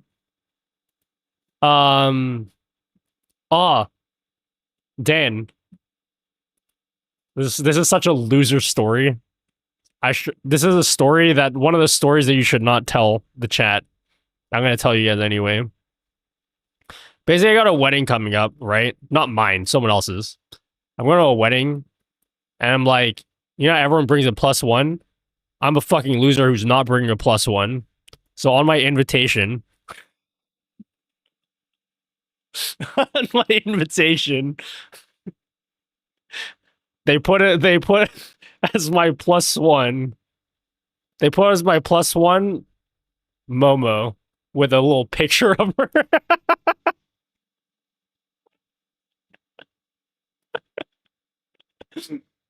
Which is fantastic. She really is the GOAT, though.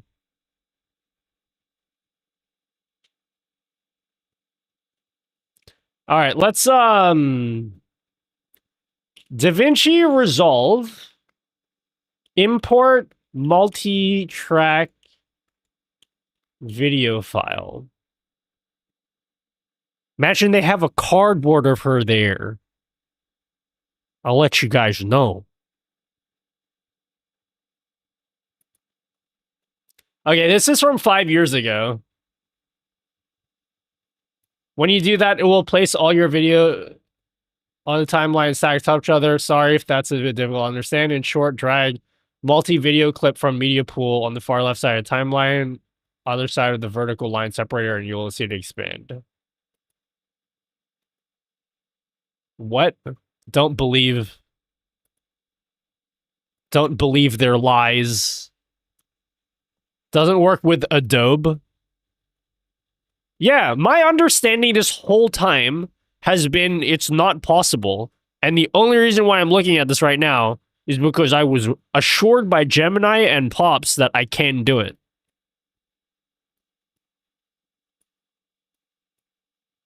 That's the only reason why I'm doing this. I just don't know how to do it. Should I update my DaWinky Resolve into like the newest one? Wait, is the newest DaWinky out? How do I update my DaWinky? No, I want version 20, not this 19 shit.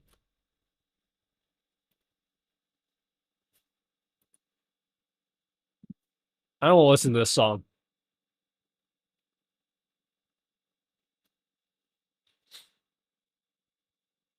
What's a good song?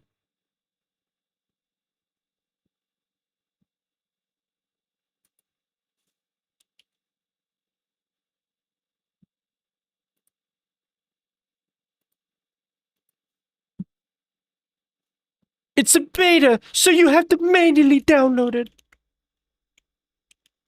Okay. If you have one track, you need to mux the video with keeping attributes. Sorry, my nurse has my arm, so I can't type fast. Okay. Sorry for making you do this, Pops the CEO. Thank you for helping. You can have... I don't have streamer bot open. How do I give you a gold star? I'll give you a gold star later. Alright, let's see what he said. So apparently I did it wrong.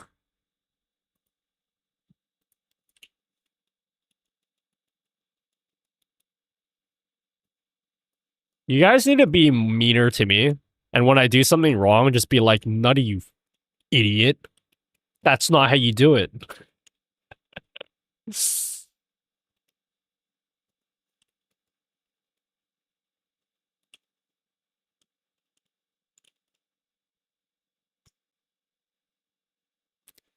Alright, I did it.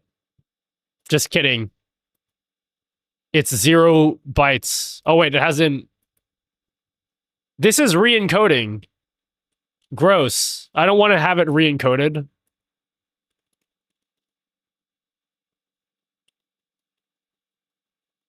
Can I just, can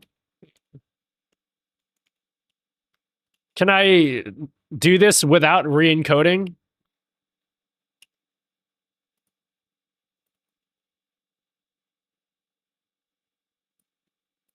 Okay, this is multiple videos.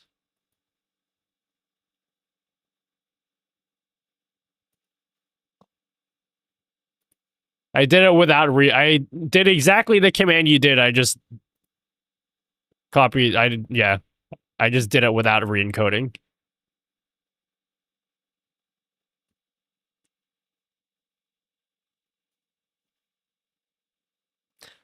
That's the difference between mux and merge. What's the difference between mux and merge?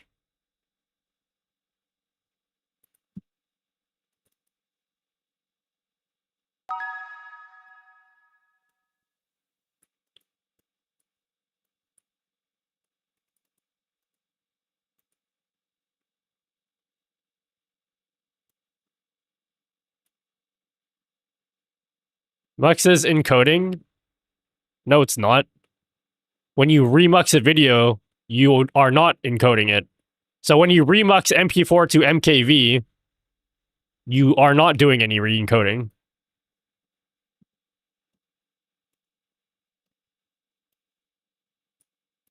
Okay, I have apparently I have multiple, this didn't have any audio, but, so you're not going to hear anything.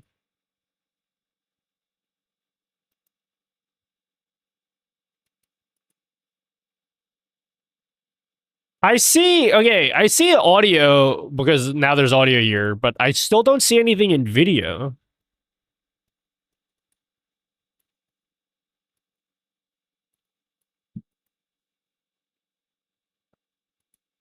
Yeah, I still don't see anything in video.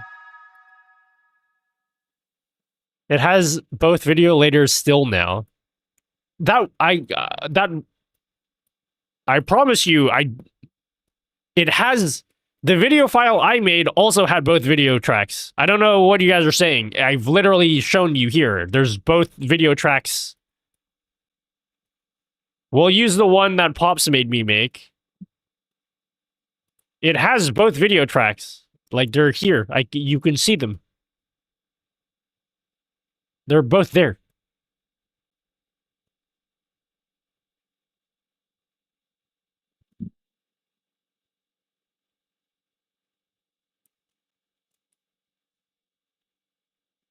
Am I high? Dude. This is getting so far away from the point. it's getting so far away from the point.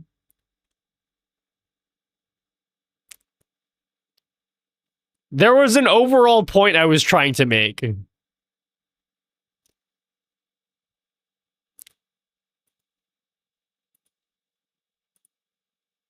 I'm sure it can be done. I just don't know why I...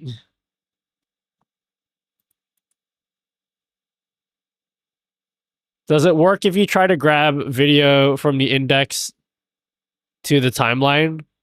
No, this index is... Ignore the index. This is nothing. You can't drag anything from here. I just want this to work. I wish Pops could make it just take over a second and see. No, he's probably busy. I don't want to keep bothering him. It sounds like he's doing real life things at the same time, so I don't want to keep bothering.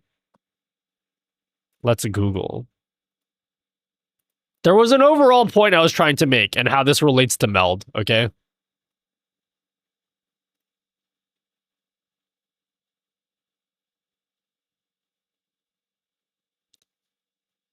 There was an overall point here.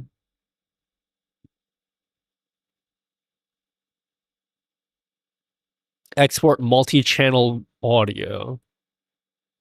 Import multi-channel video? How to access multi-channel audio? I don't care about audio. I want video. Give me the exact phrase multi-channel video. Okay, there's nothing. Multi-track video. Nobody has anything about multi-track video. That's just not a thing anyone has.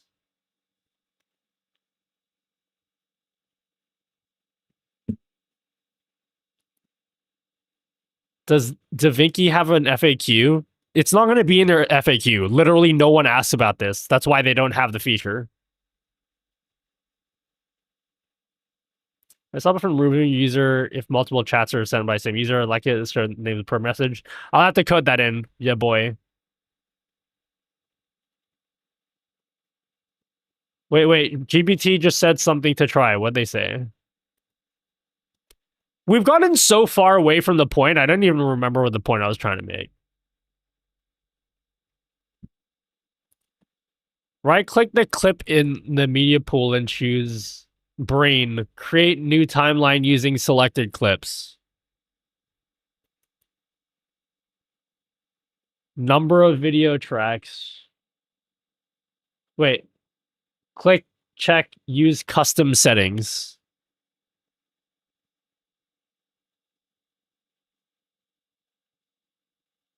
Create new timeline using selected clips. Check, use custom settings. There's nothing that says use custom settings here.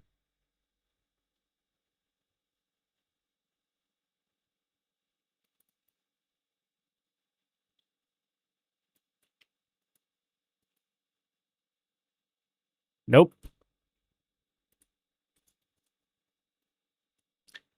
Add extra video tracks V1, V2.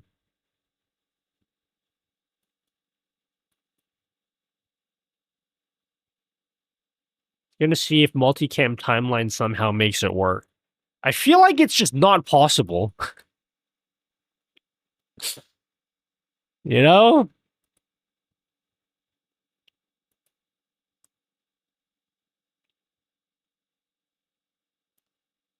Q alerts from multiple browser sources? Don't know. Depends on what you use for alerts.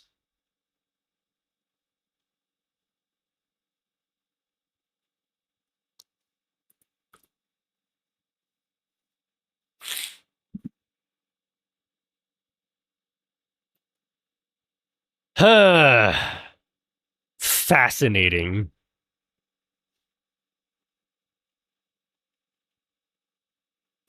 I'm going to assume that you just can't do it. Unless someone can Google and prove to me otherwise, or like tell me what phrase to Google. Because as far as I'm aware, up until today, I didn't think you could do this. If the Winky can't do it, what is the value of multi-track video? Do you want me to see if Premiere can? I have Adobe. Do you know how to make your own multi-track video? That's the point I was making.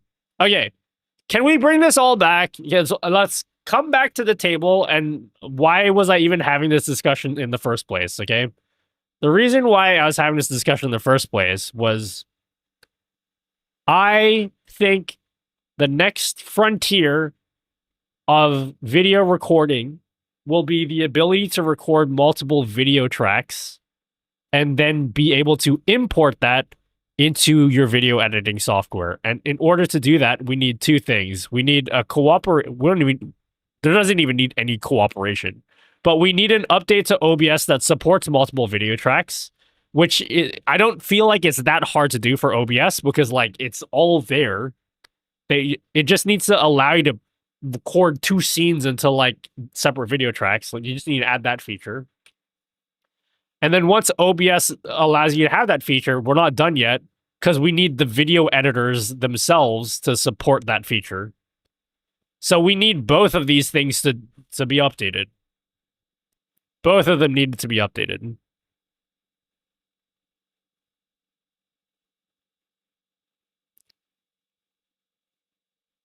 So yeah.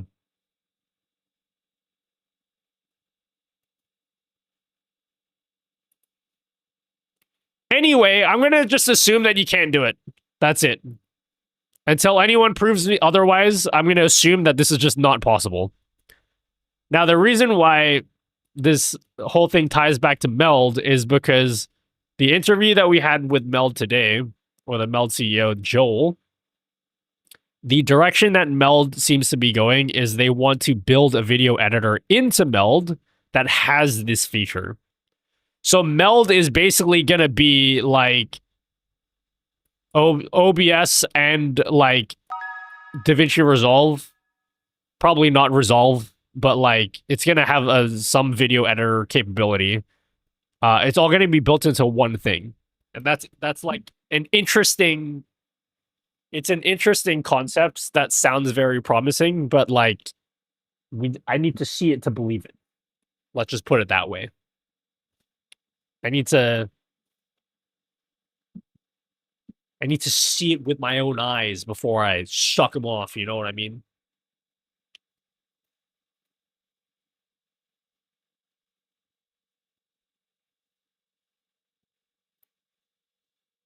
I'll have a play with it later when I get home and post about it in the Discord if I find something. Yeah, let me know. Even if you, at the end of the day, even if you figure out a way to do it, Gamer's Charisma, OBS doesn't have the capability of even making those types of video files. So we can't even do anything with it yet.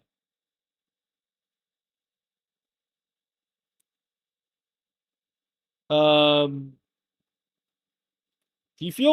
you personally feel that the video editing feature that he's hanging his hat on for money is strong enough to a wide enough consumer base?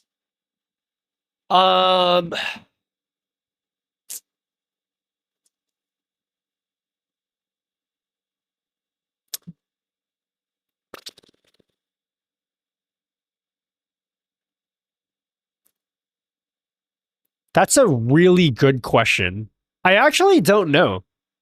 That's actually a really, really good question. That actually might be the best question I've had all year. In fact, in my life, that's probably the best question. Can you ask it again so I can put it on screen?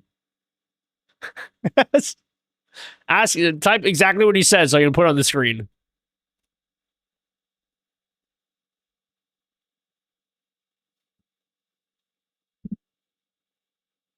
Write exactly what he just said, just so I can put it on the screen.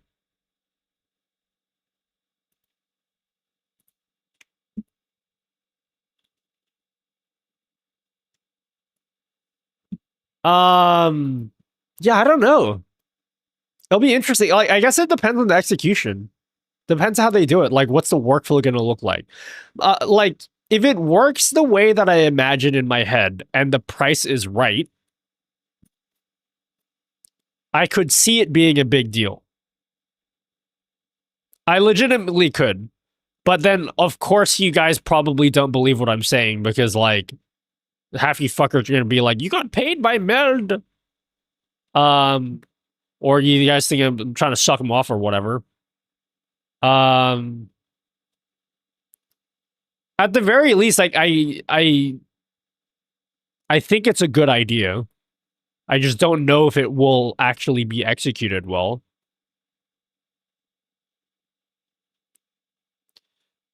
What he want to do is basically OBS plus CapCut, kind of actually, but not even because like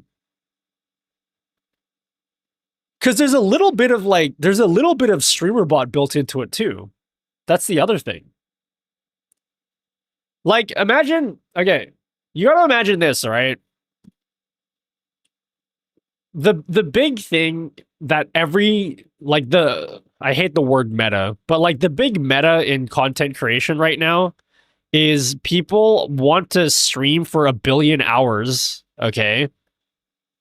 But then everybody on the internet is like, oh, but you need to make YouTube videos. And nobody wants to fucking make YouTube videos. So basically, people have been wanting to make YouTube videos out of their live streams.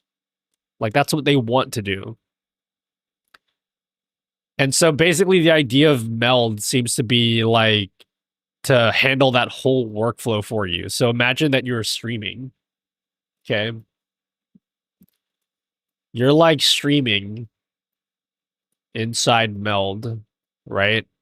And it knows whenever you change scenes or whatever, just like StreamerBot does. And it will like make markers or whatever for you. And it can also record your video and your gameplay separately. And then after you're done with your stream and you've like recorded all your bullshit, you go to like a separate part of the app. I don't even know why the fuck I drew the diagram. You go to a separate part of the app, which is like the video editing portion. And like all your shit's gonna be there. Like your multi-track video, right? And then you can cut together a video. So that would be your video, and this will be your audio. And you can cut together a video directly inside the same software that you use to stream, and it will have every marker there for you for like when you change scenes or whatever. And potentially it could even automatically edit a video for you just based on how you change scenes.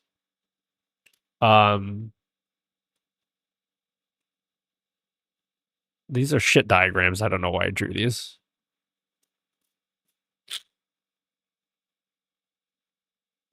I think this works for streamers who record 6-10 hours gameplay and then hand this to editors so they have full quality recording to play with for YouTube videos, something like that. Yeah.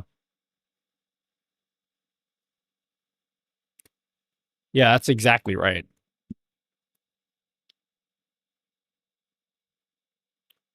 Because like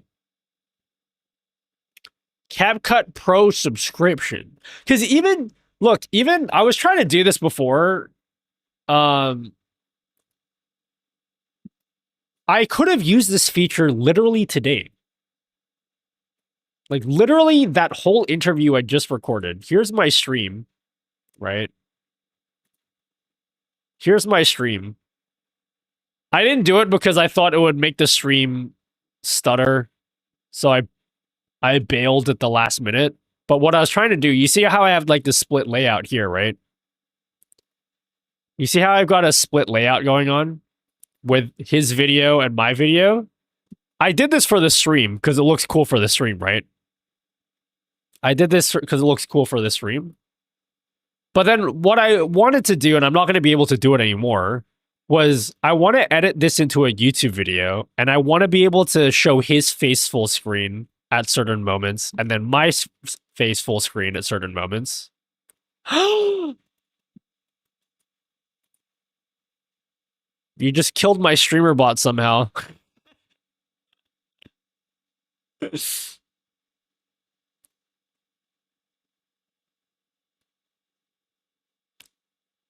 Hello, Q-Man. You have killed my streamer bot, so we're stuck here.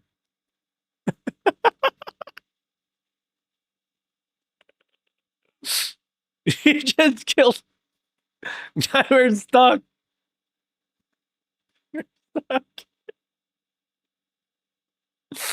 Well, you guys.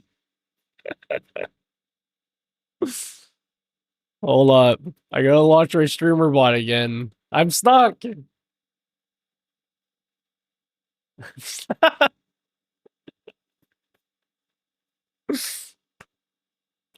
Hold up, hold up. I'm launching again.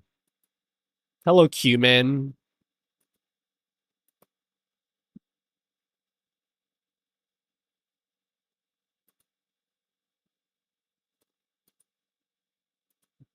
I gotta run that raid alert again. What's the thing? What's the thing again? Cruel. Yo, thanks for the raid. Everyone come from Q-Man stream. Do I have to... Okay, we're playing again. It'll fix itself after this.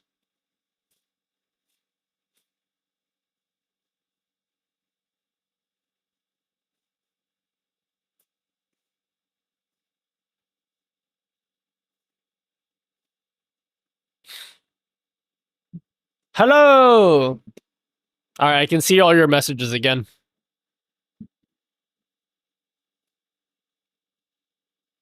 Hoy, you are disrespecting the chicken tendies your tita baby made for you. You calm down now or I will unplug the internet. Maybe this was the one you were thinking of. Alright, what were we talking about? I'm confused now. I don't know what we're talking about anymore. Are you guys stuck in ads? You have how many seconds of ads left? A minute.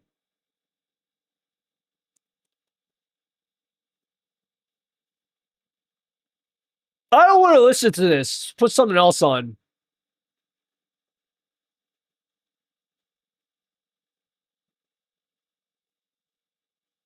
What else do I want to listen to, guys? I'll listen to Cherry Bullet. You're telling us about your ass. Oh, yeah, my ass. Yeah. Yeah, we had the interview already. Interview's done. I should probably change my stream title. It went well, though.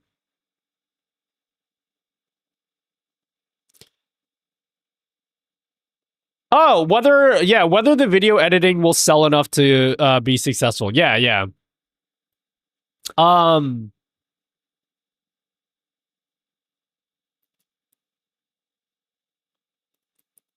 Yeah, I don't know. I will have to see it. I'll have to see it to believe it. How do I make a video in this, guys? I'm gonna make a video in this. I need to update my thoughts on Meld. And then no more Meld videos after this. Looking forward to the vid, yeah. I gotta figure out what I want to say for the video. Most of the video will just be the interview. I love how they made it user-friendly. My hair is always immaculate. Not right now, I'm all sweaty and shit. My forehead looks huge. Sorry. It's nutty in here. Hello, Shady. I was interviewing the CEO of Popeyes today. We're like brothers. Wait, did you actually? Did he give you chicken? I want some chicken. Throw up the VOD? Yeah, if I'm lazy, I'll do that. If I wanted to just put up a video for views, I'd just put up the interview with no editing. Because, like, you fuckers are just going to click in the video because it has Meld in the title. So, like, I don't need to try, but I'll try anyway.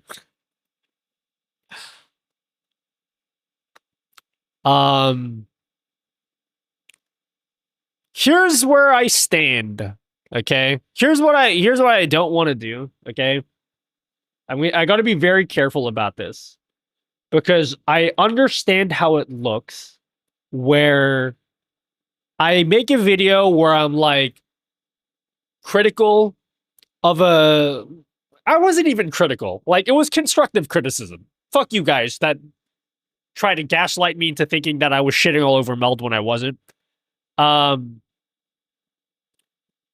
It probably looks bad when I make a video offering criticism for a company, then I have one conversation, and then all of my opinions flip. Like, I turn from that, and then I start glazing them and be like, Meld is the future. Everyone will be using Meld in the future. Like, it's not going to be that.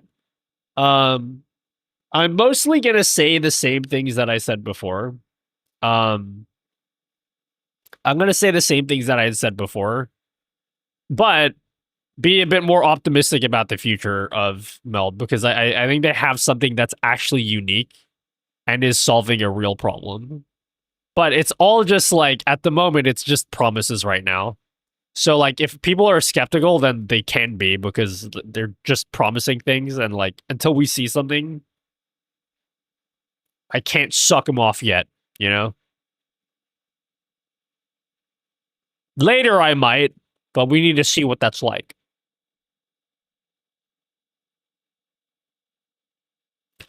They will have to program in full video editing capabilities to accomplish their eventual sales goals. I don't think so. I don't think they don't need to compete with Resolve.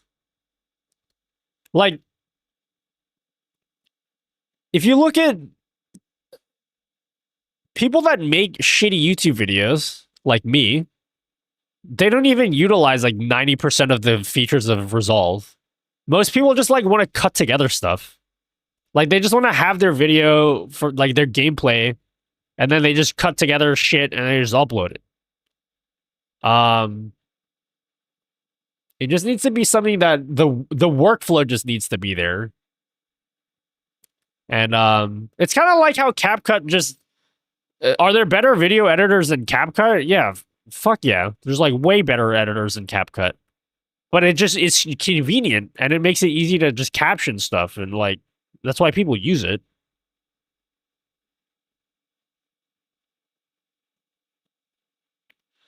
That's a good point. I probably should have brought this up. If they make it so that you can record multi-track video, and then they're like, oh, but you need to use our editor. You can't use any other editor. Well, in fairness, like, at the moment, no other video editor that I'm aware of even supports multi-track video, unless we can figure that out. So yeah. I still want to get an answer to this question. Like, is it possible to import multi-track video into Resolve? I just want to know the answer to that. It's bothering me. Because I feel like the answer is no, but like, what if I'm wrong about that?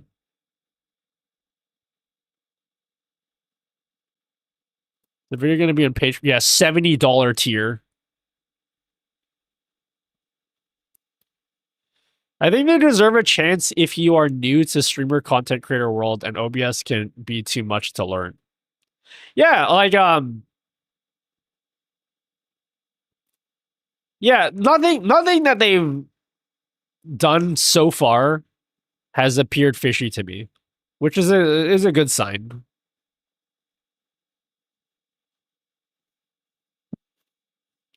That would be a sticking point. I'd pay just to get the whole multi-track video output to work. Yeah. Think Harris did him a disservice with the OBS replacement. Yeah, maybe that's what it is. Maybe that's what it is. Like, the comparison to OBS makes it's like I mean, he can do what he wants with his titles. It's his videos. I'm not gonna say anything about him because you guys are gonna make it sound like I'm shitting on him. So I'm just gonna say nothing. Okay.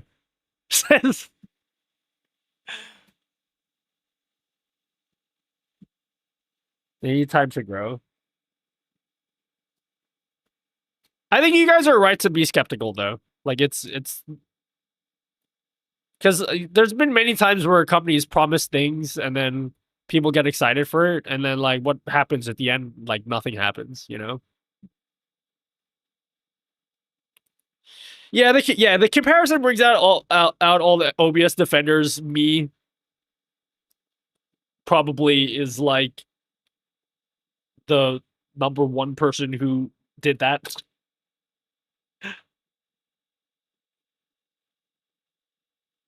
I like that he didn't stick to only CEO speak and was so open, even showing you on screen the process they go through to troubleshoot. Yeah, that was good.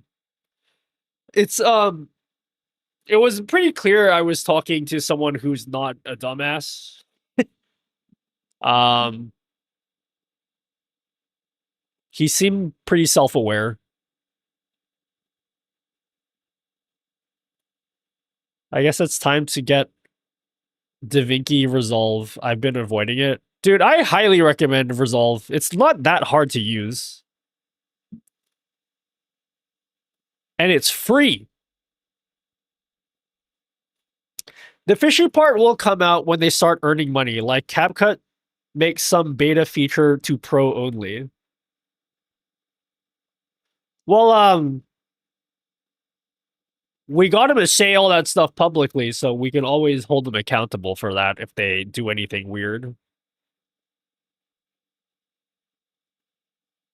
Gotta give him credit. He was pretty brave enough to, like, come on and just be like...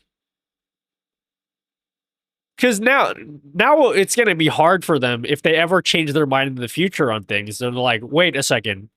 We actually changed our mind. We are going to start charging money for X things. Like, they can't change their mind anymore. So I give him credit for that. And for doing it on a live platform that they can't, like, edit out later or just retract. Like,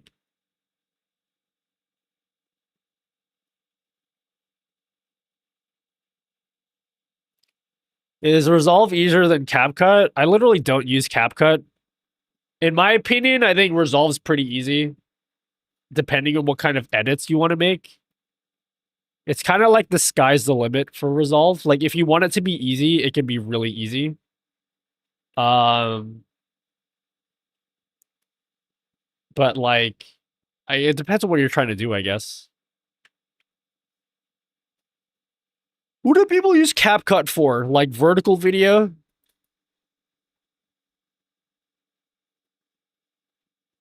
Like, you can literally cut together a whole video in just this one tab here. This is the cut tab. You can edit your whole video in the cut tab if you want.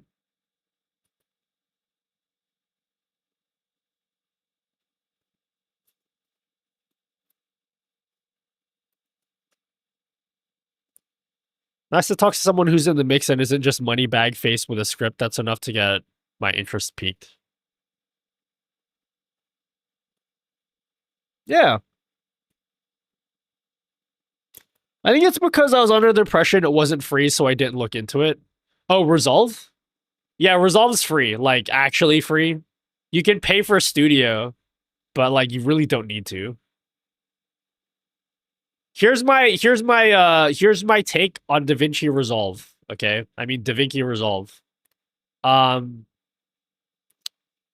If you are wondering if you need to pay for Studio, you don't need to pay for Studio. Like, the only reason you should pay for Studio is if you have a reason to. Like, if you'll know when you need to pay for it. If you don't actually know if you need to pay for it, you probably don't need to pay for it. You can just use it for free forever.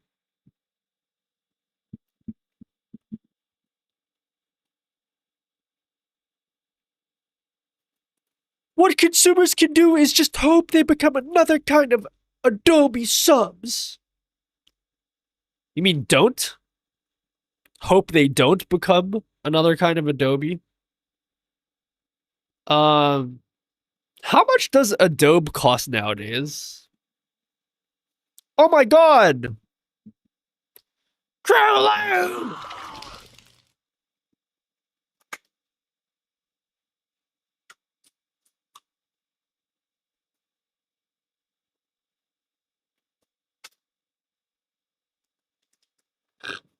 Trolling! Thank you for subbing for 26 months. Thank you very much. Should totally check the new features with AI from Studio 20 Beta. I always look at Mr. Alex Tech videos. You might like what's new and can help you edit your interview video. Yeah, I've seen some of the new features in the Studio Beta. Can I update to it now? DaVinci Resolve Beta. I pay $19 per month for a studio edition. I will be a student forever.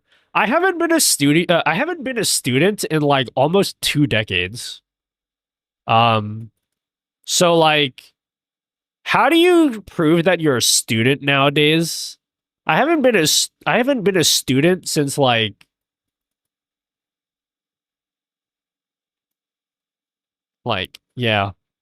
19 years ago.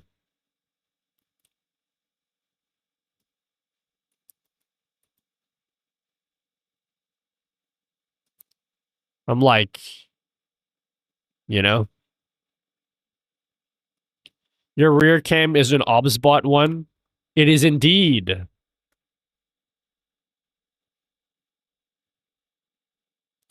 How do I get the beta?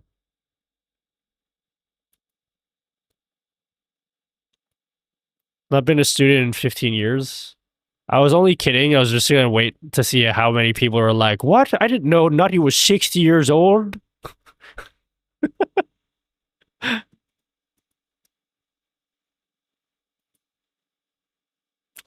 Somebody find me a link to the DaVinci beta. How do I download that? I've never downloaded the beta before.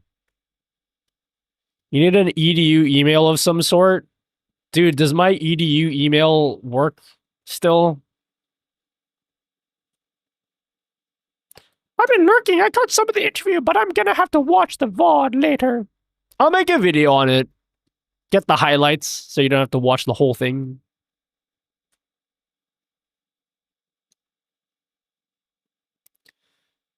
I've been in school for 3 decades. I am that old. Bro, that's like 2 decades older than I am.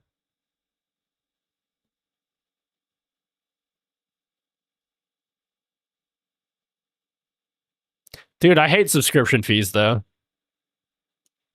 Subscription fees are lame-o.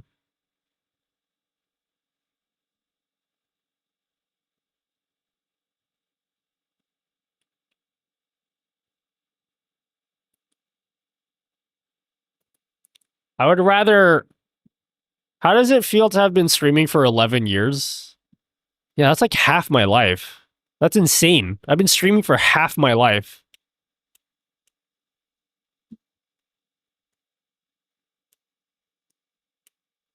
Is that a transparent screen?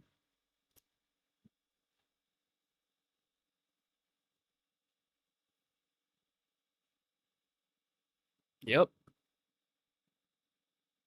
Jealous? No, not really, dude.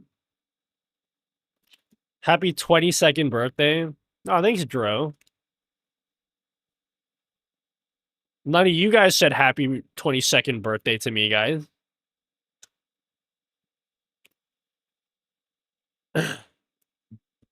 Same year, 13 years, and I'm 26. You've been streaming for 13 years? You streamed when you were 13? TOS? Can you touch it?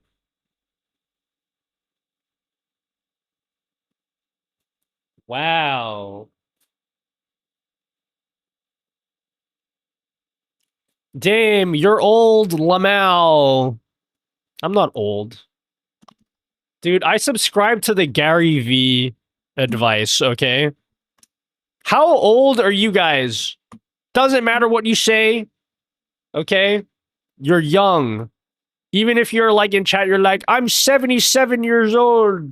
You're still young. You can do things. I believe in. Well, frankly, I don't know any of you on a personal level, but you guys are probably okay. I have it like, there's people that are like 23 years old, and they're like, I'm such a grandma. I can't even go to a rave anymore because I'm so old. I'm like, bro, chill, okay? You're fine. You're young, okay? Even if you're like right now, someone in chat's like, but I'm like 61 years old, dude. You're chill. You can do stuff. I believe in you. You can use a computer. You figured out how to get onto my Twitch stream, right? You're like, you can do stuff. You have so much time?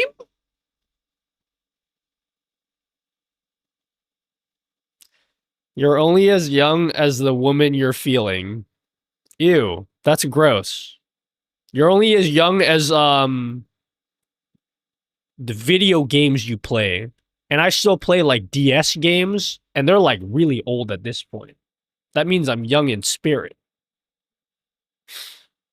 That was me at 25 at my last raid being like, yo, why is this place so loud?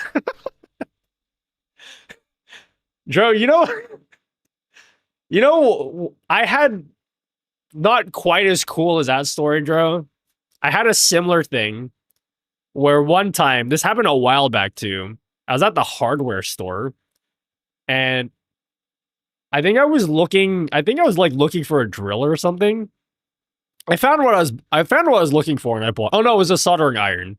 I was looking for a soldering iron, and I bought one. And then while I was there, I was like, oh, let me just check out like the other tools that are around here. Oh, hi, AAOA. Thanks for the raid. Hold on, I'll continue this story. It's a good story. It's not actually that good of a story. Thank you, AAOA _.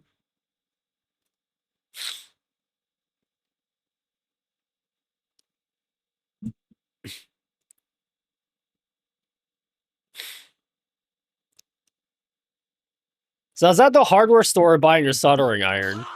I already found what I want. I bought it. And I was like, hey, let me just check out like some other tools around here. I was looking at drills and stuff. Oh, hey, there's the wood section. Let me go check out the wood.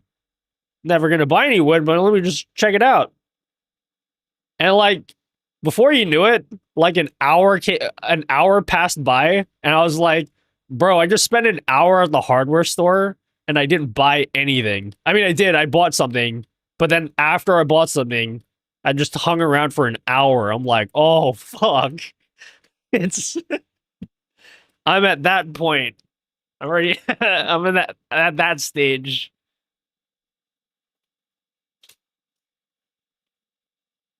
Because I remember when I was younger, my dad would hang around the hardware store. I'm like, bro, what the fuck's wrong with you? Go home already.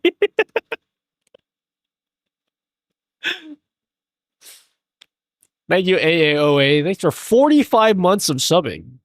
How's the meltdown? It was good. It was good. I'll make a video on my thoughts on it.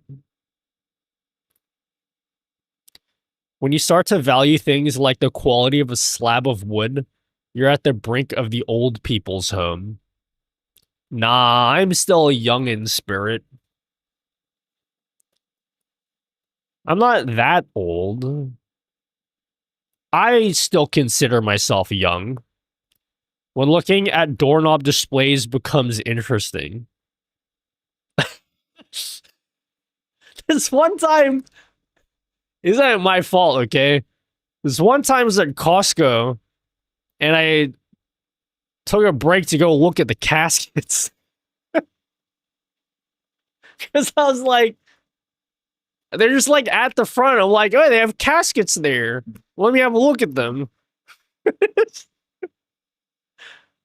I was looking at them more of them like, you know, they're just there, you know?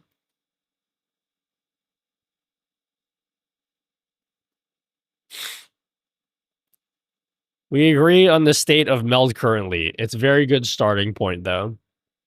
Yeah, I don't know if you were here. We yeah, their big vision is like the video editor thing. I think they had for everyone that is coming in and they're wondering what the Meld thing is all about. I feel like he answered my questions pretty sufficiently, in my opinion. But I don't know if I just like am a fool and I'm falling for CEO speak, and he's actually like tricking. He's actually tricking me. So I'm trying to think, like, did I just get swindled from like his soothing voice, his soothing CEO voice?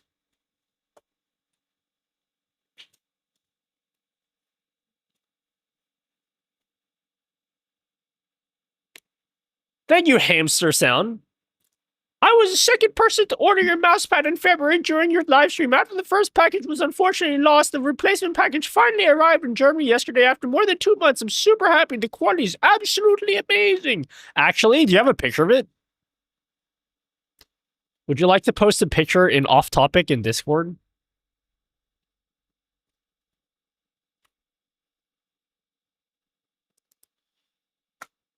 Look at the bathtub spout options and sink faucets for hours. I actually like looking at toilets. They're very interesting. That's what I like looking at, is the toilets, different shapes of the toilets, you know?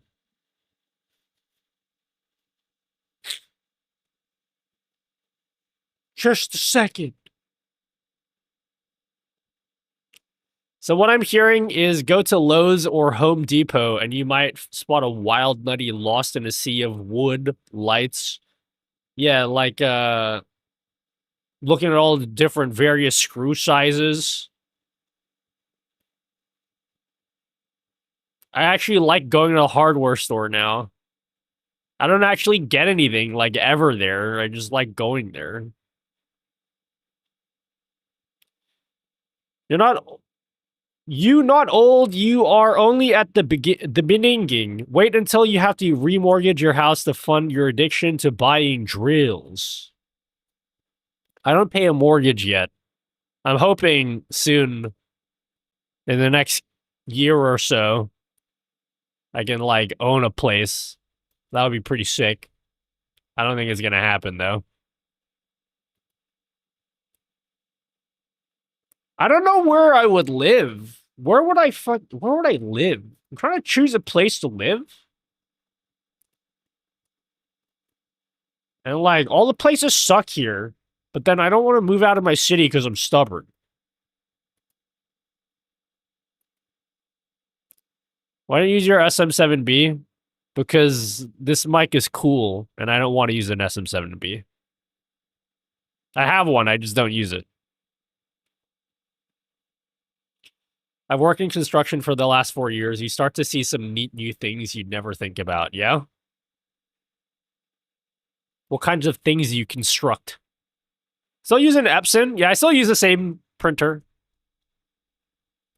Is Meld a game changer, or does it still need some time to catch up other streaming apps? It is not a game changer yet. They have some pretty promising ideas. But until we actually see those ideas come to fruition, it's just going to be a promising idea. But I can say, like, pretty confidently, the vision that they do have is actually one has real value. It's not like some bullshit thing. Like, if they can actually execute what they say they're going to do, like, it will actually be valuable to people. But until that actually happens, I can't tell you guys to switch to it until we see that happen. Does Elgato pay you to use it or something? I think technically I do have to use this mic, but, like, I can not use it if I want to. I actually just like this mic.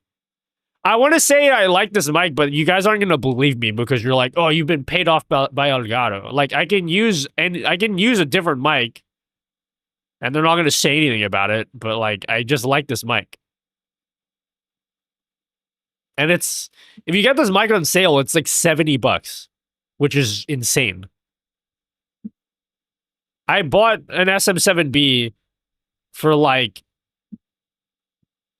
how many times does that go into $400? Like over 5 times.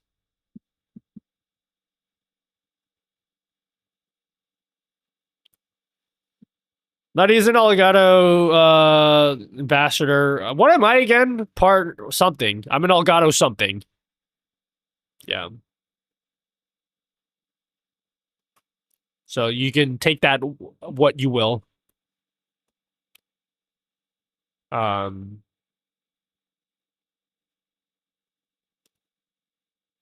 million house with 2 movie rooms. Yeah, dude, I don't know why I can't afford a house. Like, how hard can it be to afford a home with like jacuzzi and like a sauna and then like sorry, did I say house? I meant to say penthouse. Inside of the city with a view of like the harbor and shit. Like, how hard can that be? Why can't everyone afford that, you know? I've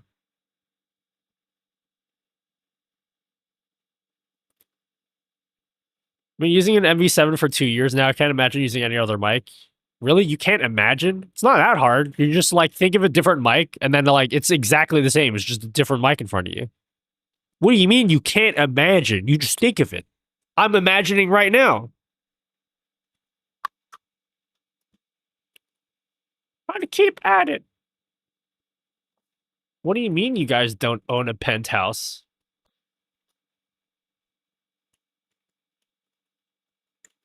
Hey sweetie, dinner is ready. Why don't you grab something to eat while ads are running? Posted a picture and off topic. Guys, my mouse pad merch or desk mat merch.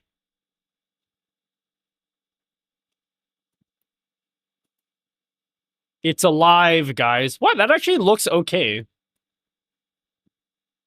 This picture looks dull, but then this picture looks good.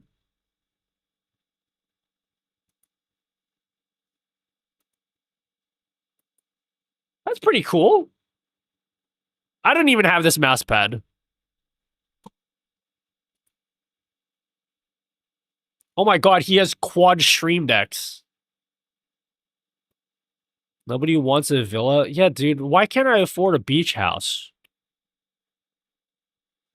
So anyway, guys, I bought a new keyboard the other day.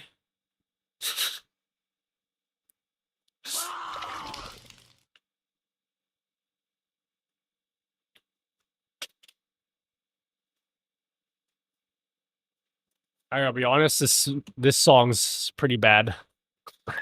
It's not bad. I don't want to listen to it right now, though. Hot air balloon!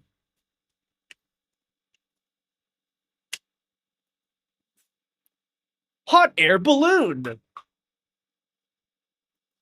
Okay. Thank you very much, ZM Lumos. Thank you so much. Mouse looks like a glorious Model O. That is a Model O. Or one of the O's. I watched your wedding photo booth video on YouTube. Such a great idea. Yeah, unfortunately, it's just never gonna be used again. I made that for one wedding. That was it. Maybe once I actually get canceled as a content creator, I can get into making photo booths thing. I don't know. I gotta think about what happens to me when I get inevitably canceled on YouTube, and then no one likes me anymore.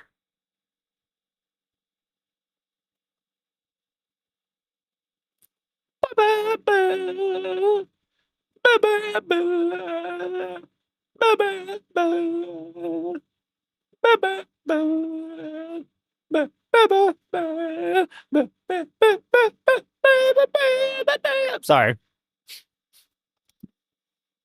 I'll multi-track video in Discord so I can mess with it and resolve. Too lazy to make my own. Sure. I'll put it in off topic.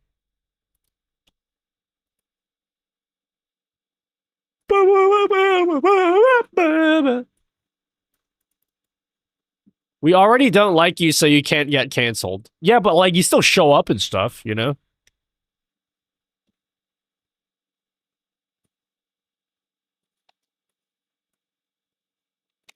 Should I change my title or am I milking it too much? Am I milking it too much with this title?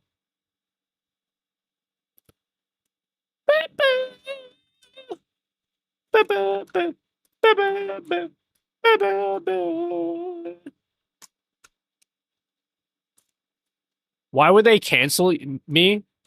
I don't know. I might like have like a controversial opinion about like what the best fruit is, you know what I mean? Like I might be like, "Oh yeah, I really like mangoes." And you guys are like, "What? Daddy likes mangoes?" Bro. I don't even know what Meld is. I clicked because it's a nutty stream.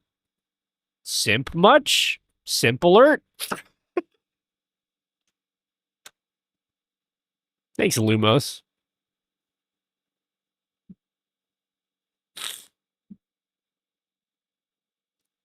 Oh yeah, guys, slight update to the widget. I made the font sizes bigger. Unfortunately, some of the alignment in the horizontal chat is way off. I need to fix that.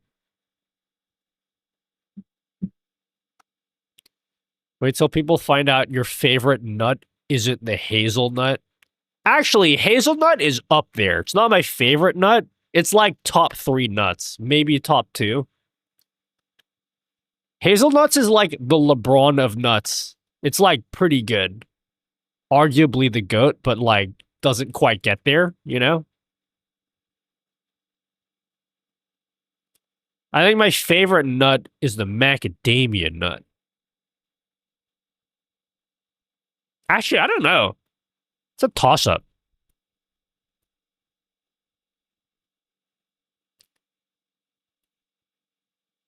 Hazelnuts are good. Don't ever... Someone in chat... I love pistachios. Shut the fuck up, okay? Not even the same stratosphere, okay?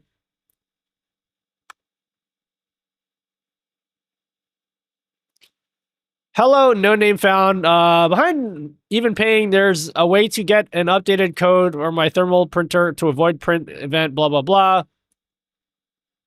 Yeah, you gotta ask DJT to update his code. I didn't make the code for the thermal printer. What? Nutty likes the macadamia nut? What? Nutella is made out of hazelnuts, not macadamia nuts. I don't have the wedding photo booth uploaded anywhere, unfortunately. I might upload it somewhere eventually.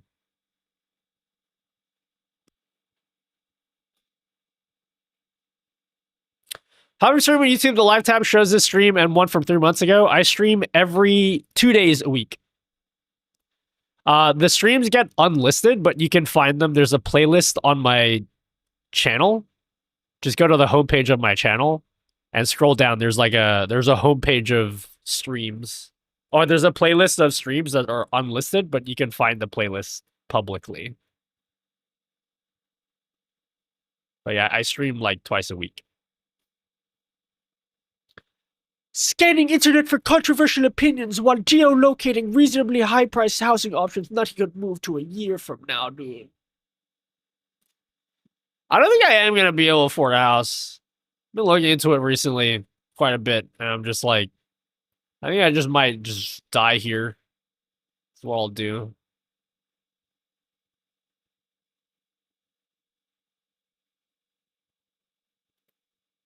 We can stream 2K now? Yeah, I've been able to stream 2K for like a decade. TO is unfindable. The code works, but the printer doesn't stop printing after the event. Yeah, Yeah, I don't know. I maybe it depends on the printer you use. I'm not sure.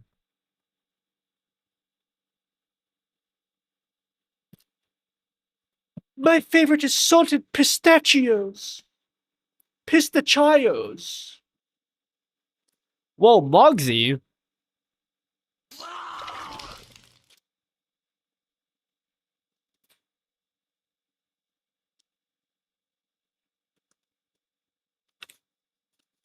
Thank you, Mogsy. Thank you for the tier 2 sub. Thank you, guys. Every single sub that you guys give me is not enough. I'm just kidding. Here we go. What's the take on Meld? It's even shitter than I thought when I started. No, it was good. Yeah, it was good. It was a very good. I've never interviewed anyone in my life before, so that was fun.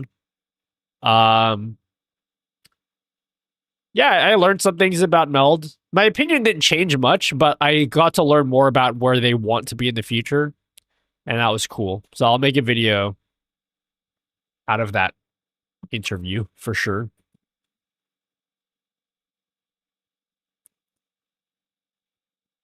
Hello, John L. Hennigan. Hello. Stream with music is a different vibe over here for sure. Oh yeah, you like the music?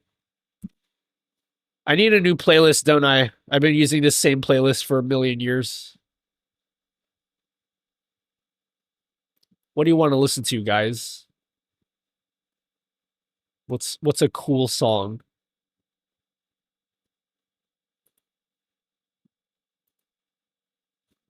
They made it hard multi-stream Twitch and YouTube 44 because no video is saying multi-stream 44 all videos stream 1080p. Yeah. Watch my video and then instead of 1080p, select 1440p. That's literally it. I don't need to make a whole video on that. You just choose a different resolution.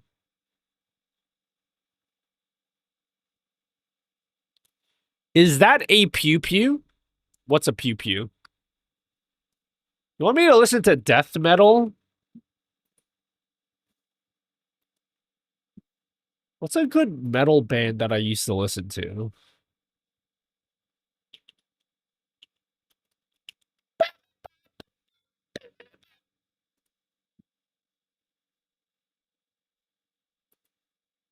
We'll just throw a random one in there, okay?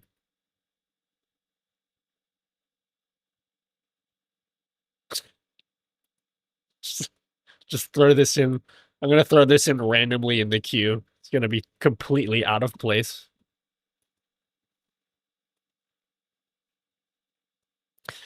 Which one of the chat today made me mad? Wasn't in line. I lost my mind. What do you mean it wasn't in line?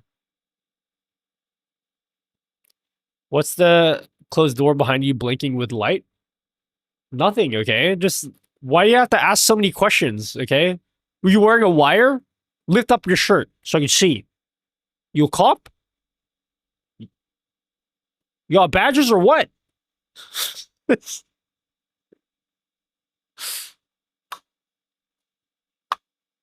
have a good song for you. I have a feeling you might know what it is. What is it?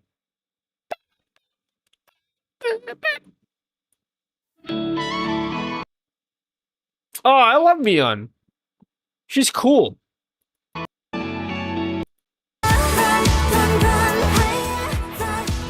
Yeah. She's dope.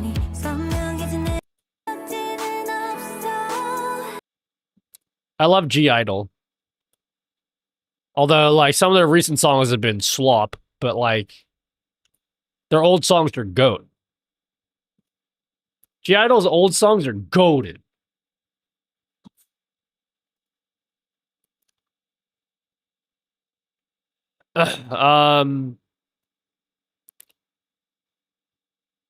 Mission abort. We've been caught. No, that thing is a camera. There it is. It's a camera. And it tracks me. Oh. It tracks me. So you can see my setup. Whoa, Nutty, is that a can of Pringles on your other desk? Fancy, dude. Yeah, I know, dude. I eat fancy. Okay.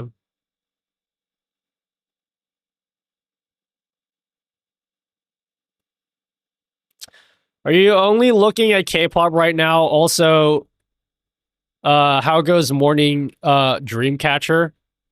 I'm still very sad about Dreamcatcher. Makes me very sad. I think I listened to like their entire discography in like 2 days the other day. Was very sad. I like internally did a tier list of every one of their songs. Do you like in G Idol? Soyeon is the GOAT. She's the GOAT. I like Minnie as well. Oh, dude, Minnie's album is so good. Her debut album.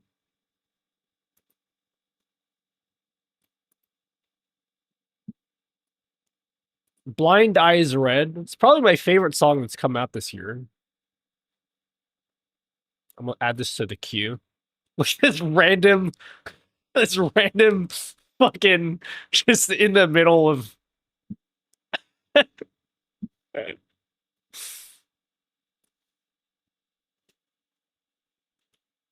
Well, my air conditioner exploded just now. Should probably turn that off.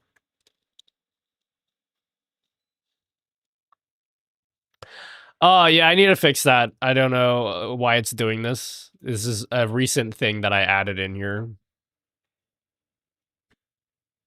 Yeah.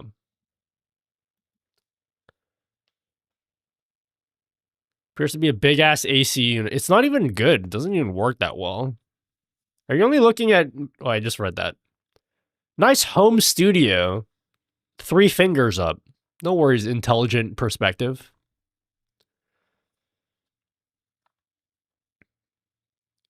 The copium is intense. I know.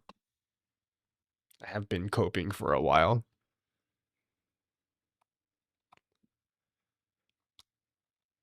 How do I see 7TV emotes on YouTube chat? Is that even a thing you can do? YouTube 7TV emotes? I don't even know if that's the thing you can do.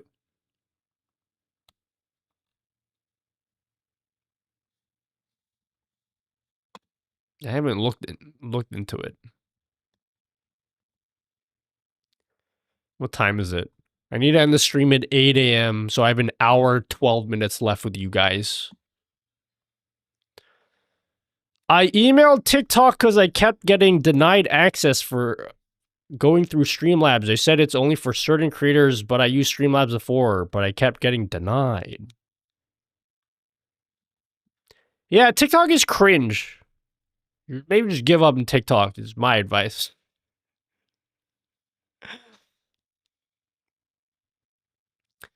Trying to think of what music I'd recommend to you that isn't K-pop and I have zero clue. I will like listen to basically anything, honestly.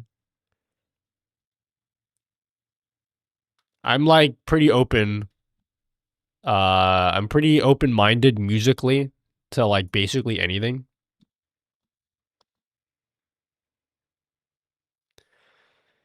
If you look at your strong chat, sir, even now it isn't in lean. I posted a pic and now, yeah, I know.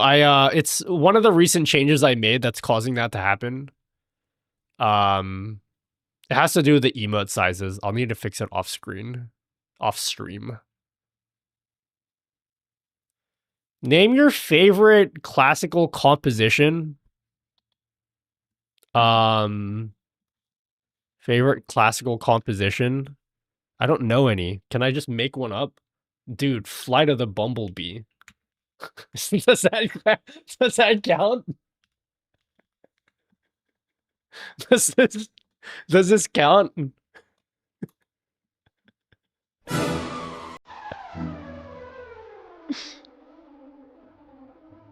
This is a classic. Who could hate this?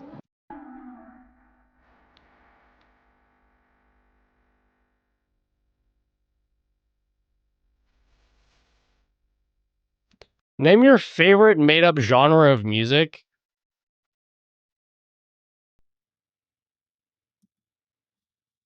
Electric country. Does that exist? Electronic country music.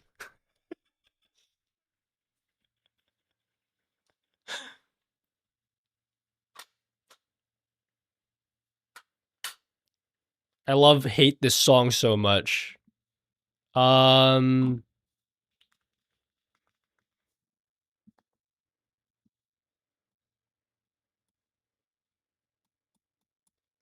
Does Canon and D count? That's like corny as fuck though.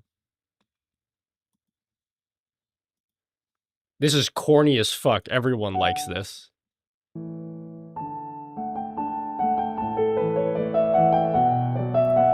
It's fucking wedding music, bro.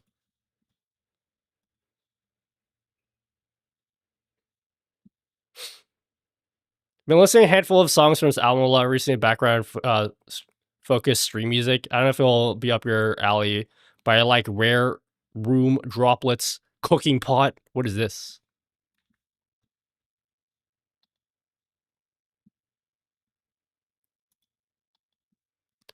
Oh yes, my type of music. Wait, what's your type of music?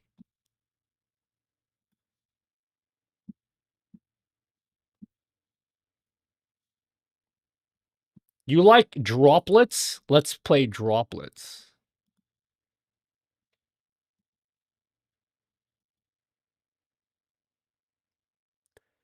Nah, you want to know the best study music? You want to know the best study music? Here, let me give you the best study music, okay?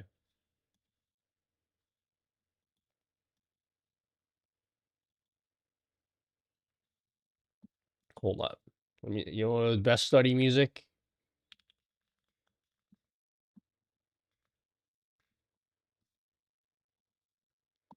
Pokemon Gen 4.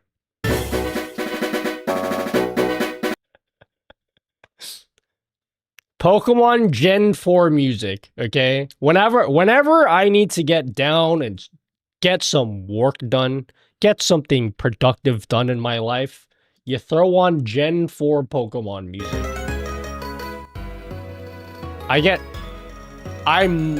This is not even a meme. I get so much shit done whenever I put Pokemon Gen 4 music on. It's insane. It just gets so much done.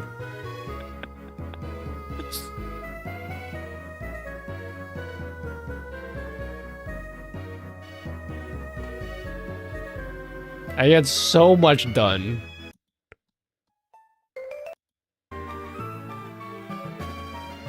Specifically Gen 4 and Gen 5. Yeah, I don't know. There's something about this it just hits right, you know? I gotta play these gens again. I need to play a Pokemon game. Which Pokemon game should I play next? I haven't played Gen 6 before. Should I play...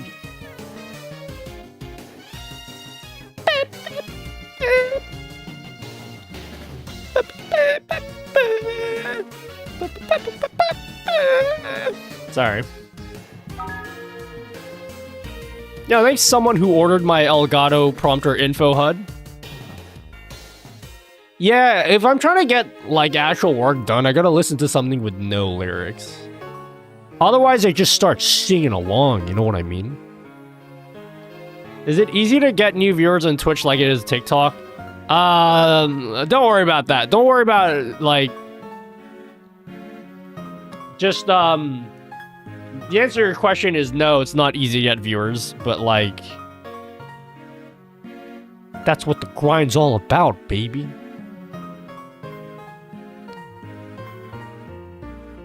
Some tracks get me, but not all of them. I think the Game Chop's discography is also solid for Focus, most songs. Some of them are a bit heavy, though.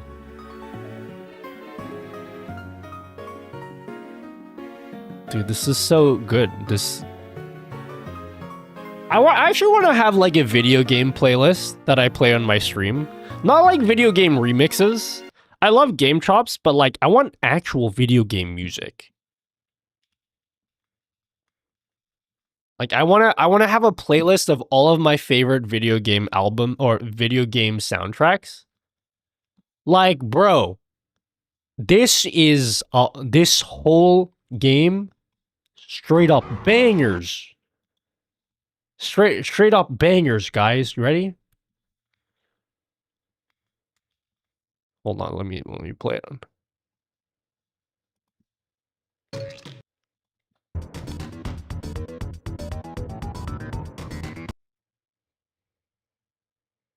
Hey, we'll put in a good one. I'll put in a good one.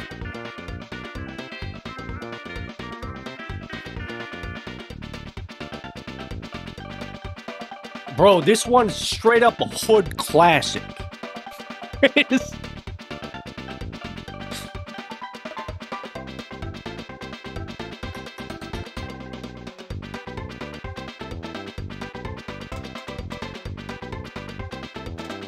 Makes me want to curl up and nap partially, though, for some reason.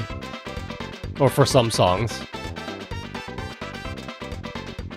Been grinding on TikTok every day for 6 months every day.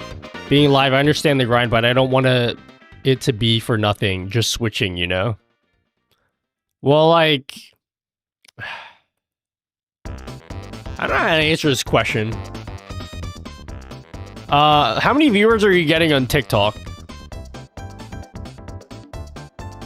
If you're just gonna stream on Twitch without any other external following, you're probably gonna hate yourself. It's gonna be very tough.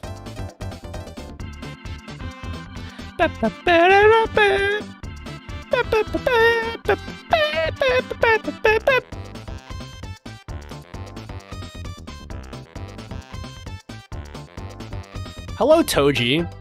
Nutty, I missed you. Bro, I'm literally right here. I'm always here, homie. There's literally no videos on 1440p. You set your I don't need to make a video. You just change your resolution. It's in your OBS settings. I promise you, if you Google it, you'll find the answer to that.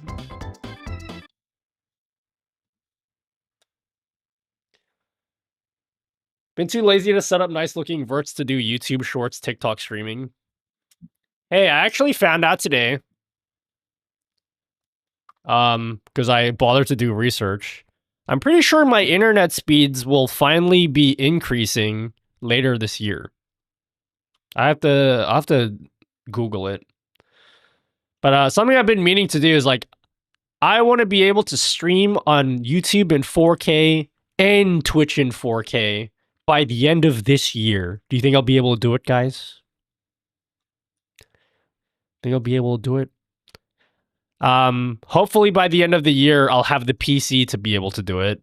And then at the same time, I think they'll be increasing my internet speed so that I'll be able to do it too.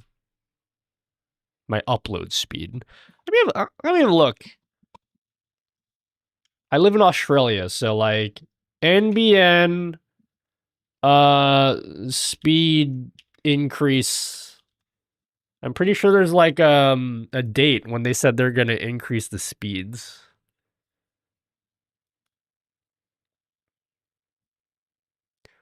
So basically in Australia, for those of you who don't know, internet is basically like nationalized by this company called NBN. And then they're like a wholesaler. So like all the ISPs in Australia basically they just buy packages from NBN. So like every ISP is basically the same. So like all the packages are like the same. So my upload speed should be doubling to 100 megabits per second by the end of the year.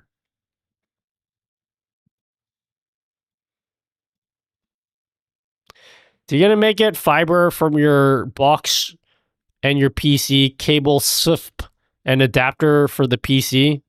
Do you going to make it fiber from your box? What do you mean?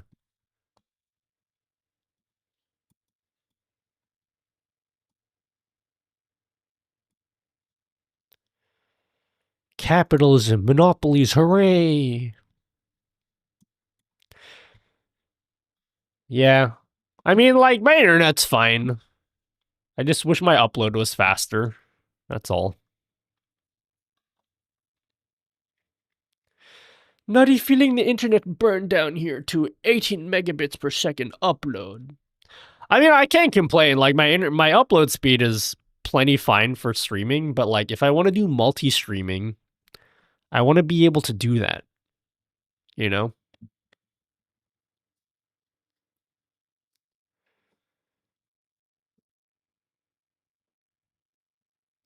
Wanted to express my thanks for your streaming vids. Aw, you're welcome, Elden King.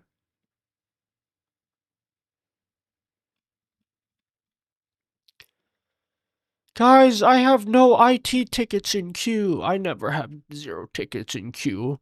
Since I started, I'm free. Are you working right now?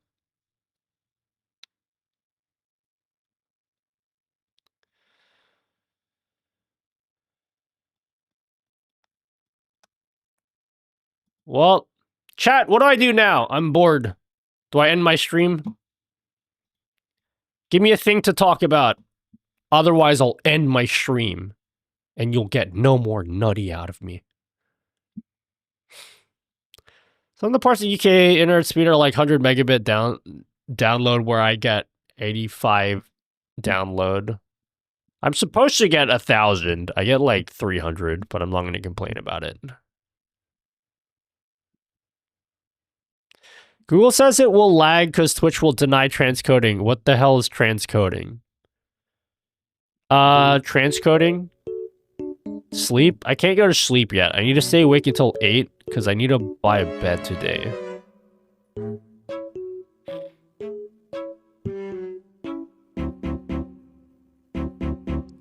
I'm waiting till the store opens so I can buy a bed. Let's talk about keyboards. No one wants to talk about keyboards. I do have another keyboard coming in, though. I didn't pay for it. The company was like, hey, we want to send you a keyboard. I'm like, hell yeah. Send me one. Okay, set up actions for the printer. Would love. I'm using the exact same thing that you're using, No Name Found.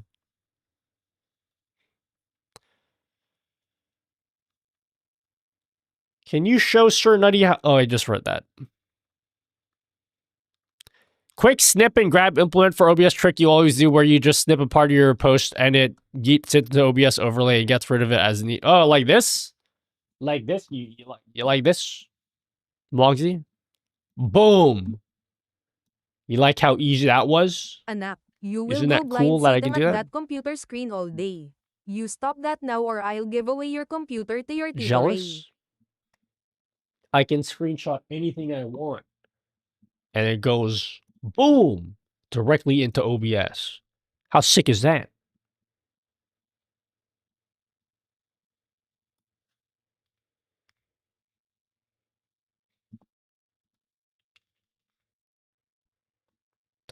That is a product on Nutty GG, the best place to get widgets made by me, because it's the only place to get widgets made by me, and nowhere else. Yeah, it's called Screenshot to OBS. It's in the members only section.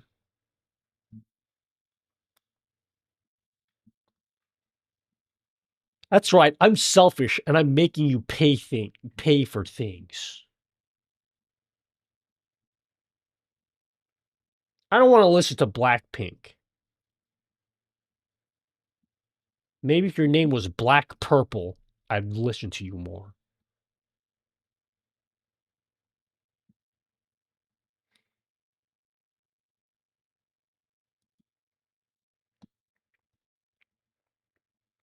I can sell you that widget for $2,000.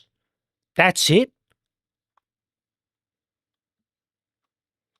Paying for someone's time who puts effort is fine. I don't know. I feel a bit weird, especially the whole Meld thing. Because, like, am I getting a little bit of a... What's it called? I don't even want to call it imposter syndrome. I have like next level imposter syndrome.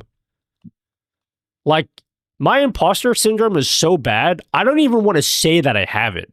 Because to admit that you have imposter syndrome is to admit that you are worthy enough of even having that syndrome in the first place. it's, it's like multi-level imposter syndrome.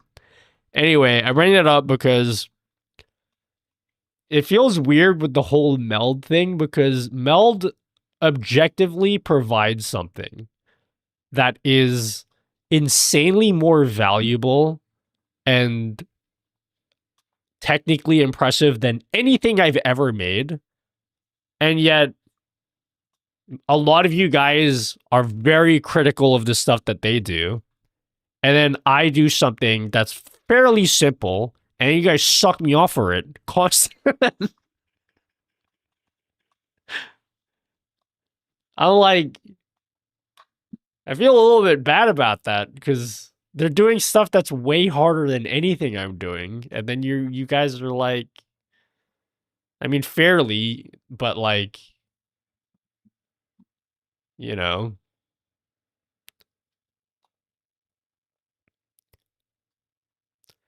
For the multi-track, I don't think works the way we would like it to. We would have to make multiple recordings and then we would tell DaVinci that it is multicam. The real answer, Audley M. Did you take the video that I sent in Discord? Is that what you're playing around with? I have an answer.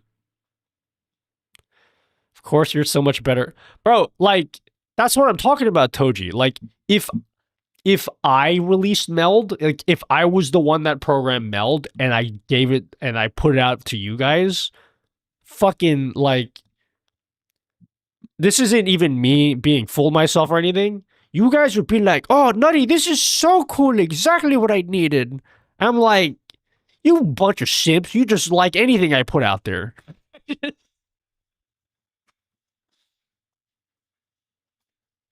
I think you guys should give them a chance. At the very worst, they could be a replacement for Streamlabs. At the very worst.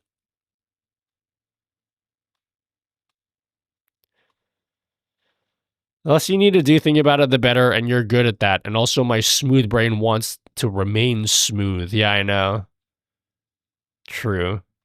Why even want a wrinkly brain anyway? Have you ever gone bowling before and you're like, I wish this bowling ball was more wrinkly? No, you want it to be smooth. Just like my brain. It's a pretty low bar. I'm pretty happy about that, actually. Like, I didn't get people to stop using that piece of shit, you know?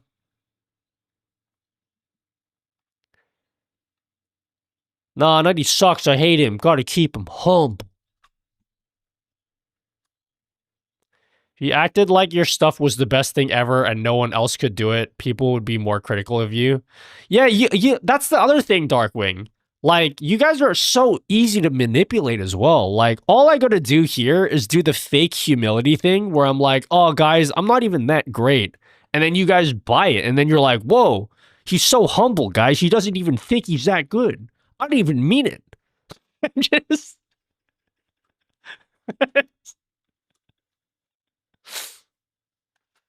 you know? So simple.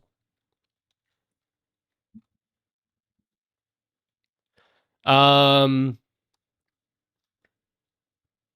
pile of gravy could replace Streamlabs.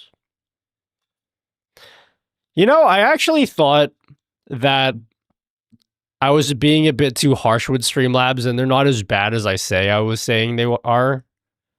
I think maybe a couple months ago, I had like a consultation thing with someone. Someone was asking for my help. And so I was in a Discord call with this guy, and he was getting help with his stream. And he was using Streamlabs. I'm like, all right, that's cool. We can work with Streamlabs. I'll figure it out. And I was trying to help him with his stream setup, and I was like, good fucking God. It's pretty... I think it was exactly as bad as I said it was.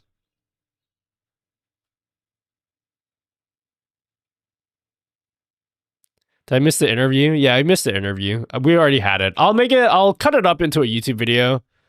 There's like a bunch of fluff in there that you probably don't need to hear about, but yeah, I'll edit it into a video and then I'll put it up probably next month.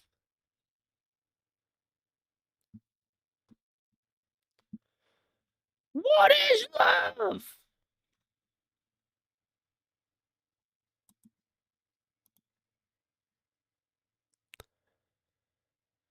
Does it tie to Stream Elements reward systems? No. It does not. Not by default anyway.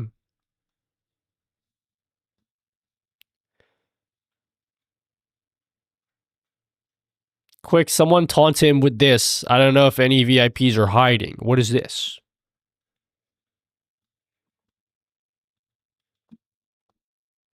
What is this link?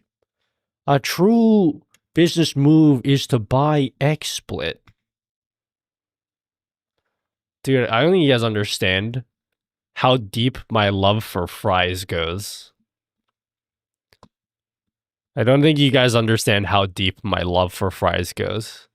Could you guys eat fries every single day of your life? And when I say every single day, I mean like every day without skipping a day ever, without getting sick of it. Oh my god! Content Delta raid! Hello, Content Delta. Am I saying your name right? Is it the content? Is that like the name of a person? I am the Content Delta.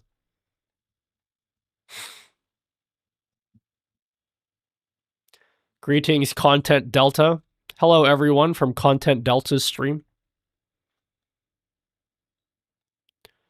I eat sweet potato fries daily. Nah, dude, sweet potato fries are like a fraud.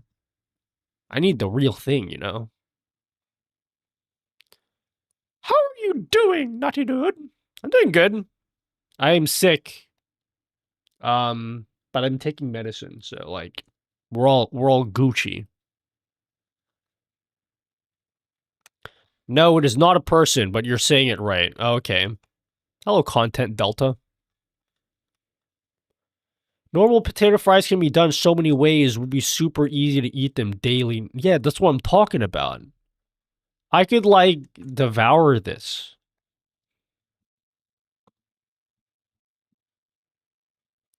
How's the interview? Interview was good. It was good. I got to be careful making a new video, though, because I don't want people accusing me of glazing them too hard, you know? There's exciting things happening. That's all I can say right now. I get a pound of sweet potatoes at Korean barbecue and just throw it on the grill immediately. Yo, I saw this thing. My ad targeting was recommending me a portable Korean barbecue table. I'm like, hell yeah, I need one of those. It's like a fold-out table that is like, it's got like the burner thing on it.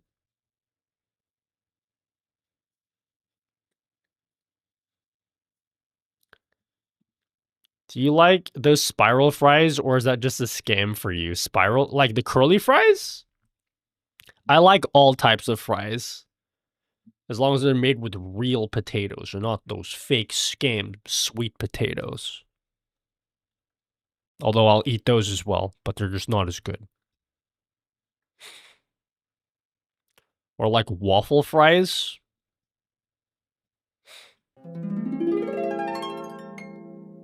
Nutty. Dude, if you could customize your dream fry platter, whatever style of fry, cut seasoning you want, whatever side dressings, whatever toppings loaded up, what would you do? I'm a simple man, okay? I don't need any fancy toppings on my fries. I just need it to be well cooked. And if you can top it off with some chicken salt, I'm all Gucci with it. You guys in America don't know what chicken salt is, do you? chicken salt is like yellow gold.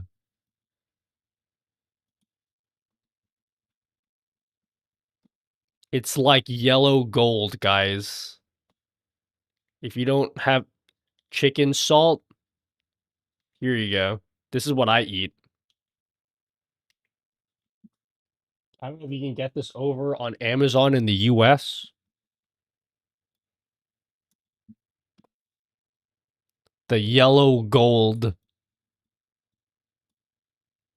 It's yellow gold right there. It's like crack, I swear to God. It's actually insane. It's straight up crack.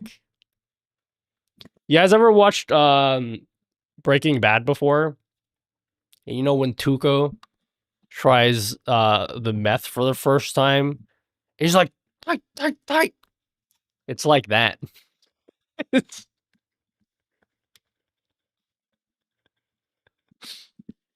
That's like my reaction whenever I eat it.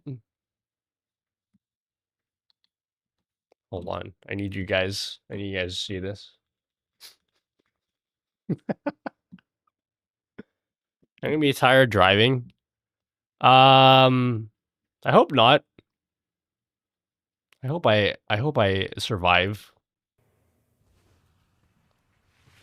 So you're not saying that they're stupid. So I don't understand. Are you saying that I'm the bomb?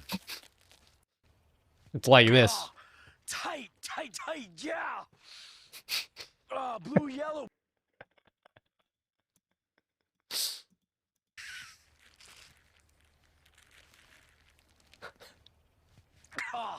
Tight, tight, tight, yeah. It's like that.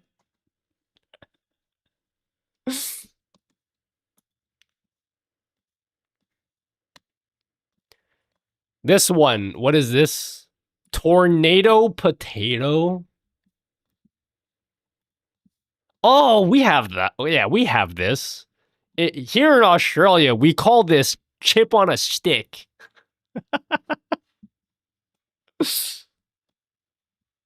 We call this chip on a stick. They have these at like, yeah, they have these everywhere. Chip on a stick. It's like they have little food truck things called chips on a stick. It looks like this.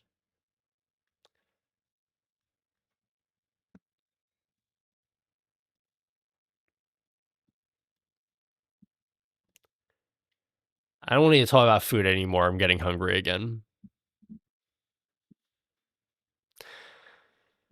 I G2G walk off my sweet potato fries. See ya, Elden King. Thank you for hanging out. We have him in New Zealand. New Zealand? What happened to Old Zealand?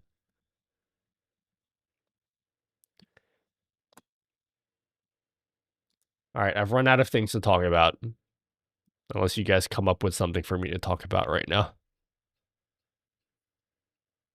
You consider potato chips a type of fries? I live in Australia, and we call fries chips. And we also call chips also chips. So whenever you say, oh man, I could go for some chips right now, you always have to specify, oh, we call fries hot chips. Okay, they're called hot chips. That's how we differentiate between like potato chips and fries. Since we both call them chips, it's like they're hot chips. I think that's an Australian thing though. Because I think British people call potato chips, they call them crisps. The fuck is that? Yeah, pass me a bag of crisps. I hate that word because it's hard to say, okay?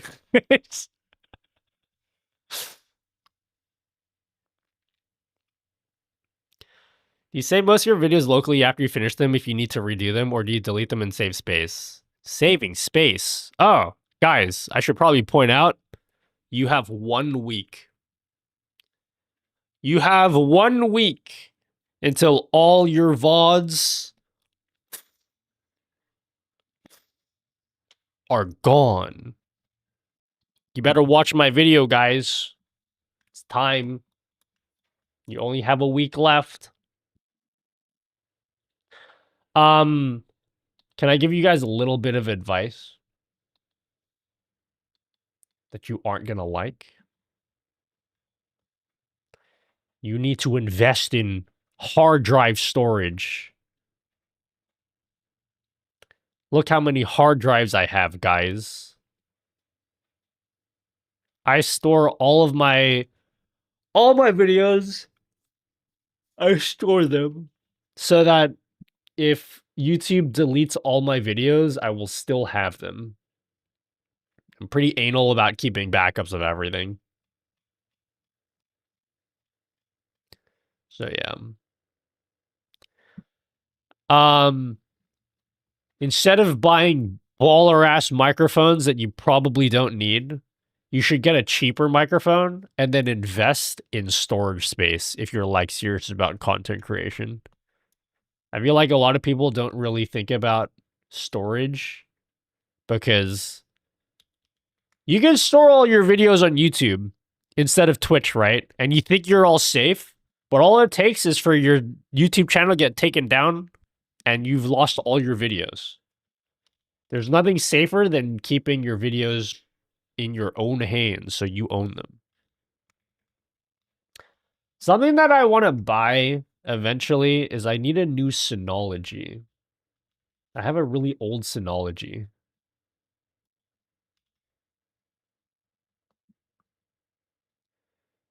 These are expensive, but I think they're totally worth it. This is like one of the best purchases I ever made in my, out of all the techie stuff I own, was getting a Synology. This is not what I have. This is like the newer one. But getting something like this. I had 20 terabytes of NAS storage with 10 gigabyte fiber link between my desktop and my NAS. Okay, I don't have 10 gig NIC. That'd be sick if I did, though.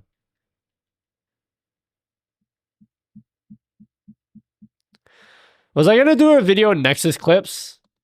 Oh man, I gotta set up a meeting with them. Dude, they've been trying to set up a meeting with me for fucking literally months.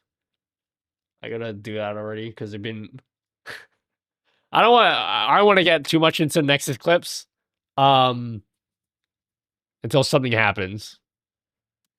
I need to try it out first, but they've been trying to contact me for a while.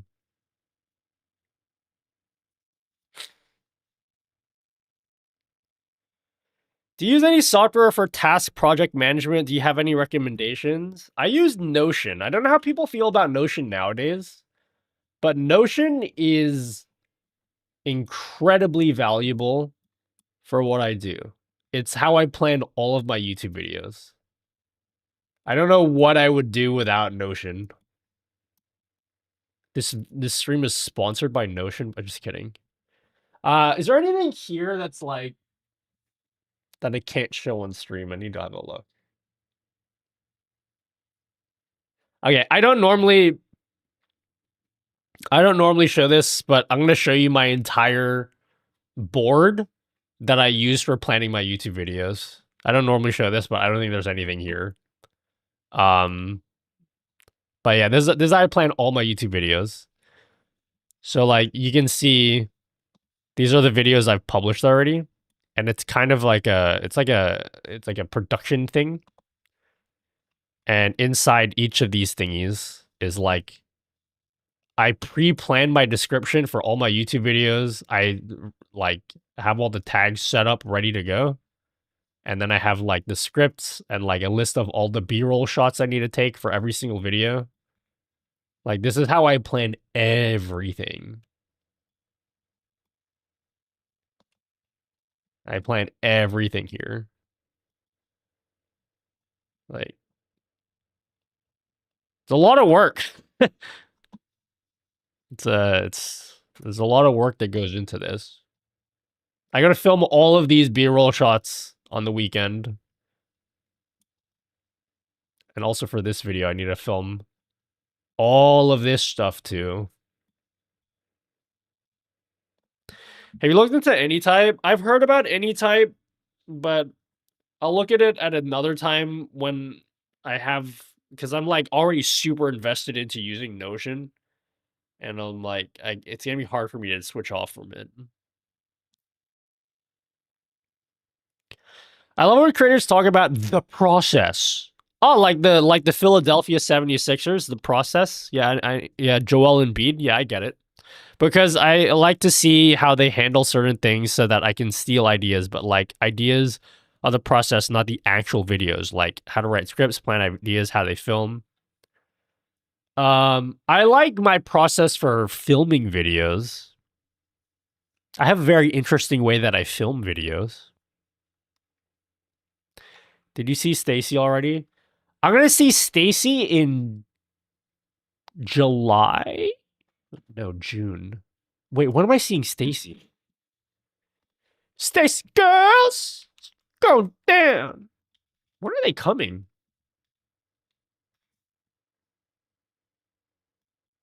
When is it going down? July 3rd. Then I'm gonna see NMix as well.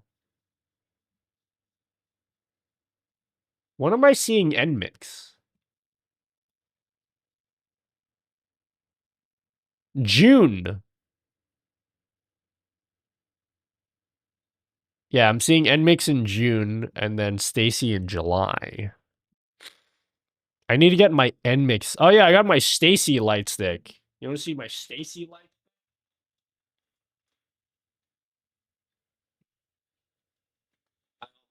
Stacy light stick.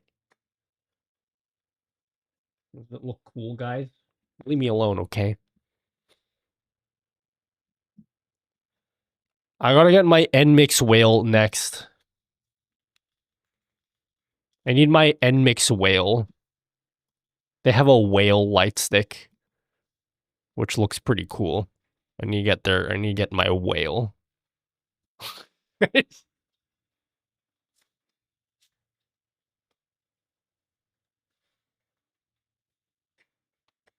Yeah, the center spins.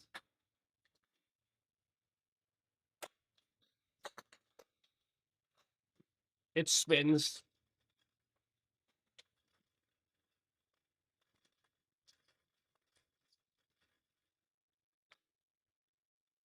Thoughts about Meld Studio as a whole? Okay, there's two ways to look at it. At present, it's cool-ish, but it just does like it's just missing features. In the future, it could be very promising, but that's all I can say right now is it is promising. Like the ideas and things that they've said that are coming are very promising, and that's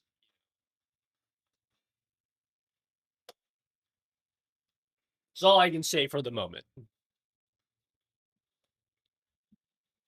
Can I interest you in the Church of the Sacred Whale? What's that? I love the croissant one. Oh, sorry, I meant the croissant.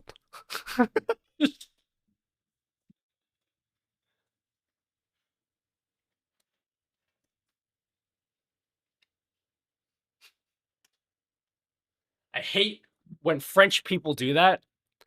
They're like, oh yeah, I'd like to have one croissant. You mean croissant? Just, yes, you know what I was talking about? Shut up.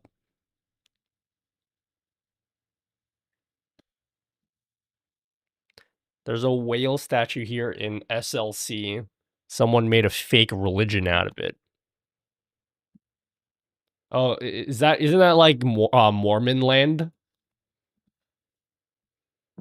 You using Meld for this particular stream? I am not using Meld for this particular stream. I can already tell you the conclusion about Meld is like, I'm definitely not switching to it. But that doesn't mean it's bad or not compelling. I'll make a whole video. I'll make another video talking about Meld. We'll make one more video. And then that's it. And then I'll stop milking it after that.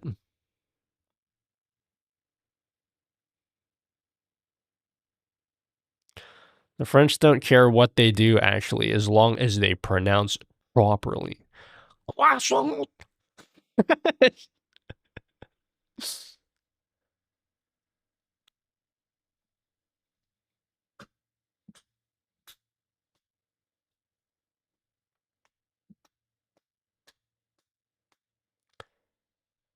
I got some things I need to fix with regards to my widgets, guys.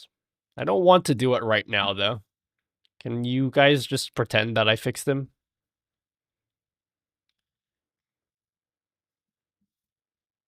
My body aches.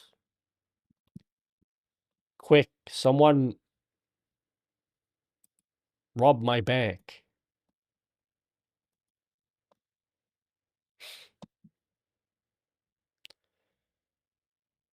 I have a question about overlays now that you mention it. Make like Pat Benatar and hit me with your best shot. Go for it.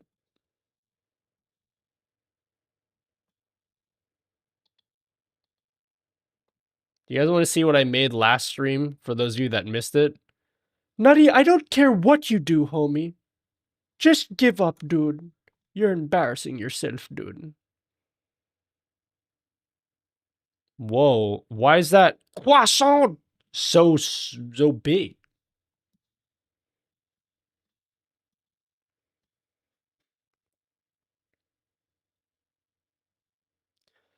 Seen any OBS issues freezing as soon as you launch it due to last Windows update? Not for me, not in particular.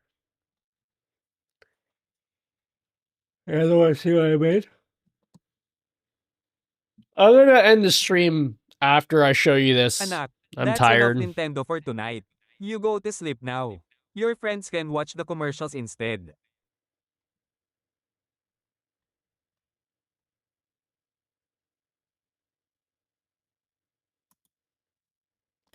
So how to backup OBS still up to date? Yeah, it's up to date. I can make a newer video, but it'll be basically the same info.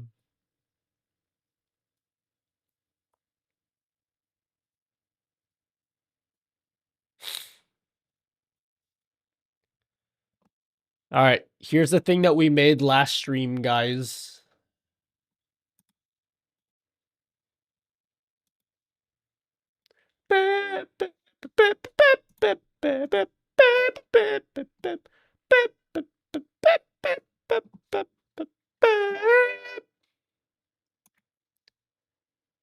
Let's do it.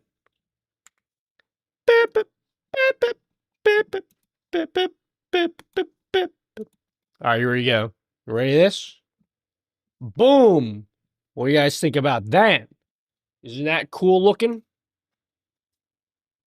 This is an upcoming product on the Nutty store. On Nutty GG.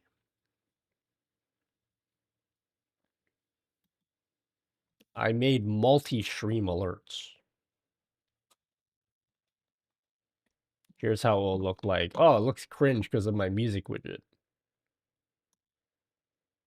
Let's put it above the music widget.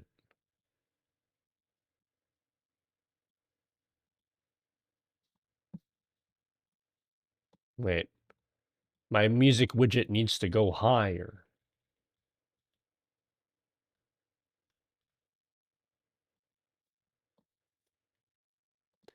Neat.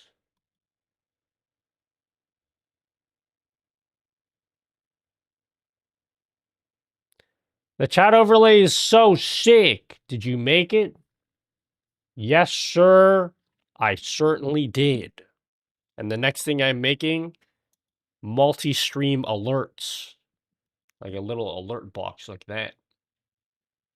Oh, wait. Yeah, there it is. Something like that. And it's going to support donations and Patreon.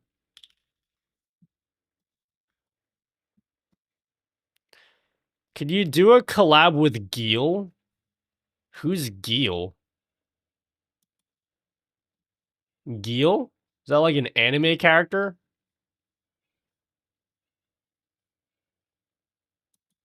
Who's your Gil?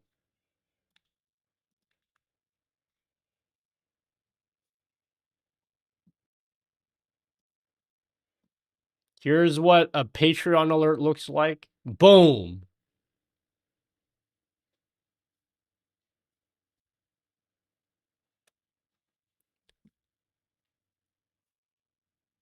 The one with the big camera? You mean this one? This? Yeah, I made this one. Oh, Guile level. I want me to collab with him. What kind of things do you want me to collab with?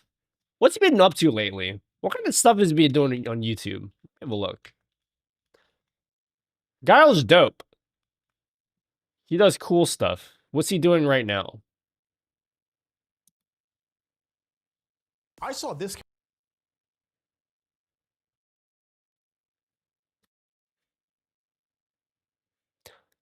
I don't know how he does his thumbnails all cool. He makes really cool thumbnails. I wish I could have the talent to make thumbnails that look like this. How do you do that? It looks cool.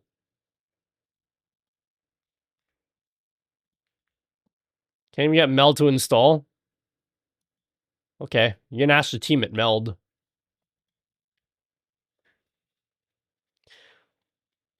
Hi, Shinga Blinga.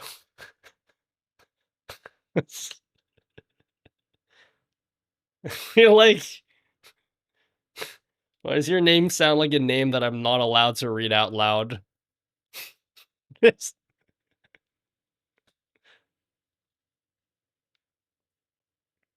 I'm new. Hi, Blinga.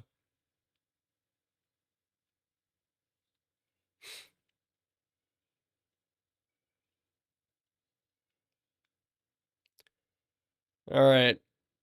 I think I'm, why? What do you mean, why? It just sounds like it. Sure, DaVinci Resolve could produce a thumbnail like that. Resolve? What's so funny? Nothing, okay. Fine. Just relax. Resolve couldn't produce a thumbnail like that. Didn't Resolve a video editor?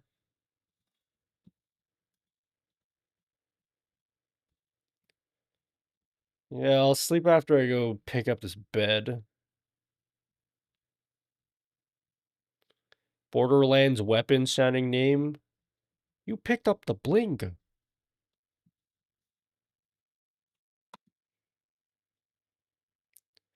Yeah, I don't know. I've run out of things to talk about. But I don't want to end the stream yet. So I don't know what to do anymore.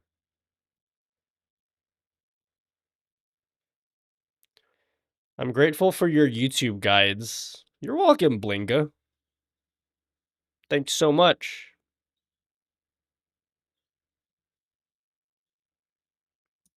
You're welcome, Blinga.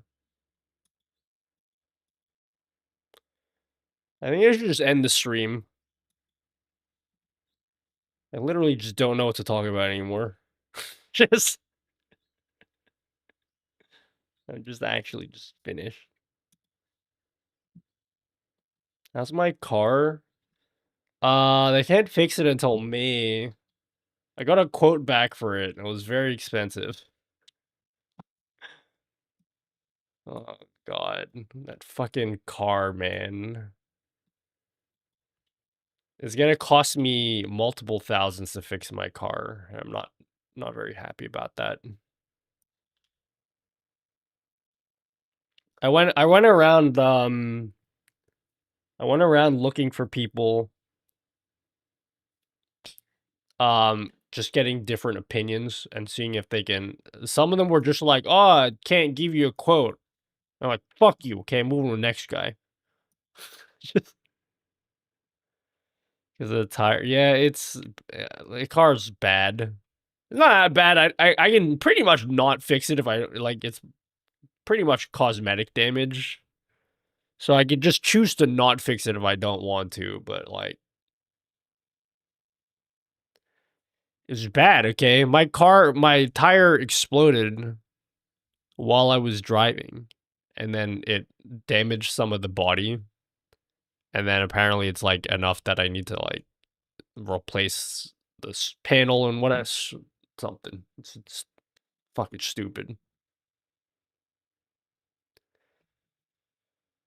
Cars are the worst. Mine just had a dashboard lit up like a Christmas tree, and then someone hit it and tore the whole front bumper off. So annoying.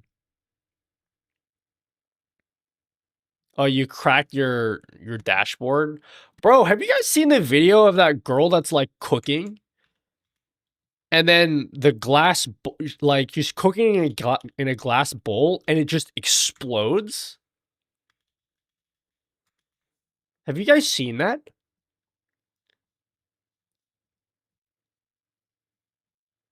What's her name?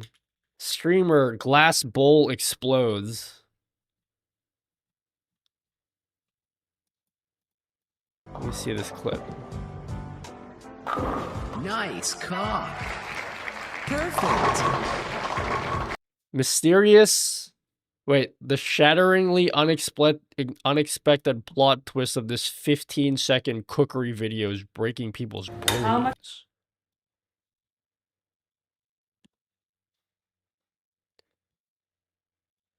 This girl's just cooking, right? This is a cooking stream. How much were those eggs? Oh, I can't remember. Maybe like $8? No.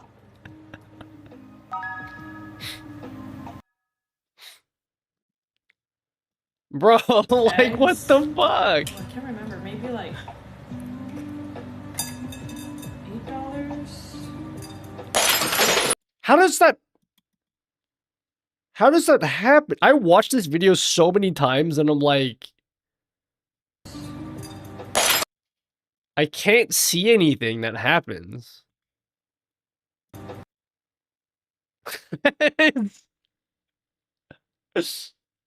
can't see anything. Like, what happened?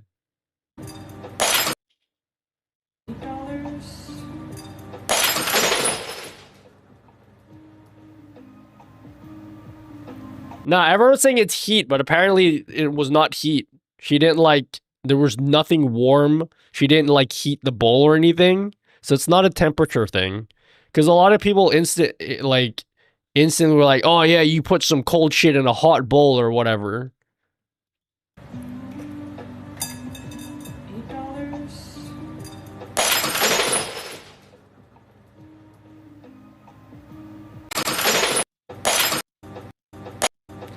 I gotta say, though, how awesome was it that she got it on stream?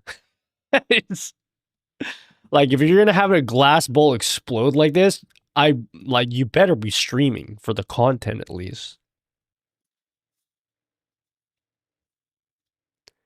I think she may have created a hairline break on the bowl when she cracked the eggs in it. No way it does that.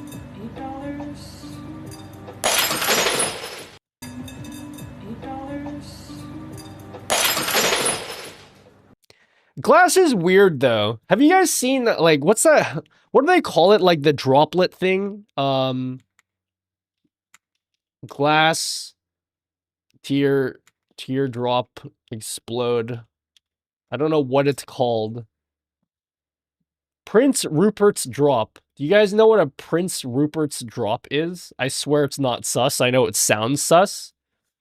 But like glass behaves in very weird, unexpected ways. So there's a thing called a Prince Rupert's drop. And it's basically a teardrop of glass, right? And this glass is like it's like indestructible. You can't fucking destroy this. Like you can get like a sledgehammer and smash this thing and it just doesn't break. But then like the tip of the end, if you like just touch the end, the pointy end, it like explodes everywhere.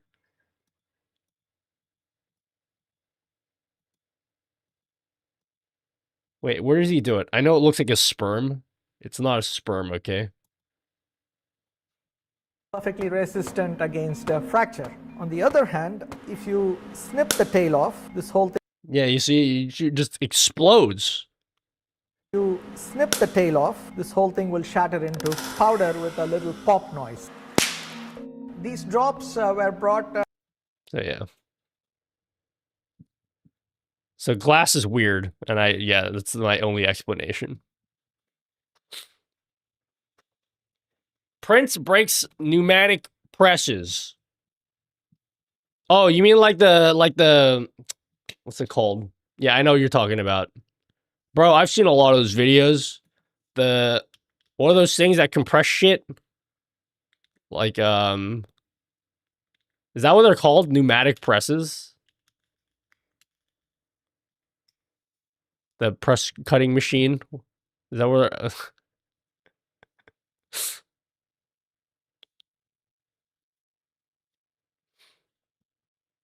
Is it okay to use 20 kilobits per second bit rate for streaming Twitch at 1440p? You mean 20,000? It doesn't accept that much bit rate. It can only go up to 8,000. I'm from New Zealand. No, I'm not. I'm from Australia. With enhanced broadcasting, well, I don't think you can set your bitrate with enhanced broadcasting. You just turn it on and it figures it out for you. Glass is a liquid. What? No way. It is or was a liquid. Smarter Every Day has some good slow-mo about shattering a Rupert's drop.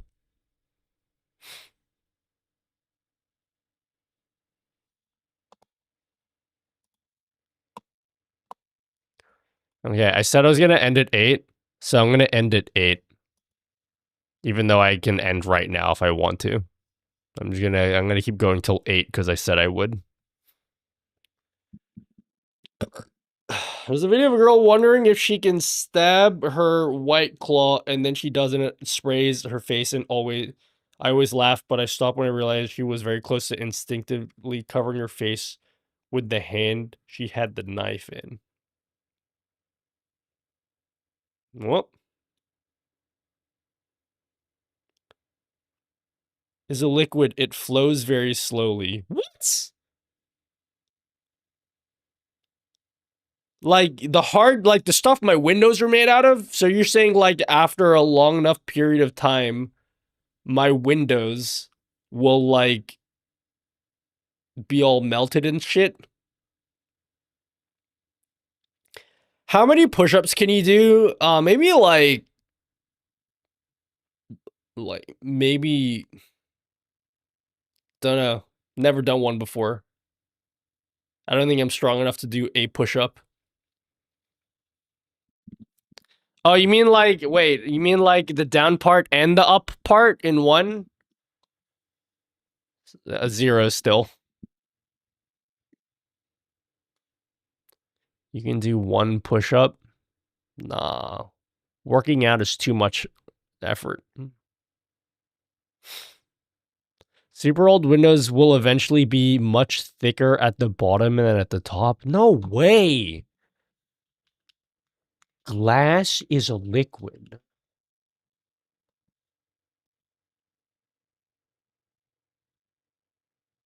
Do you have a pet? Yeah, you guys. You guys are all of my pets. Chant. If I got a dog, I'd name him Chat. No, I'm just kidding. If I had a dog, I'd name him one of two names. Either Reptar or Robo-Snail. If I had a dog, it would be either one of those names. I actually kind of want to name... I don't even want a dog, because I can't really own animals on account of lack of responsibility. But if I did own a dog, kind of like Robo-Snail. Is that a sick name? Because nobody wants to be like, oh, dude, this is my dog, Maxwell. Like, shut up, okay? What a boring name. Yeah, dude, this is my dog, Kevin. Like, don't be naming your kid, like, your dog human names. This is my dog, Robo Snail.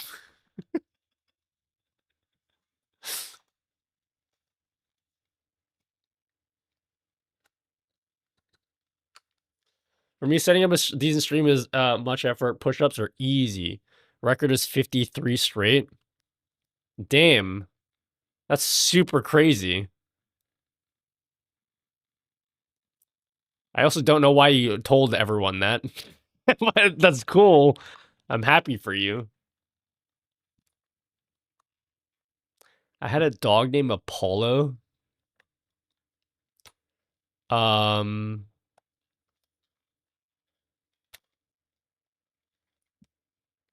I know someone who named their dog Aso, which means in Tagalog, it means dog. So they named their dog Dog.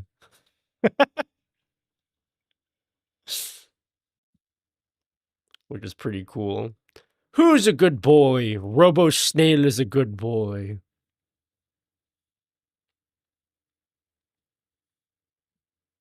I have a car named CAT and a rot named DOG. DOG? My dad had a dog named Dog, which is dog in English. Nah, I'd name it DAWG. It's my dog. No push-up, only eat. Onryo Sen makes really cool food emotes, guys. Right? Isn't that what you do? You make food emotes? Haha, sex. We have plenty food emotes in the stream. Hello, Hez Kezel. Beardy. Wait, you have a bearded dragon named Beardy? Nah, I still want Robo Snail. Bro, no one has a dog named Robo Snail. That would be sick, actually. Where's the Meld CEO? Yeah, I know. You guys are like coming to the stream like, oh man, really looking forward to hearing Nutty talk to the Meld CEO. Yeah, dude. So if I had a dog, his name would be called Robo Snail.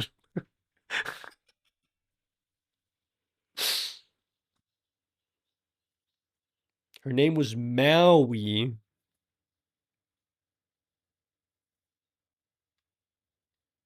Where's my Mong Inasal emote? Bro, that would be sick, actually.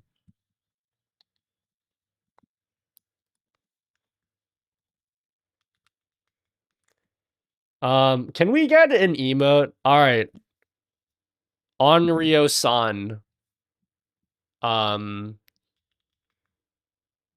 Do you still do food emotes? Are you looking for suggestions for food-related emotes? I don't know if you're still looking for suggestions for food-related emotes. Can we get a food emote for a halal snack pack?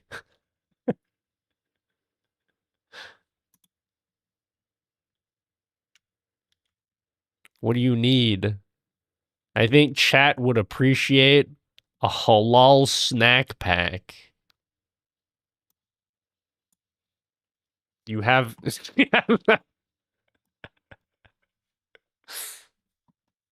one of our favorite foods, guys, the halal snack pack.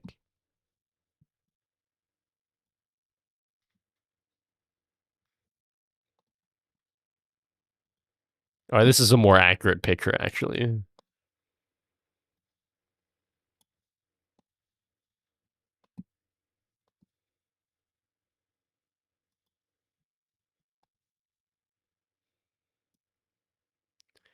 What can you do with channel points? You can literally do anything your mind can think of.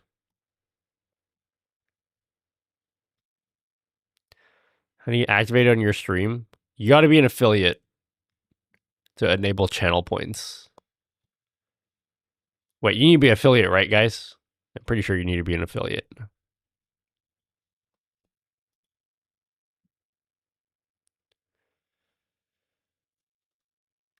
Picking up an Obsbot camera, but I'm not sure if I'd go Tiny 2 or Tiny 2 Lite. I heard you mention the autofocus on the Tiny 2 Lite is insanely fast and even faster than Tiny 2, but some others say opposite on YouTube. Also noticed Tiny 2 Lite seems to do it choppy during face tracking compared to Tiny 2. All of the experience compared to you. Bro, you should, instead of getting those, you should spend 6 times as much money with my affiliate link and get this one. Bro, how good is this camera? It's only 6 times more expensive. No, wait, I think it's 7 times more expensive. It's not that much more. Wait, how much is it? It might actually be 10 times more expensive. Just get this one. Boom. For the low price of 10 times more, you can get this one. Serious answer is, I don't know. It depends on how... What's the difference in price, Frosty? I gotta be honest with you, the Tiny 2 Lite looks like... I don't even know if I would say it looks better or worse. It probably looks... They look very similar. It's just cheaper. I honestly don't even know why the Tiny 2 Lite is cheaper. Because when I tested them out, they felt like the same camera.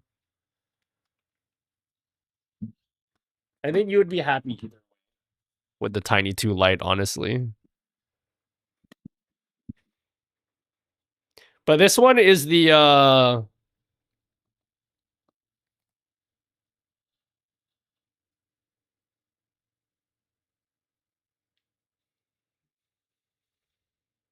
was that cool? This one's really expensive. Don't get this one unless you're loaded. Yeah, finish those Pringles over there. I already finished those Pringles. Bro, I have like a whole sink of dishes on my table there because I'm too lazy to go clean all of them. I'm too lazy to wash all my dishes, so I just leave them on my desk permanently.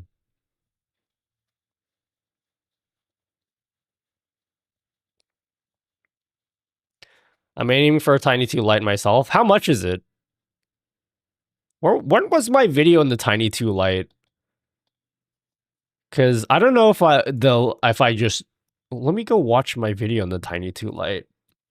Tiny 2 Lite's goated.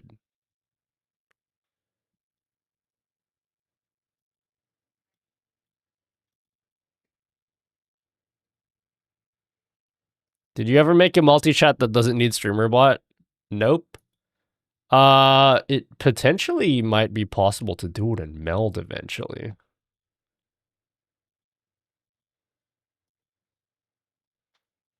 This is the Tiny 2 Lite.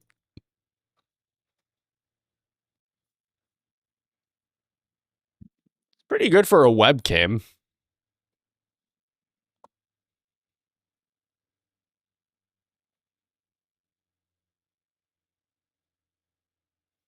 I think the face tracking was... I haven't used it in a while, but like...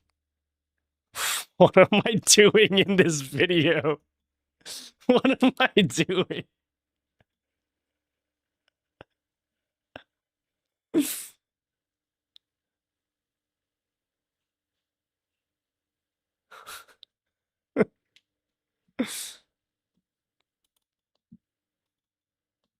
Alright, which one is which, guys? Which one is which, guys? Which of these cameras is which?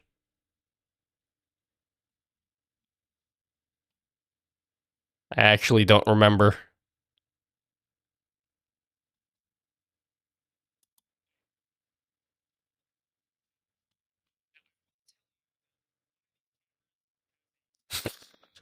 Why are you doing this?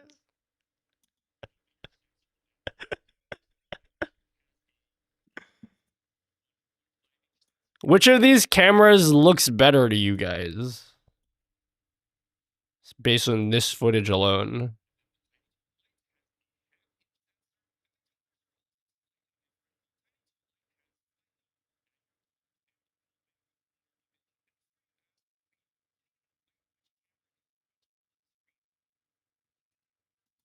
You guys can't even hear any of the audio, right? Can you? Oh, I don't know why you guys can't hear any of the audio. It's fine.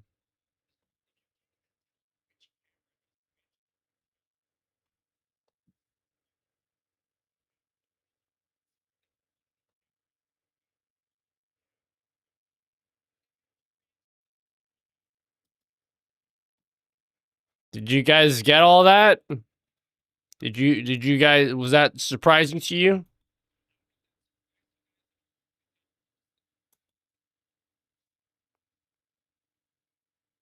Thanks. Thanks, Blinga. Yeah, I don't know why you guys can't hear the video. Solar flare! Thank you for blinding me. The emote is ready if it's okay to yeah, you can wait, you're done already? Haha, sex. You already done? That was fast. Wait, can you post it? All right, I'm gonna wrap up the stream because it's 8. I gotta go pick up this bed.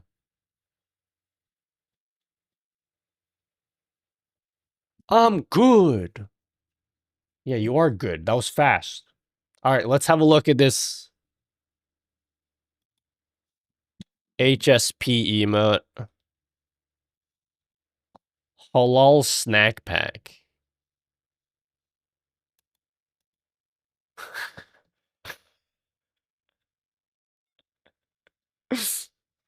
All right, I'll add it. I'll add it.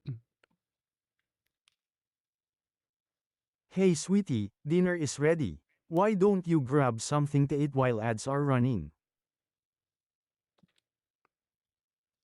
Use emote. All right, guys, you can use it. Type in halal snack pack. Well, what are personal emotes? What the hell is that? Is that a new thing in 7TV? Personal emotes?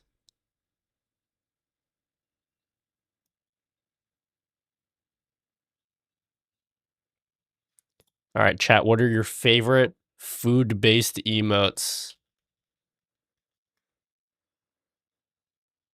Your favorite food-based emotes?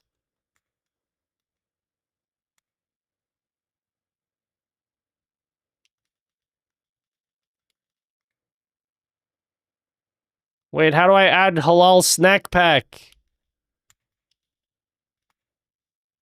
Did I not add it?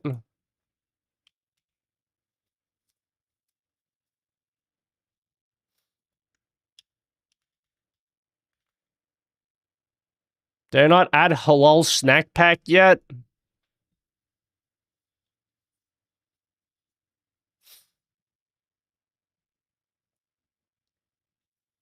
Thanks for the plug. You're welcome, Onryo-san.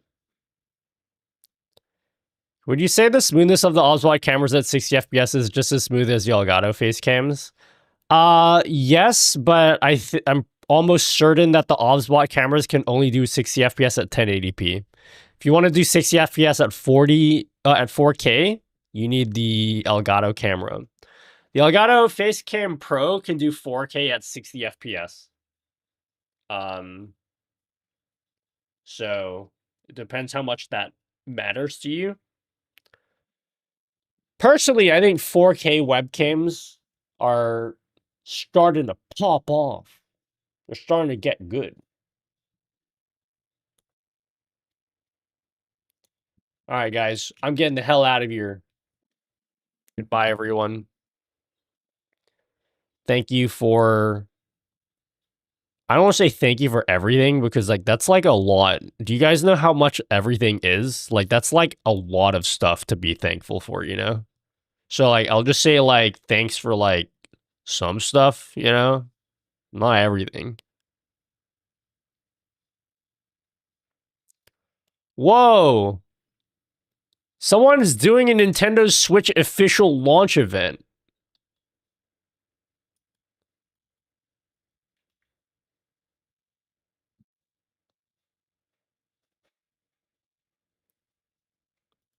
Bro.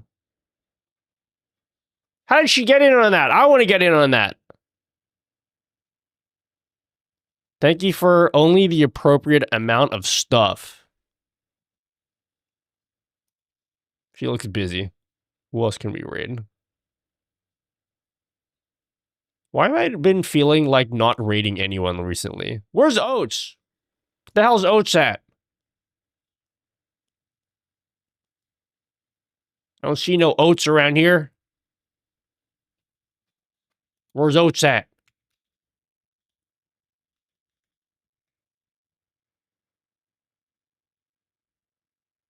Hello, Chili Nelson. What a cool name, Chili Nelson.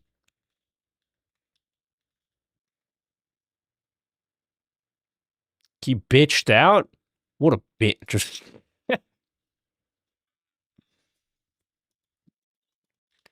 Well, you guys can go watch Trisha, I guess.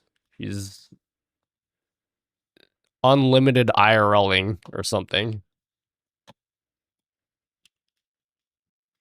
She's playing with the Switch too. Oats ended already. It's late. Yeah, what the fuck? When does Oats end at 8 a.m.? What the hell's wrong with him? You guys should tell him I said that next time. Goodbye, everyone. You've been cool. 07. Thank you for tuning in to the Meld CEO stream. Goodbye. So long. Take care of yourselves, guys. Unless you like have like a super cool like mom who likes taking care of you, then don't worry about it. She'll take care of you. It's all good. It's all good, homie. Mom will take care of you. Or like you got like a sweet grandma. Don't worry. She's all like everyone's taken care of, okay? Don't even worry about it. For everyone else, you gotta take care of yourself, okay? See you later, guys. 07. Bye-bye. Have a cool weekend. That's it. Other than that, no, that's it. The rest of your life, don't care. Just only a good weekend. Okay? Goodbye, everyone. See you later.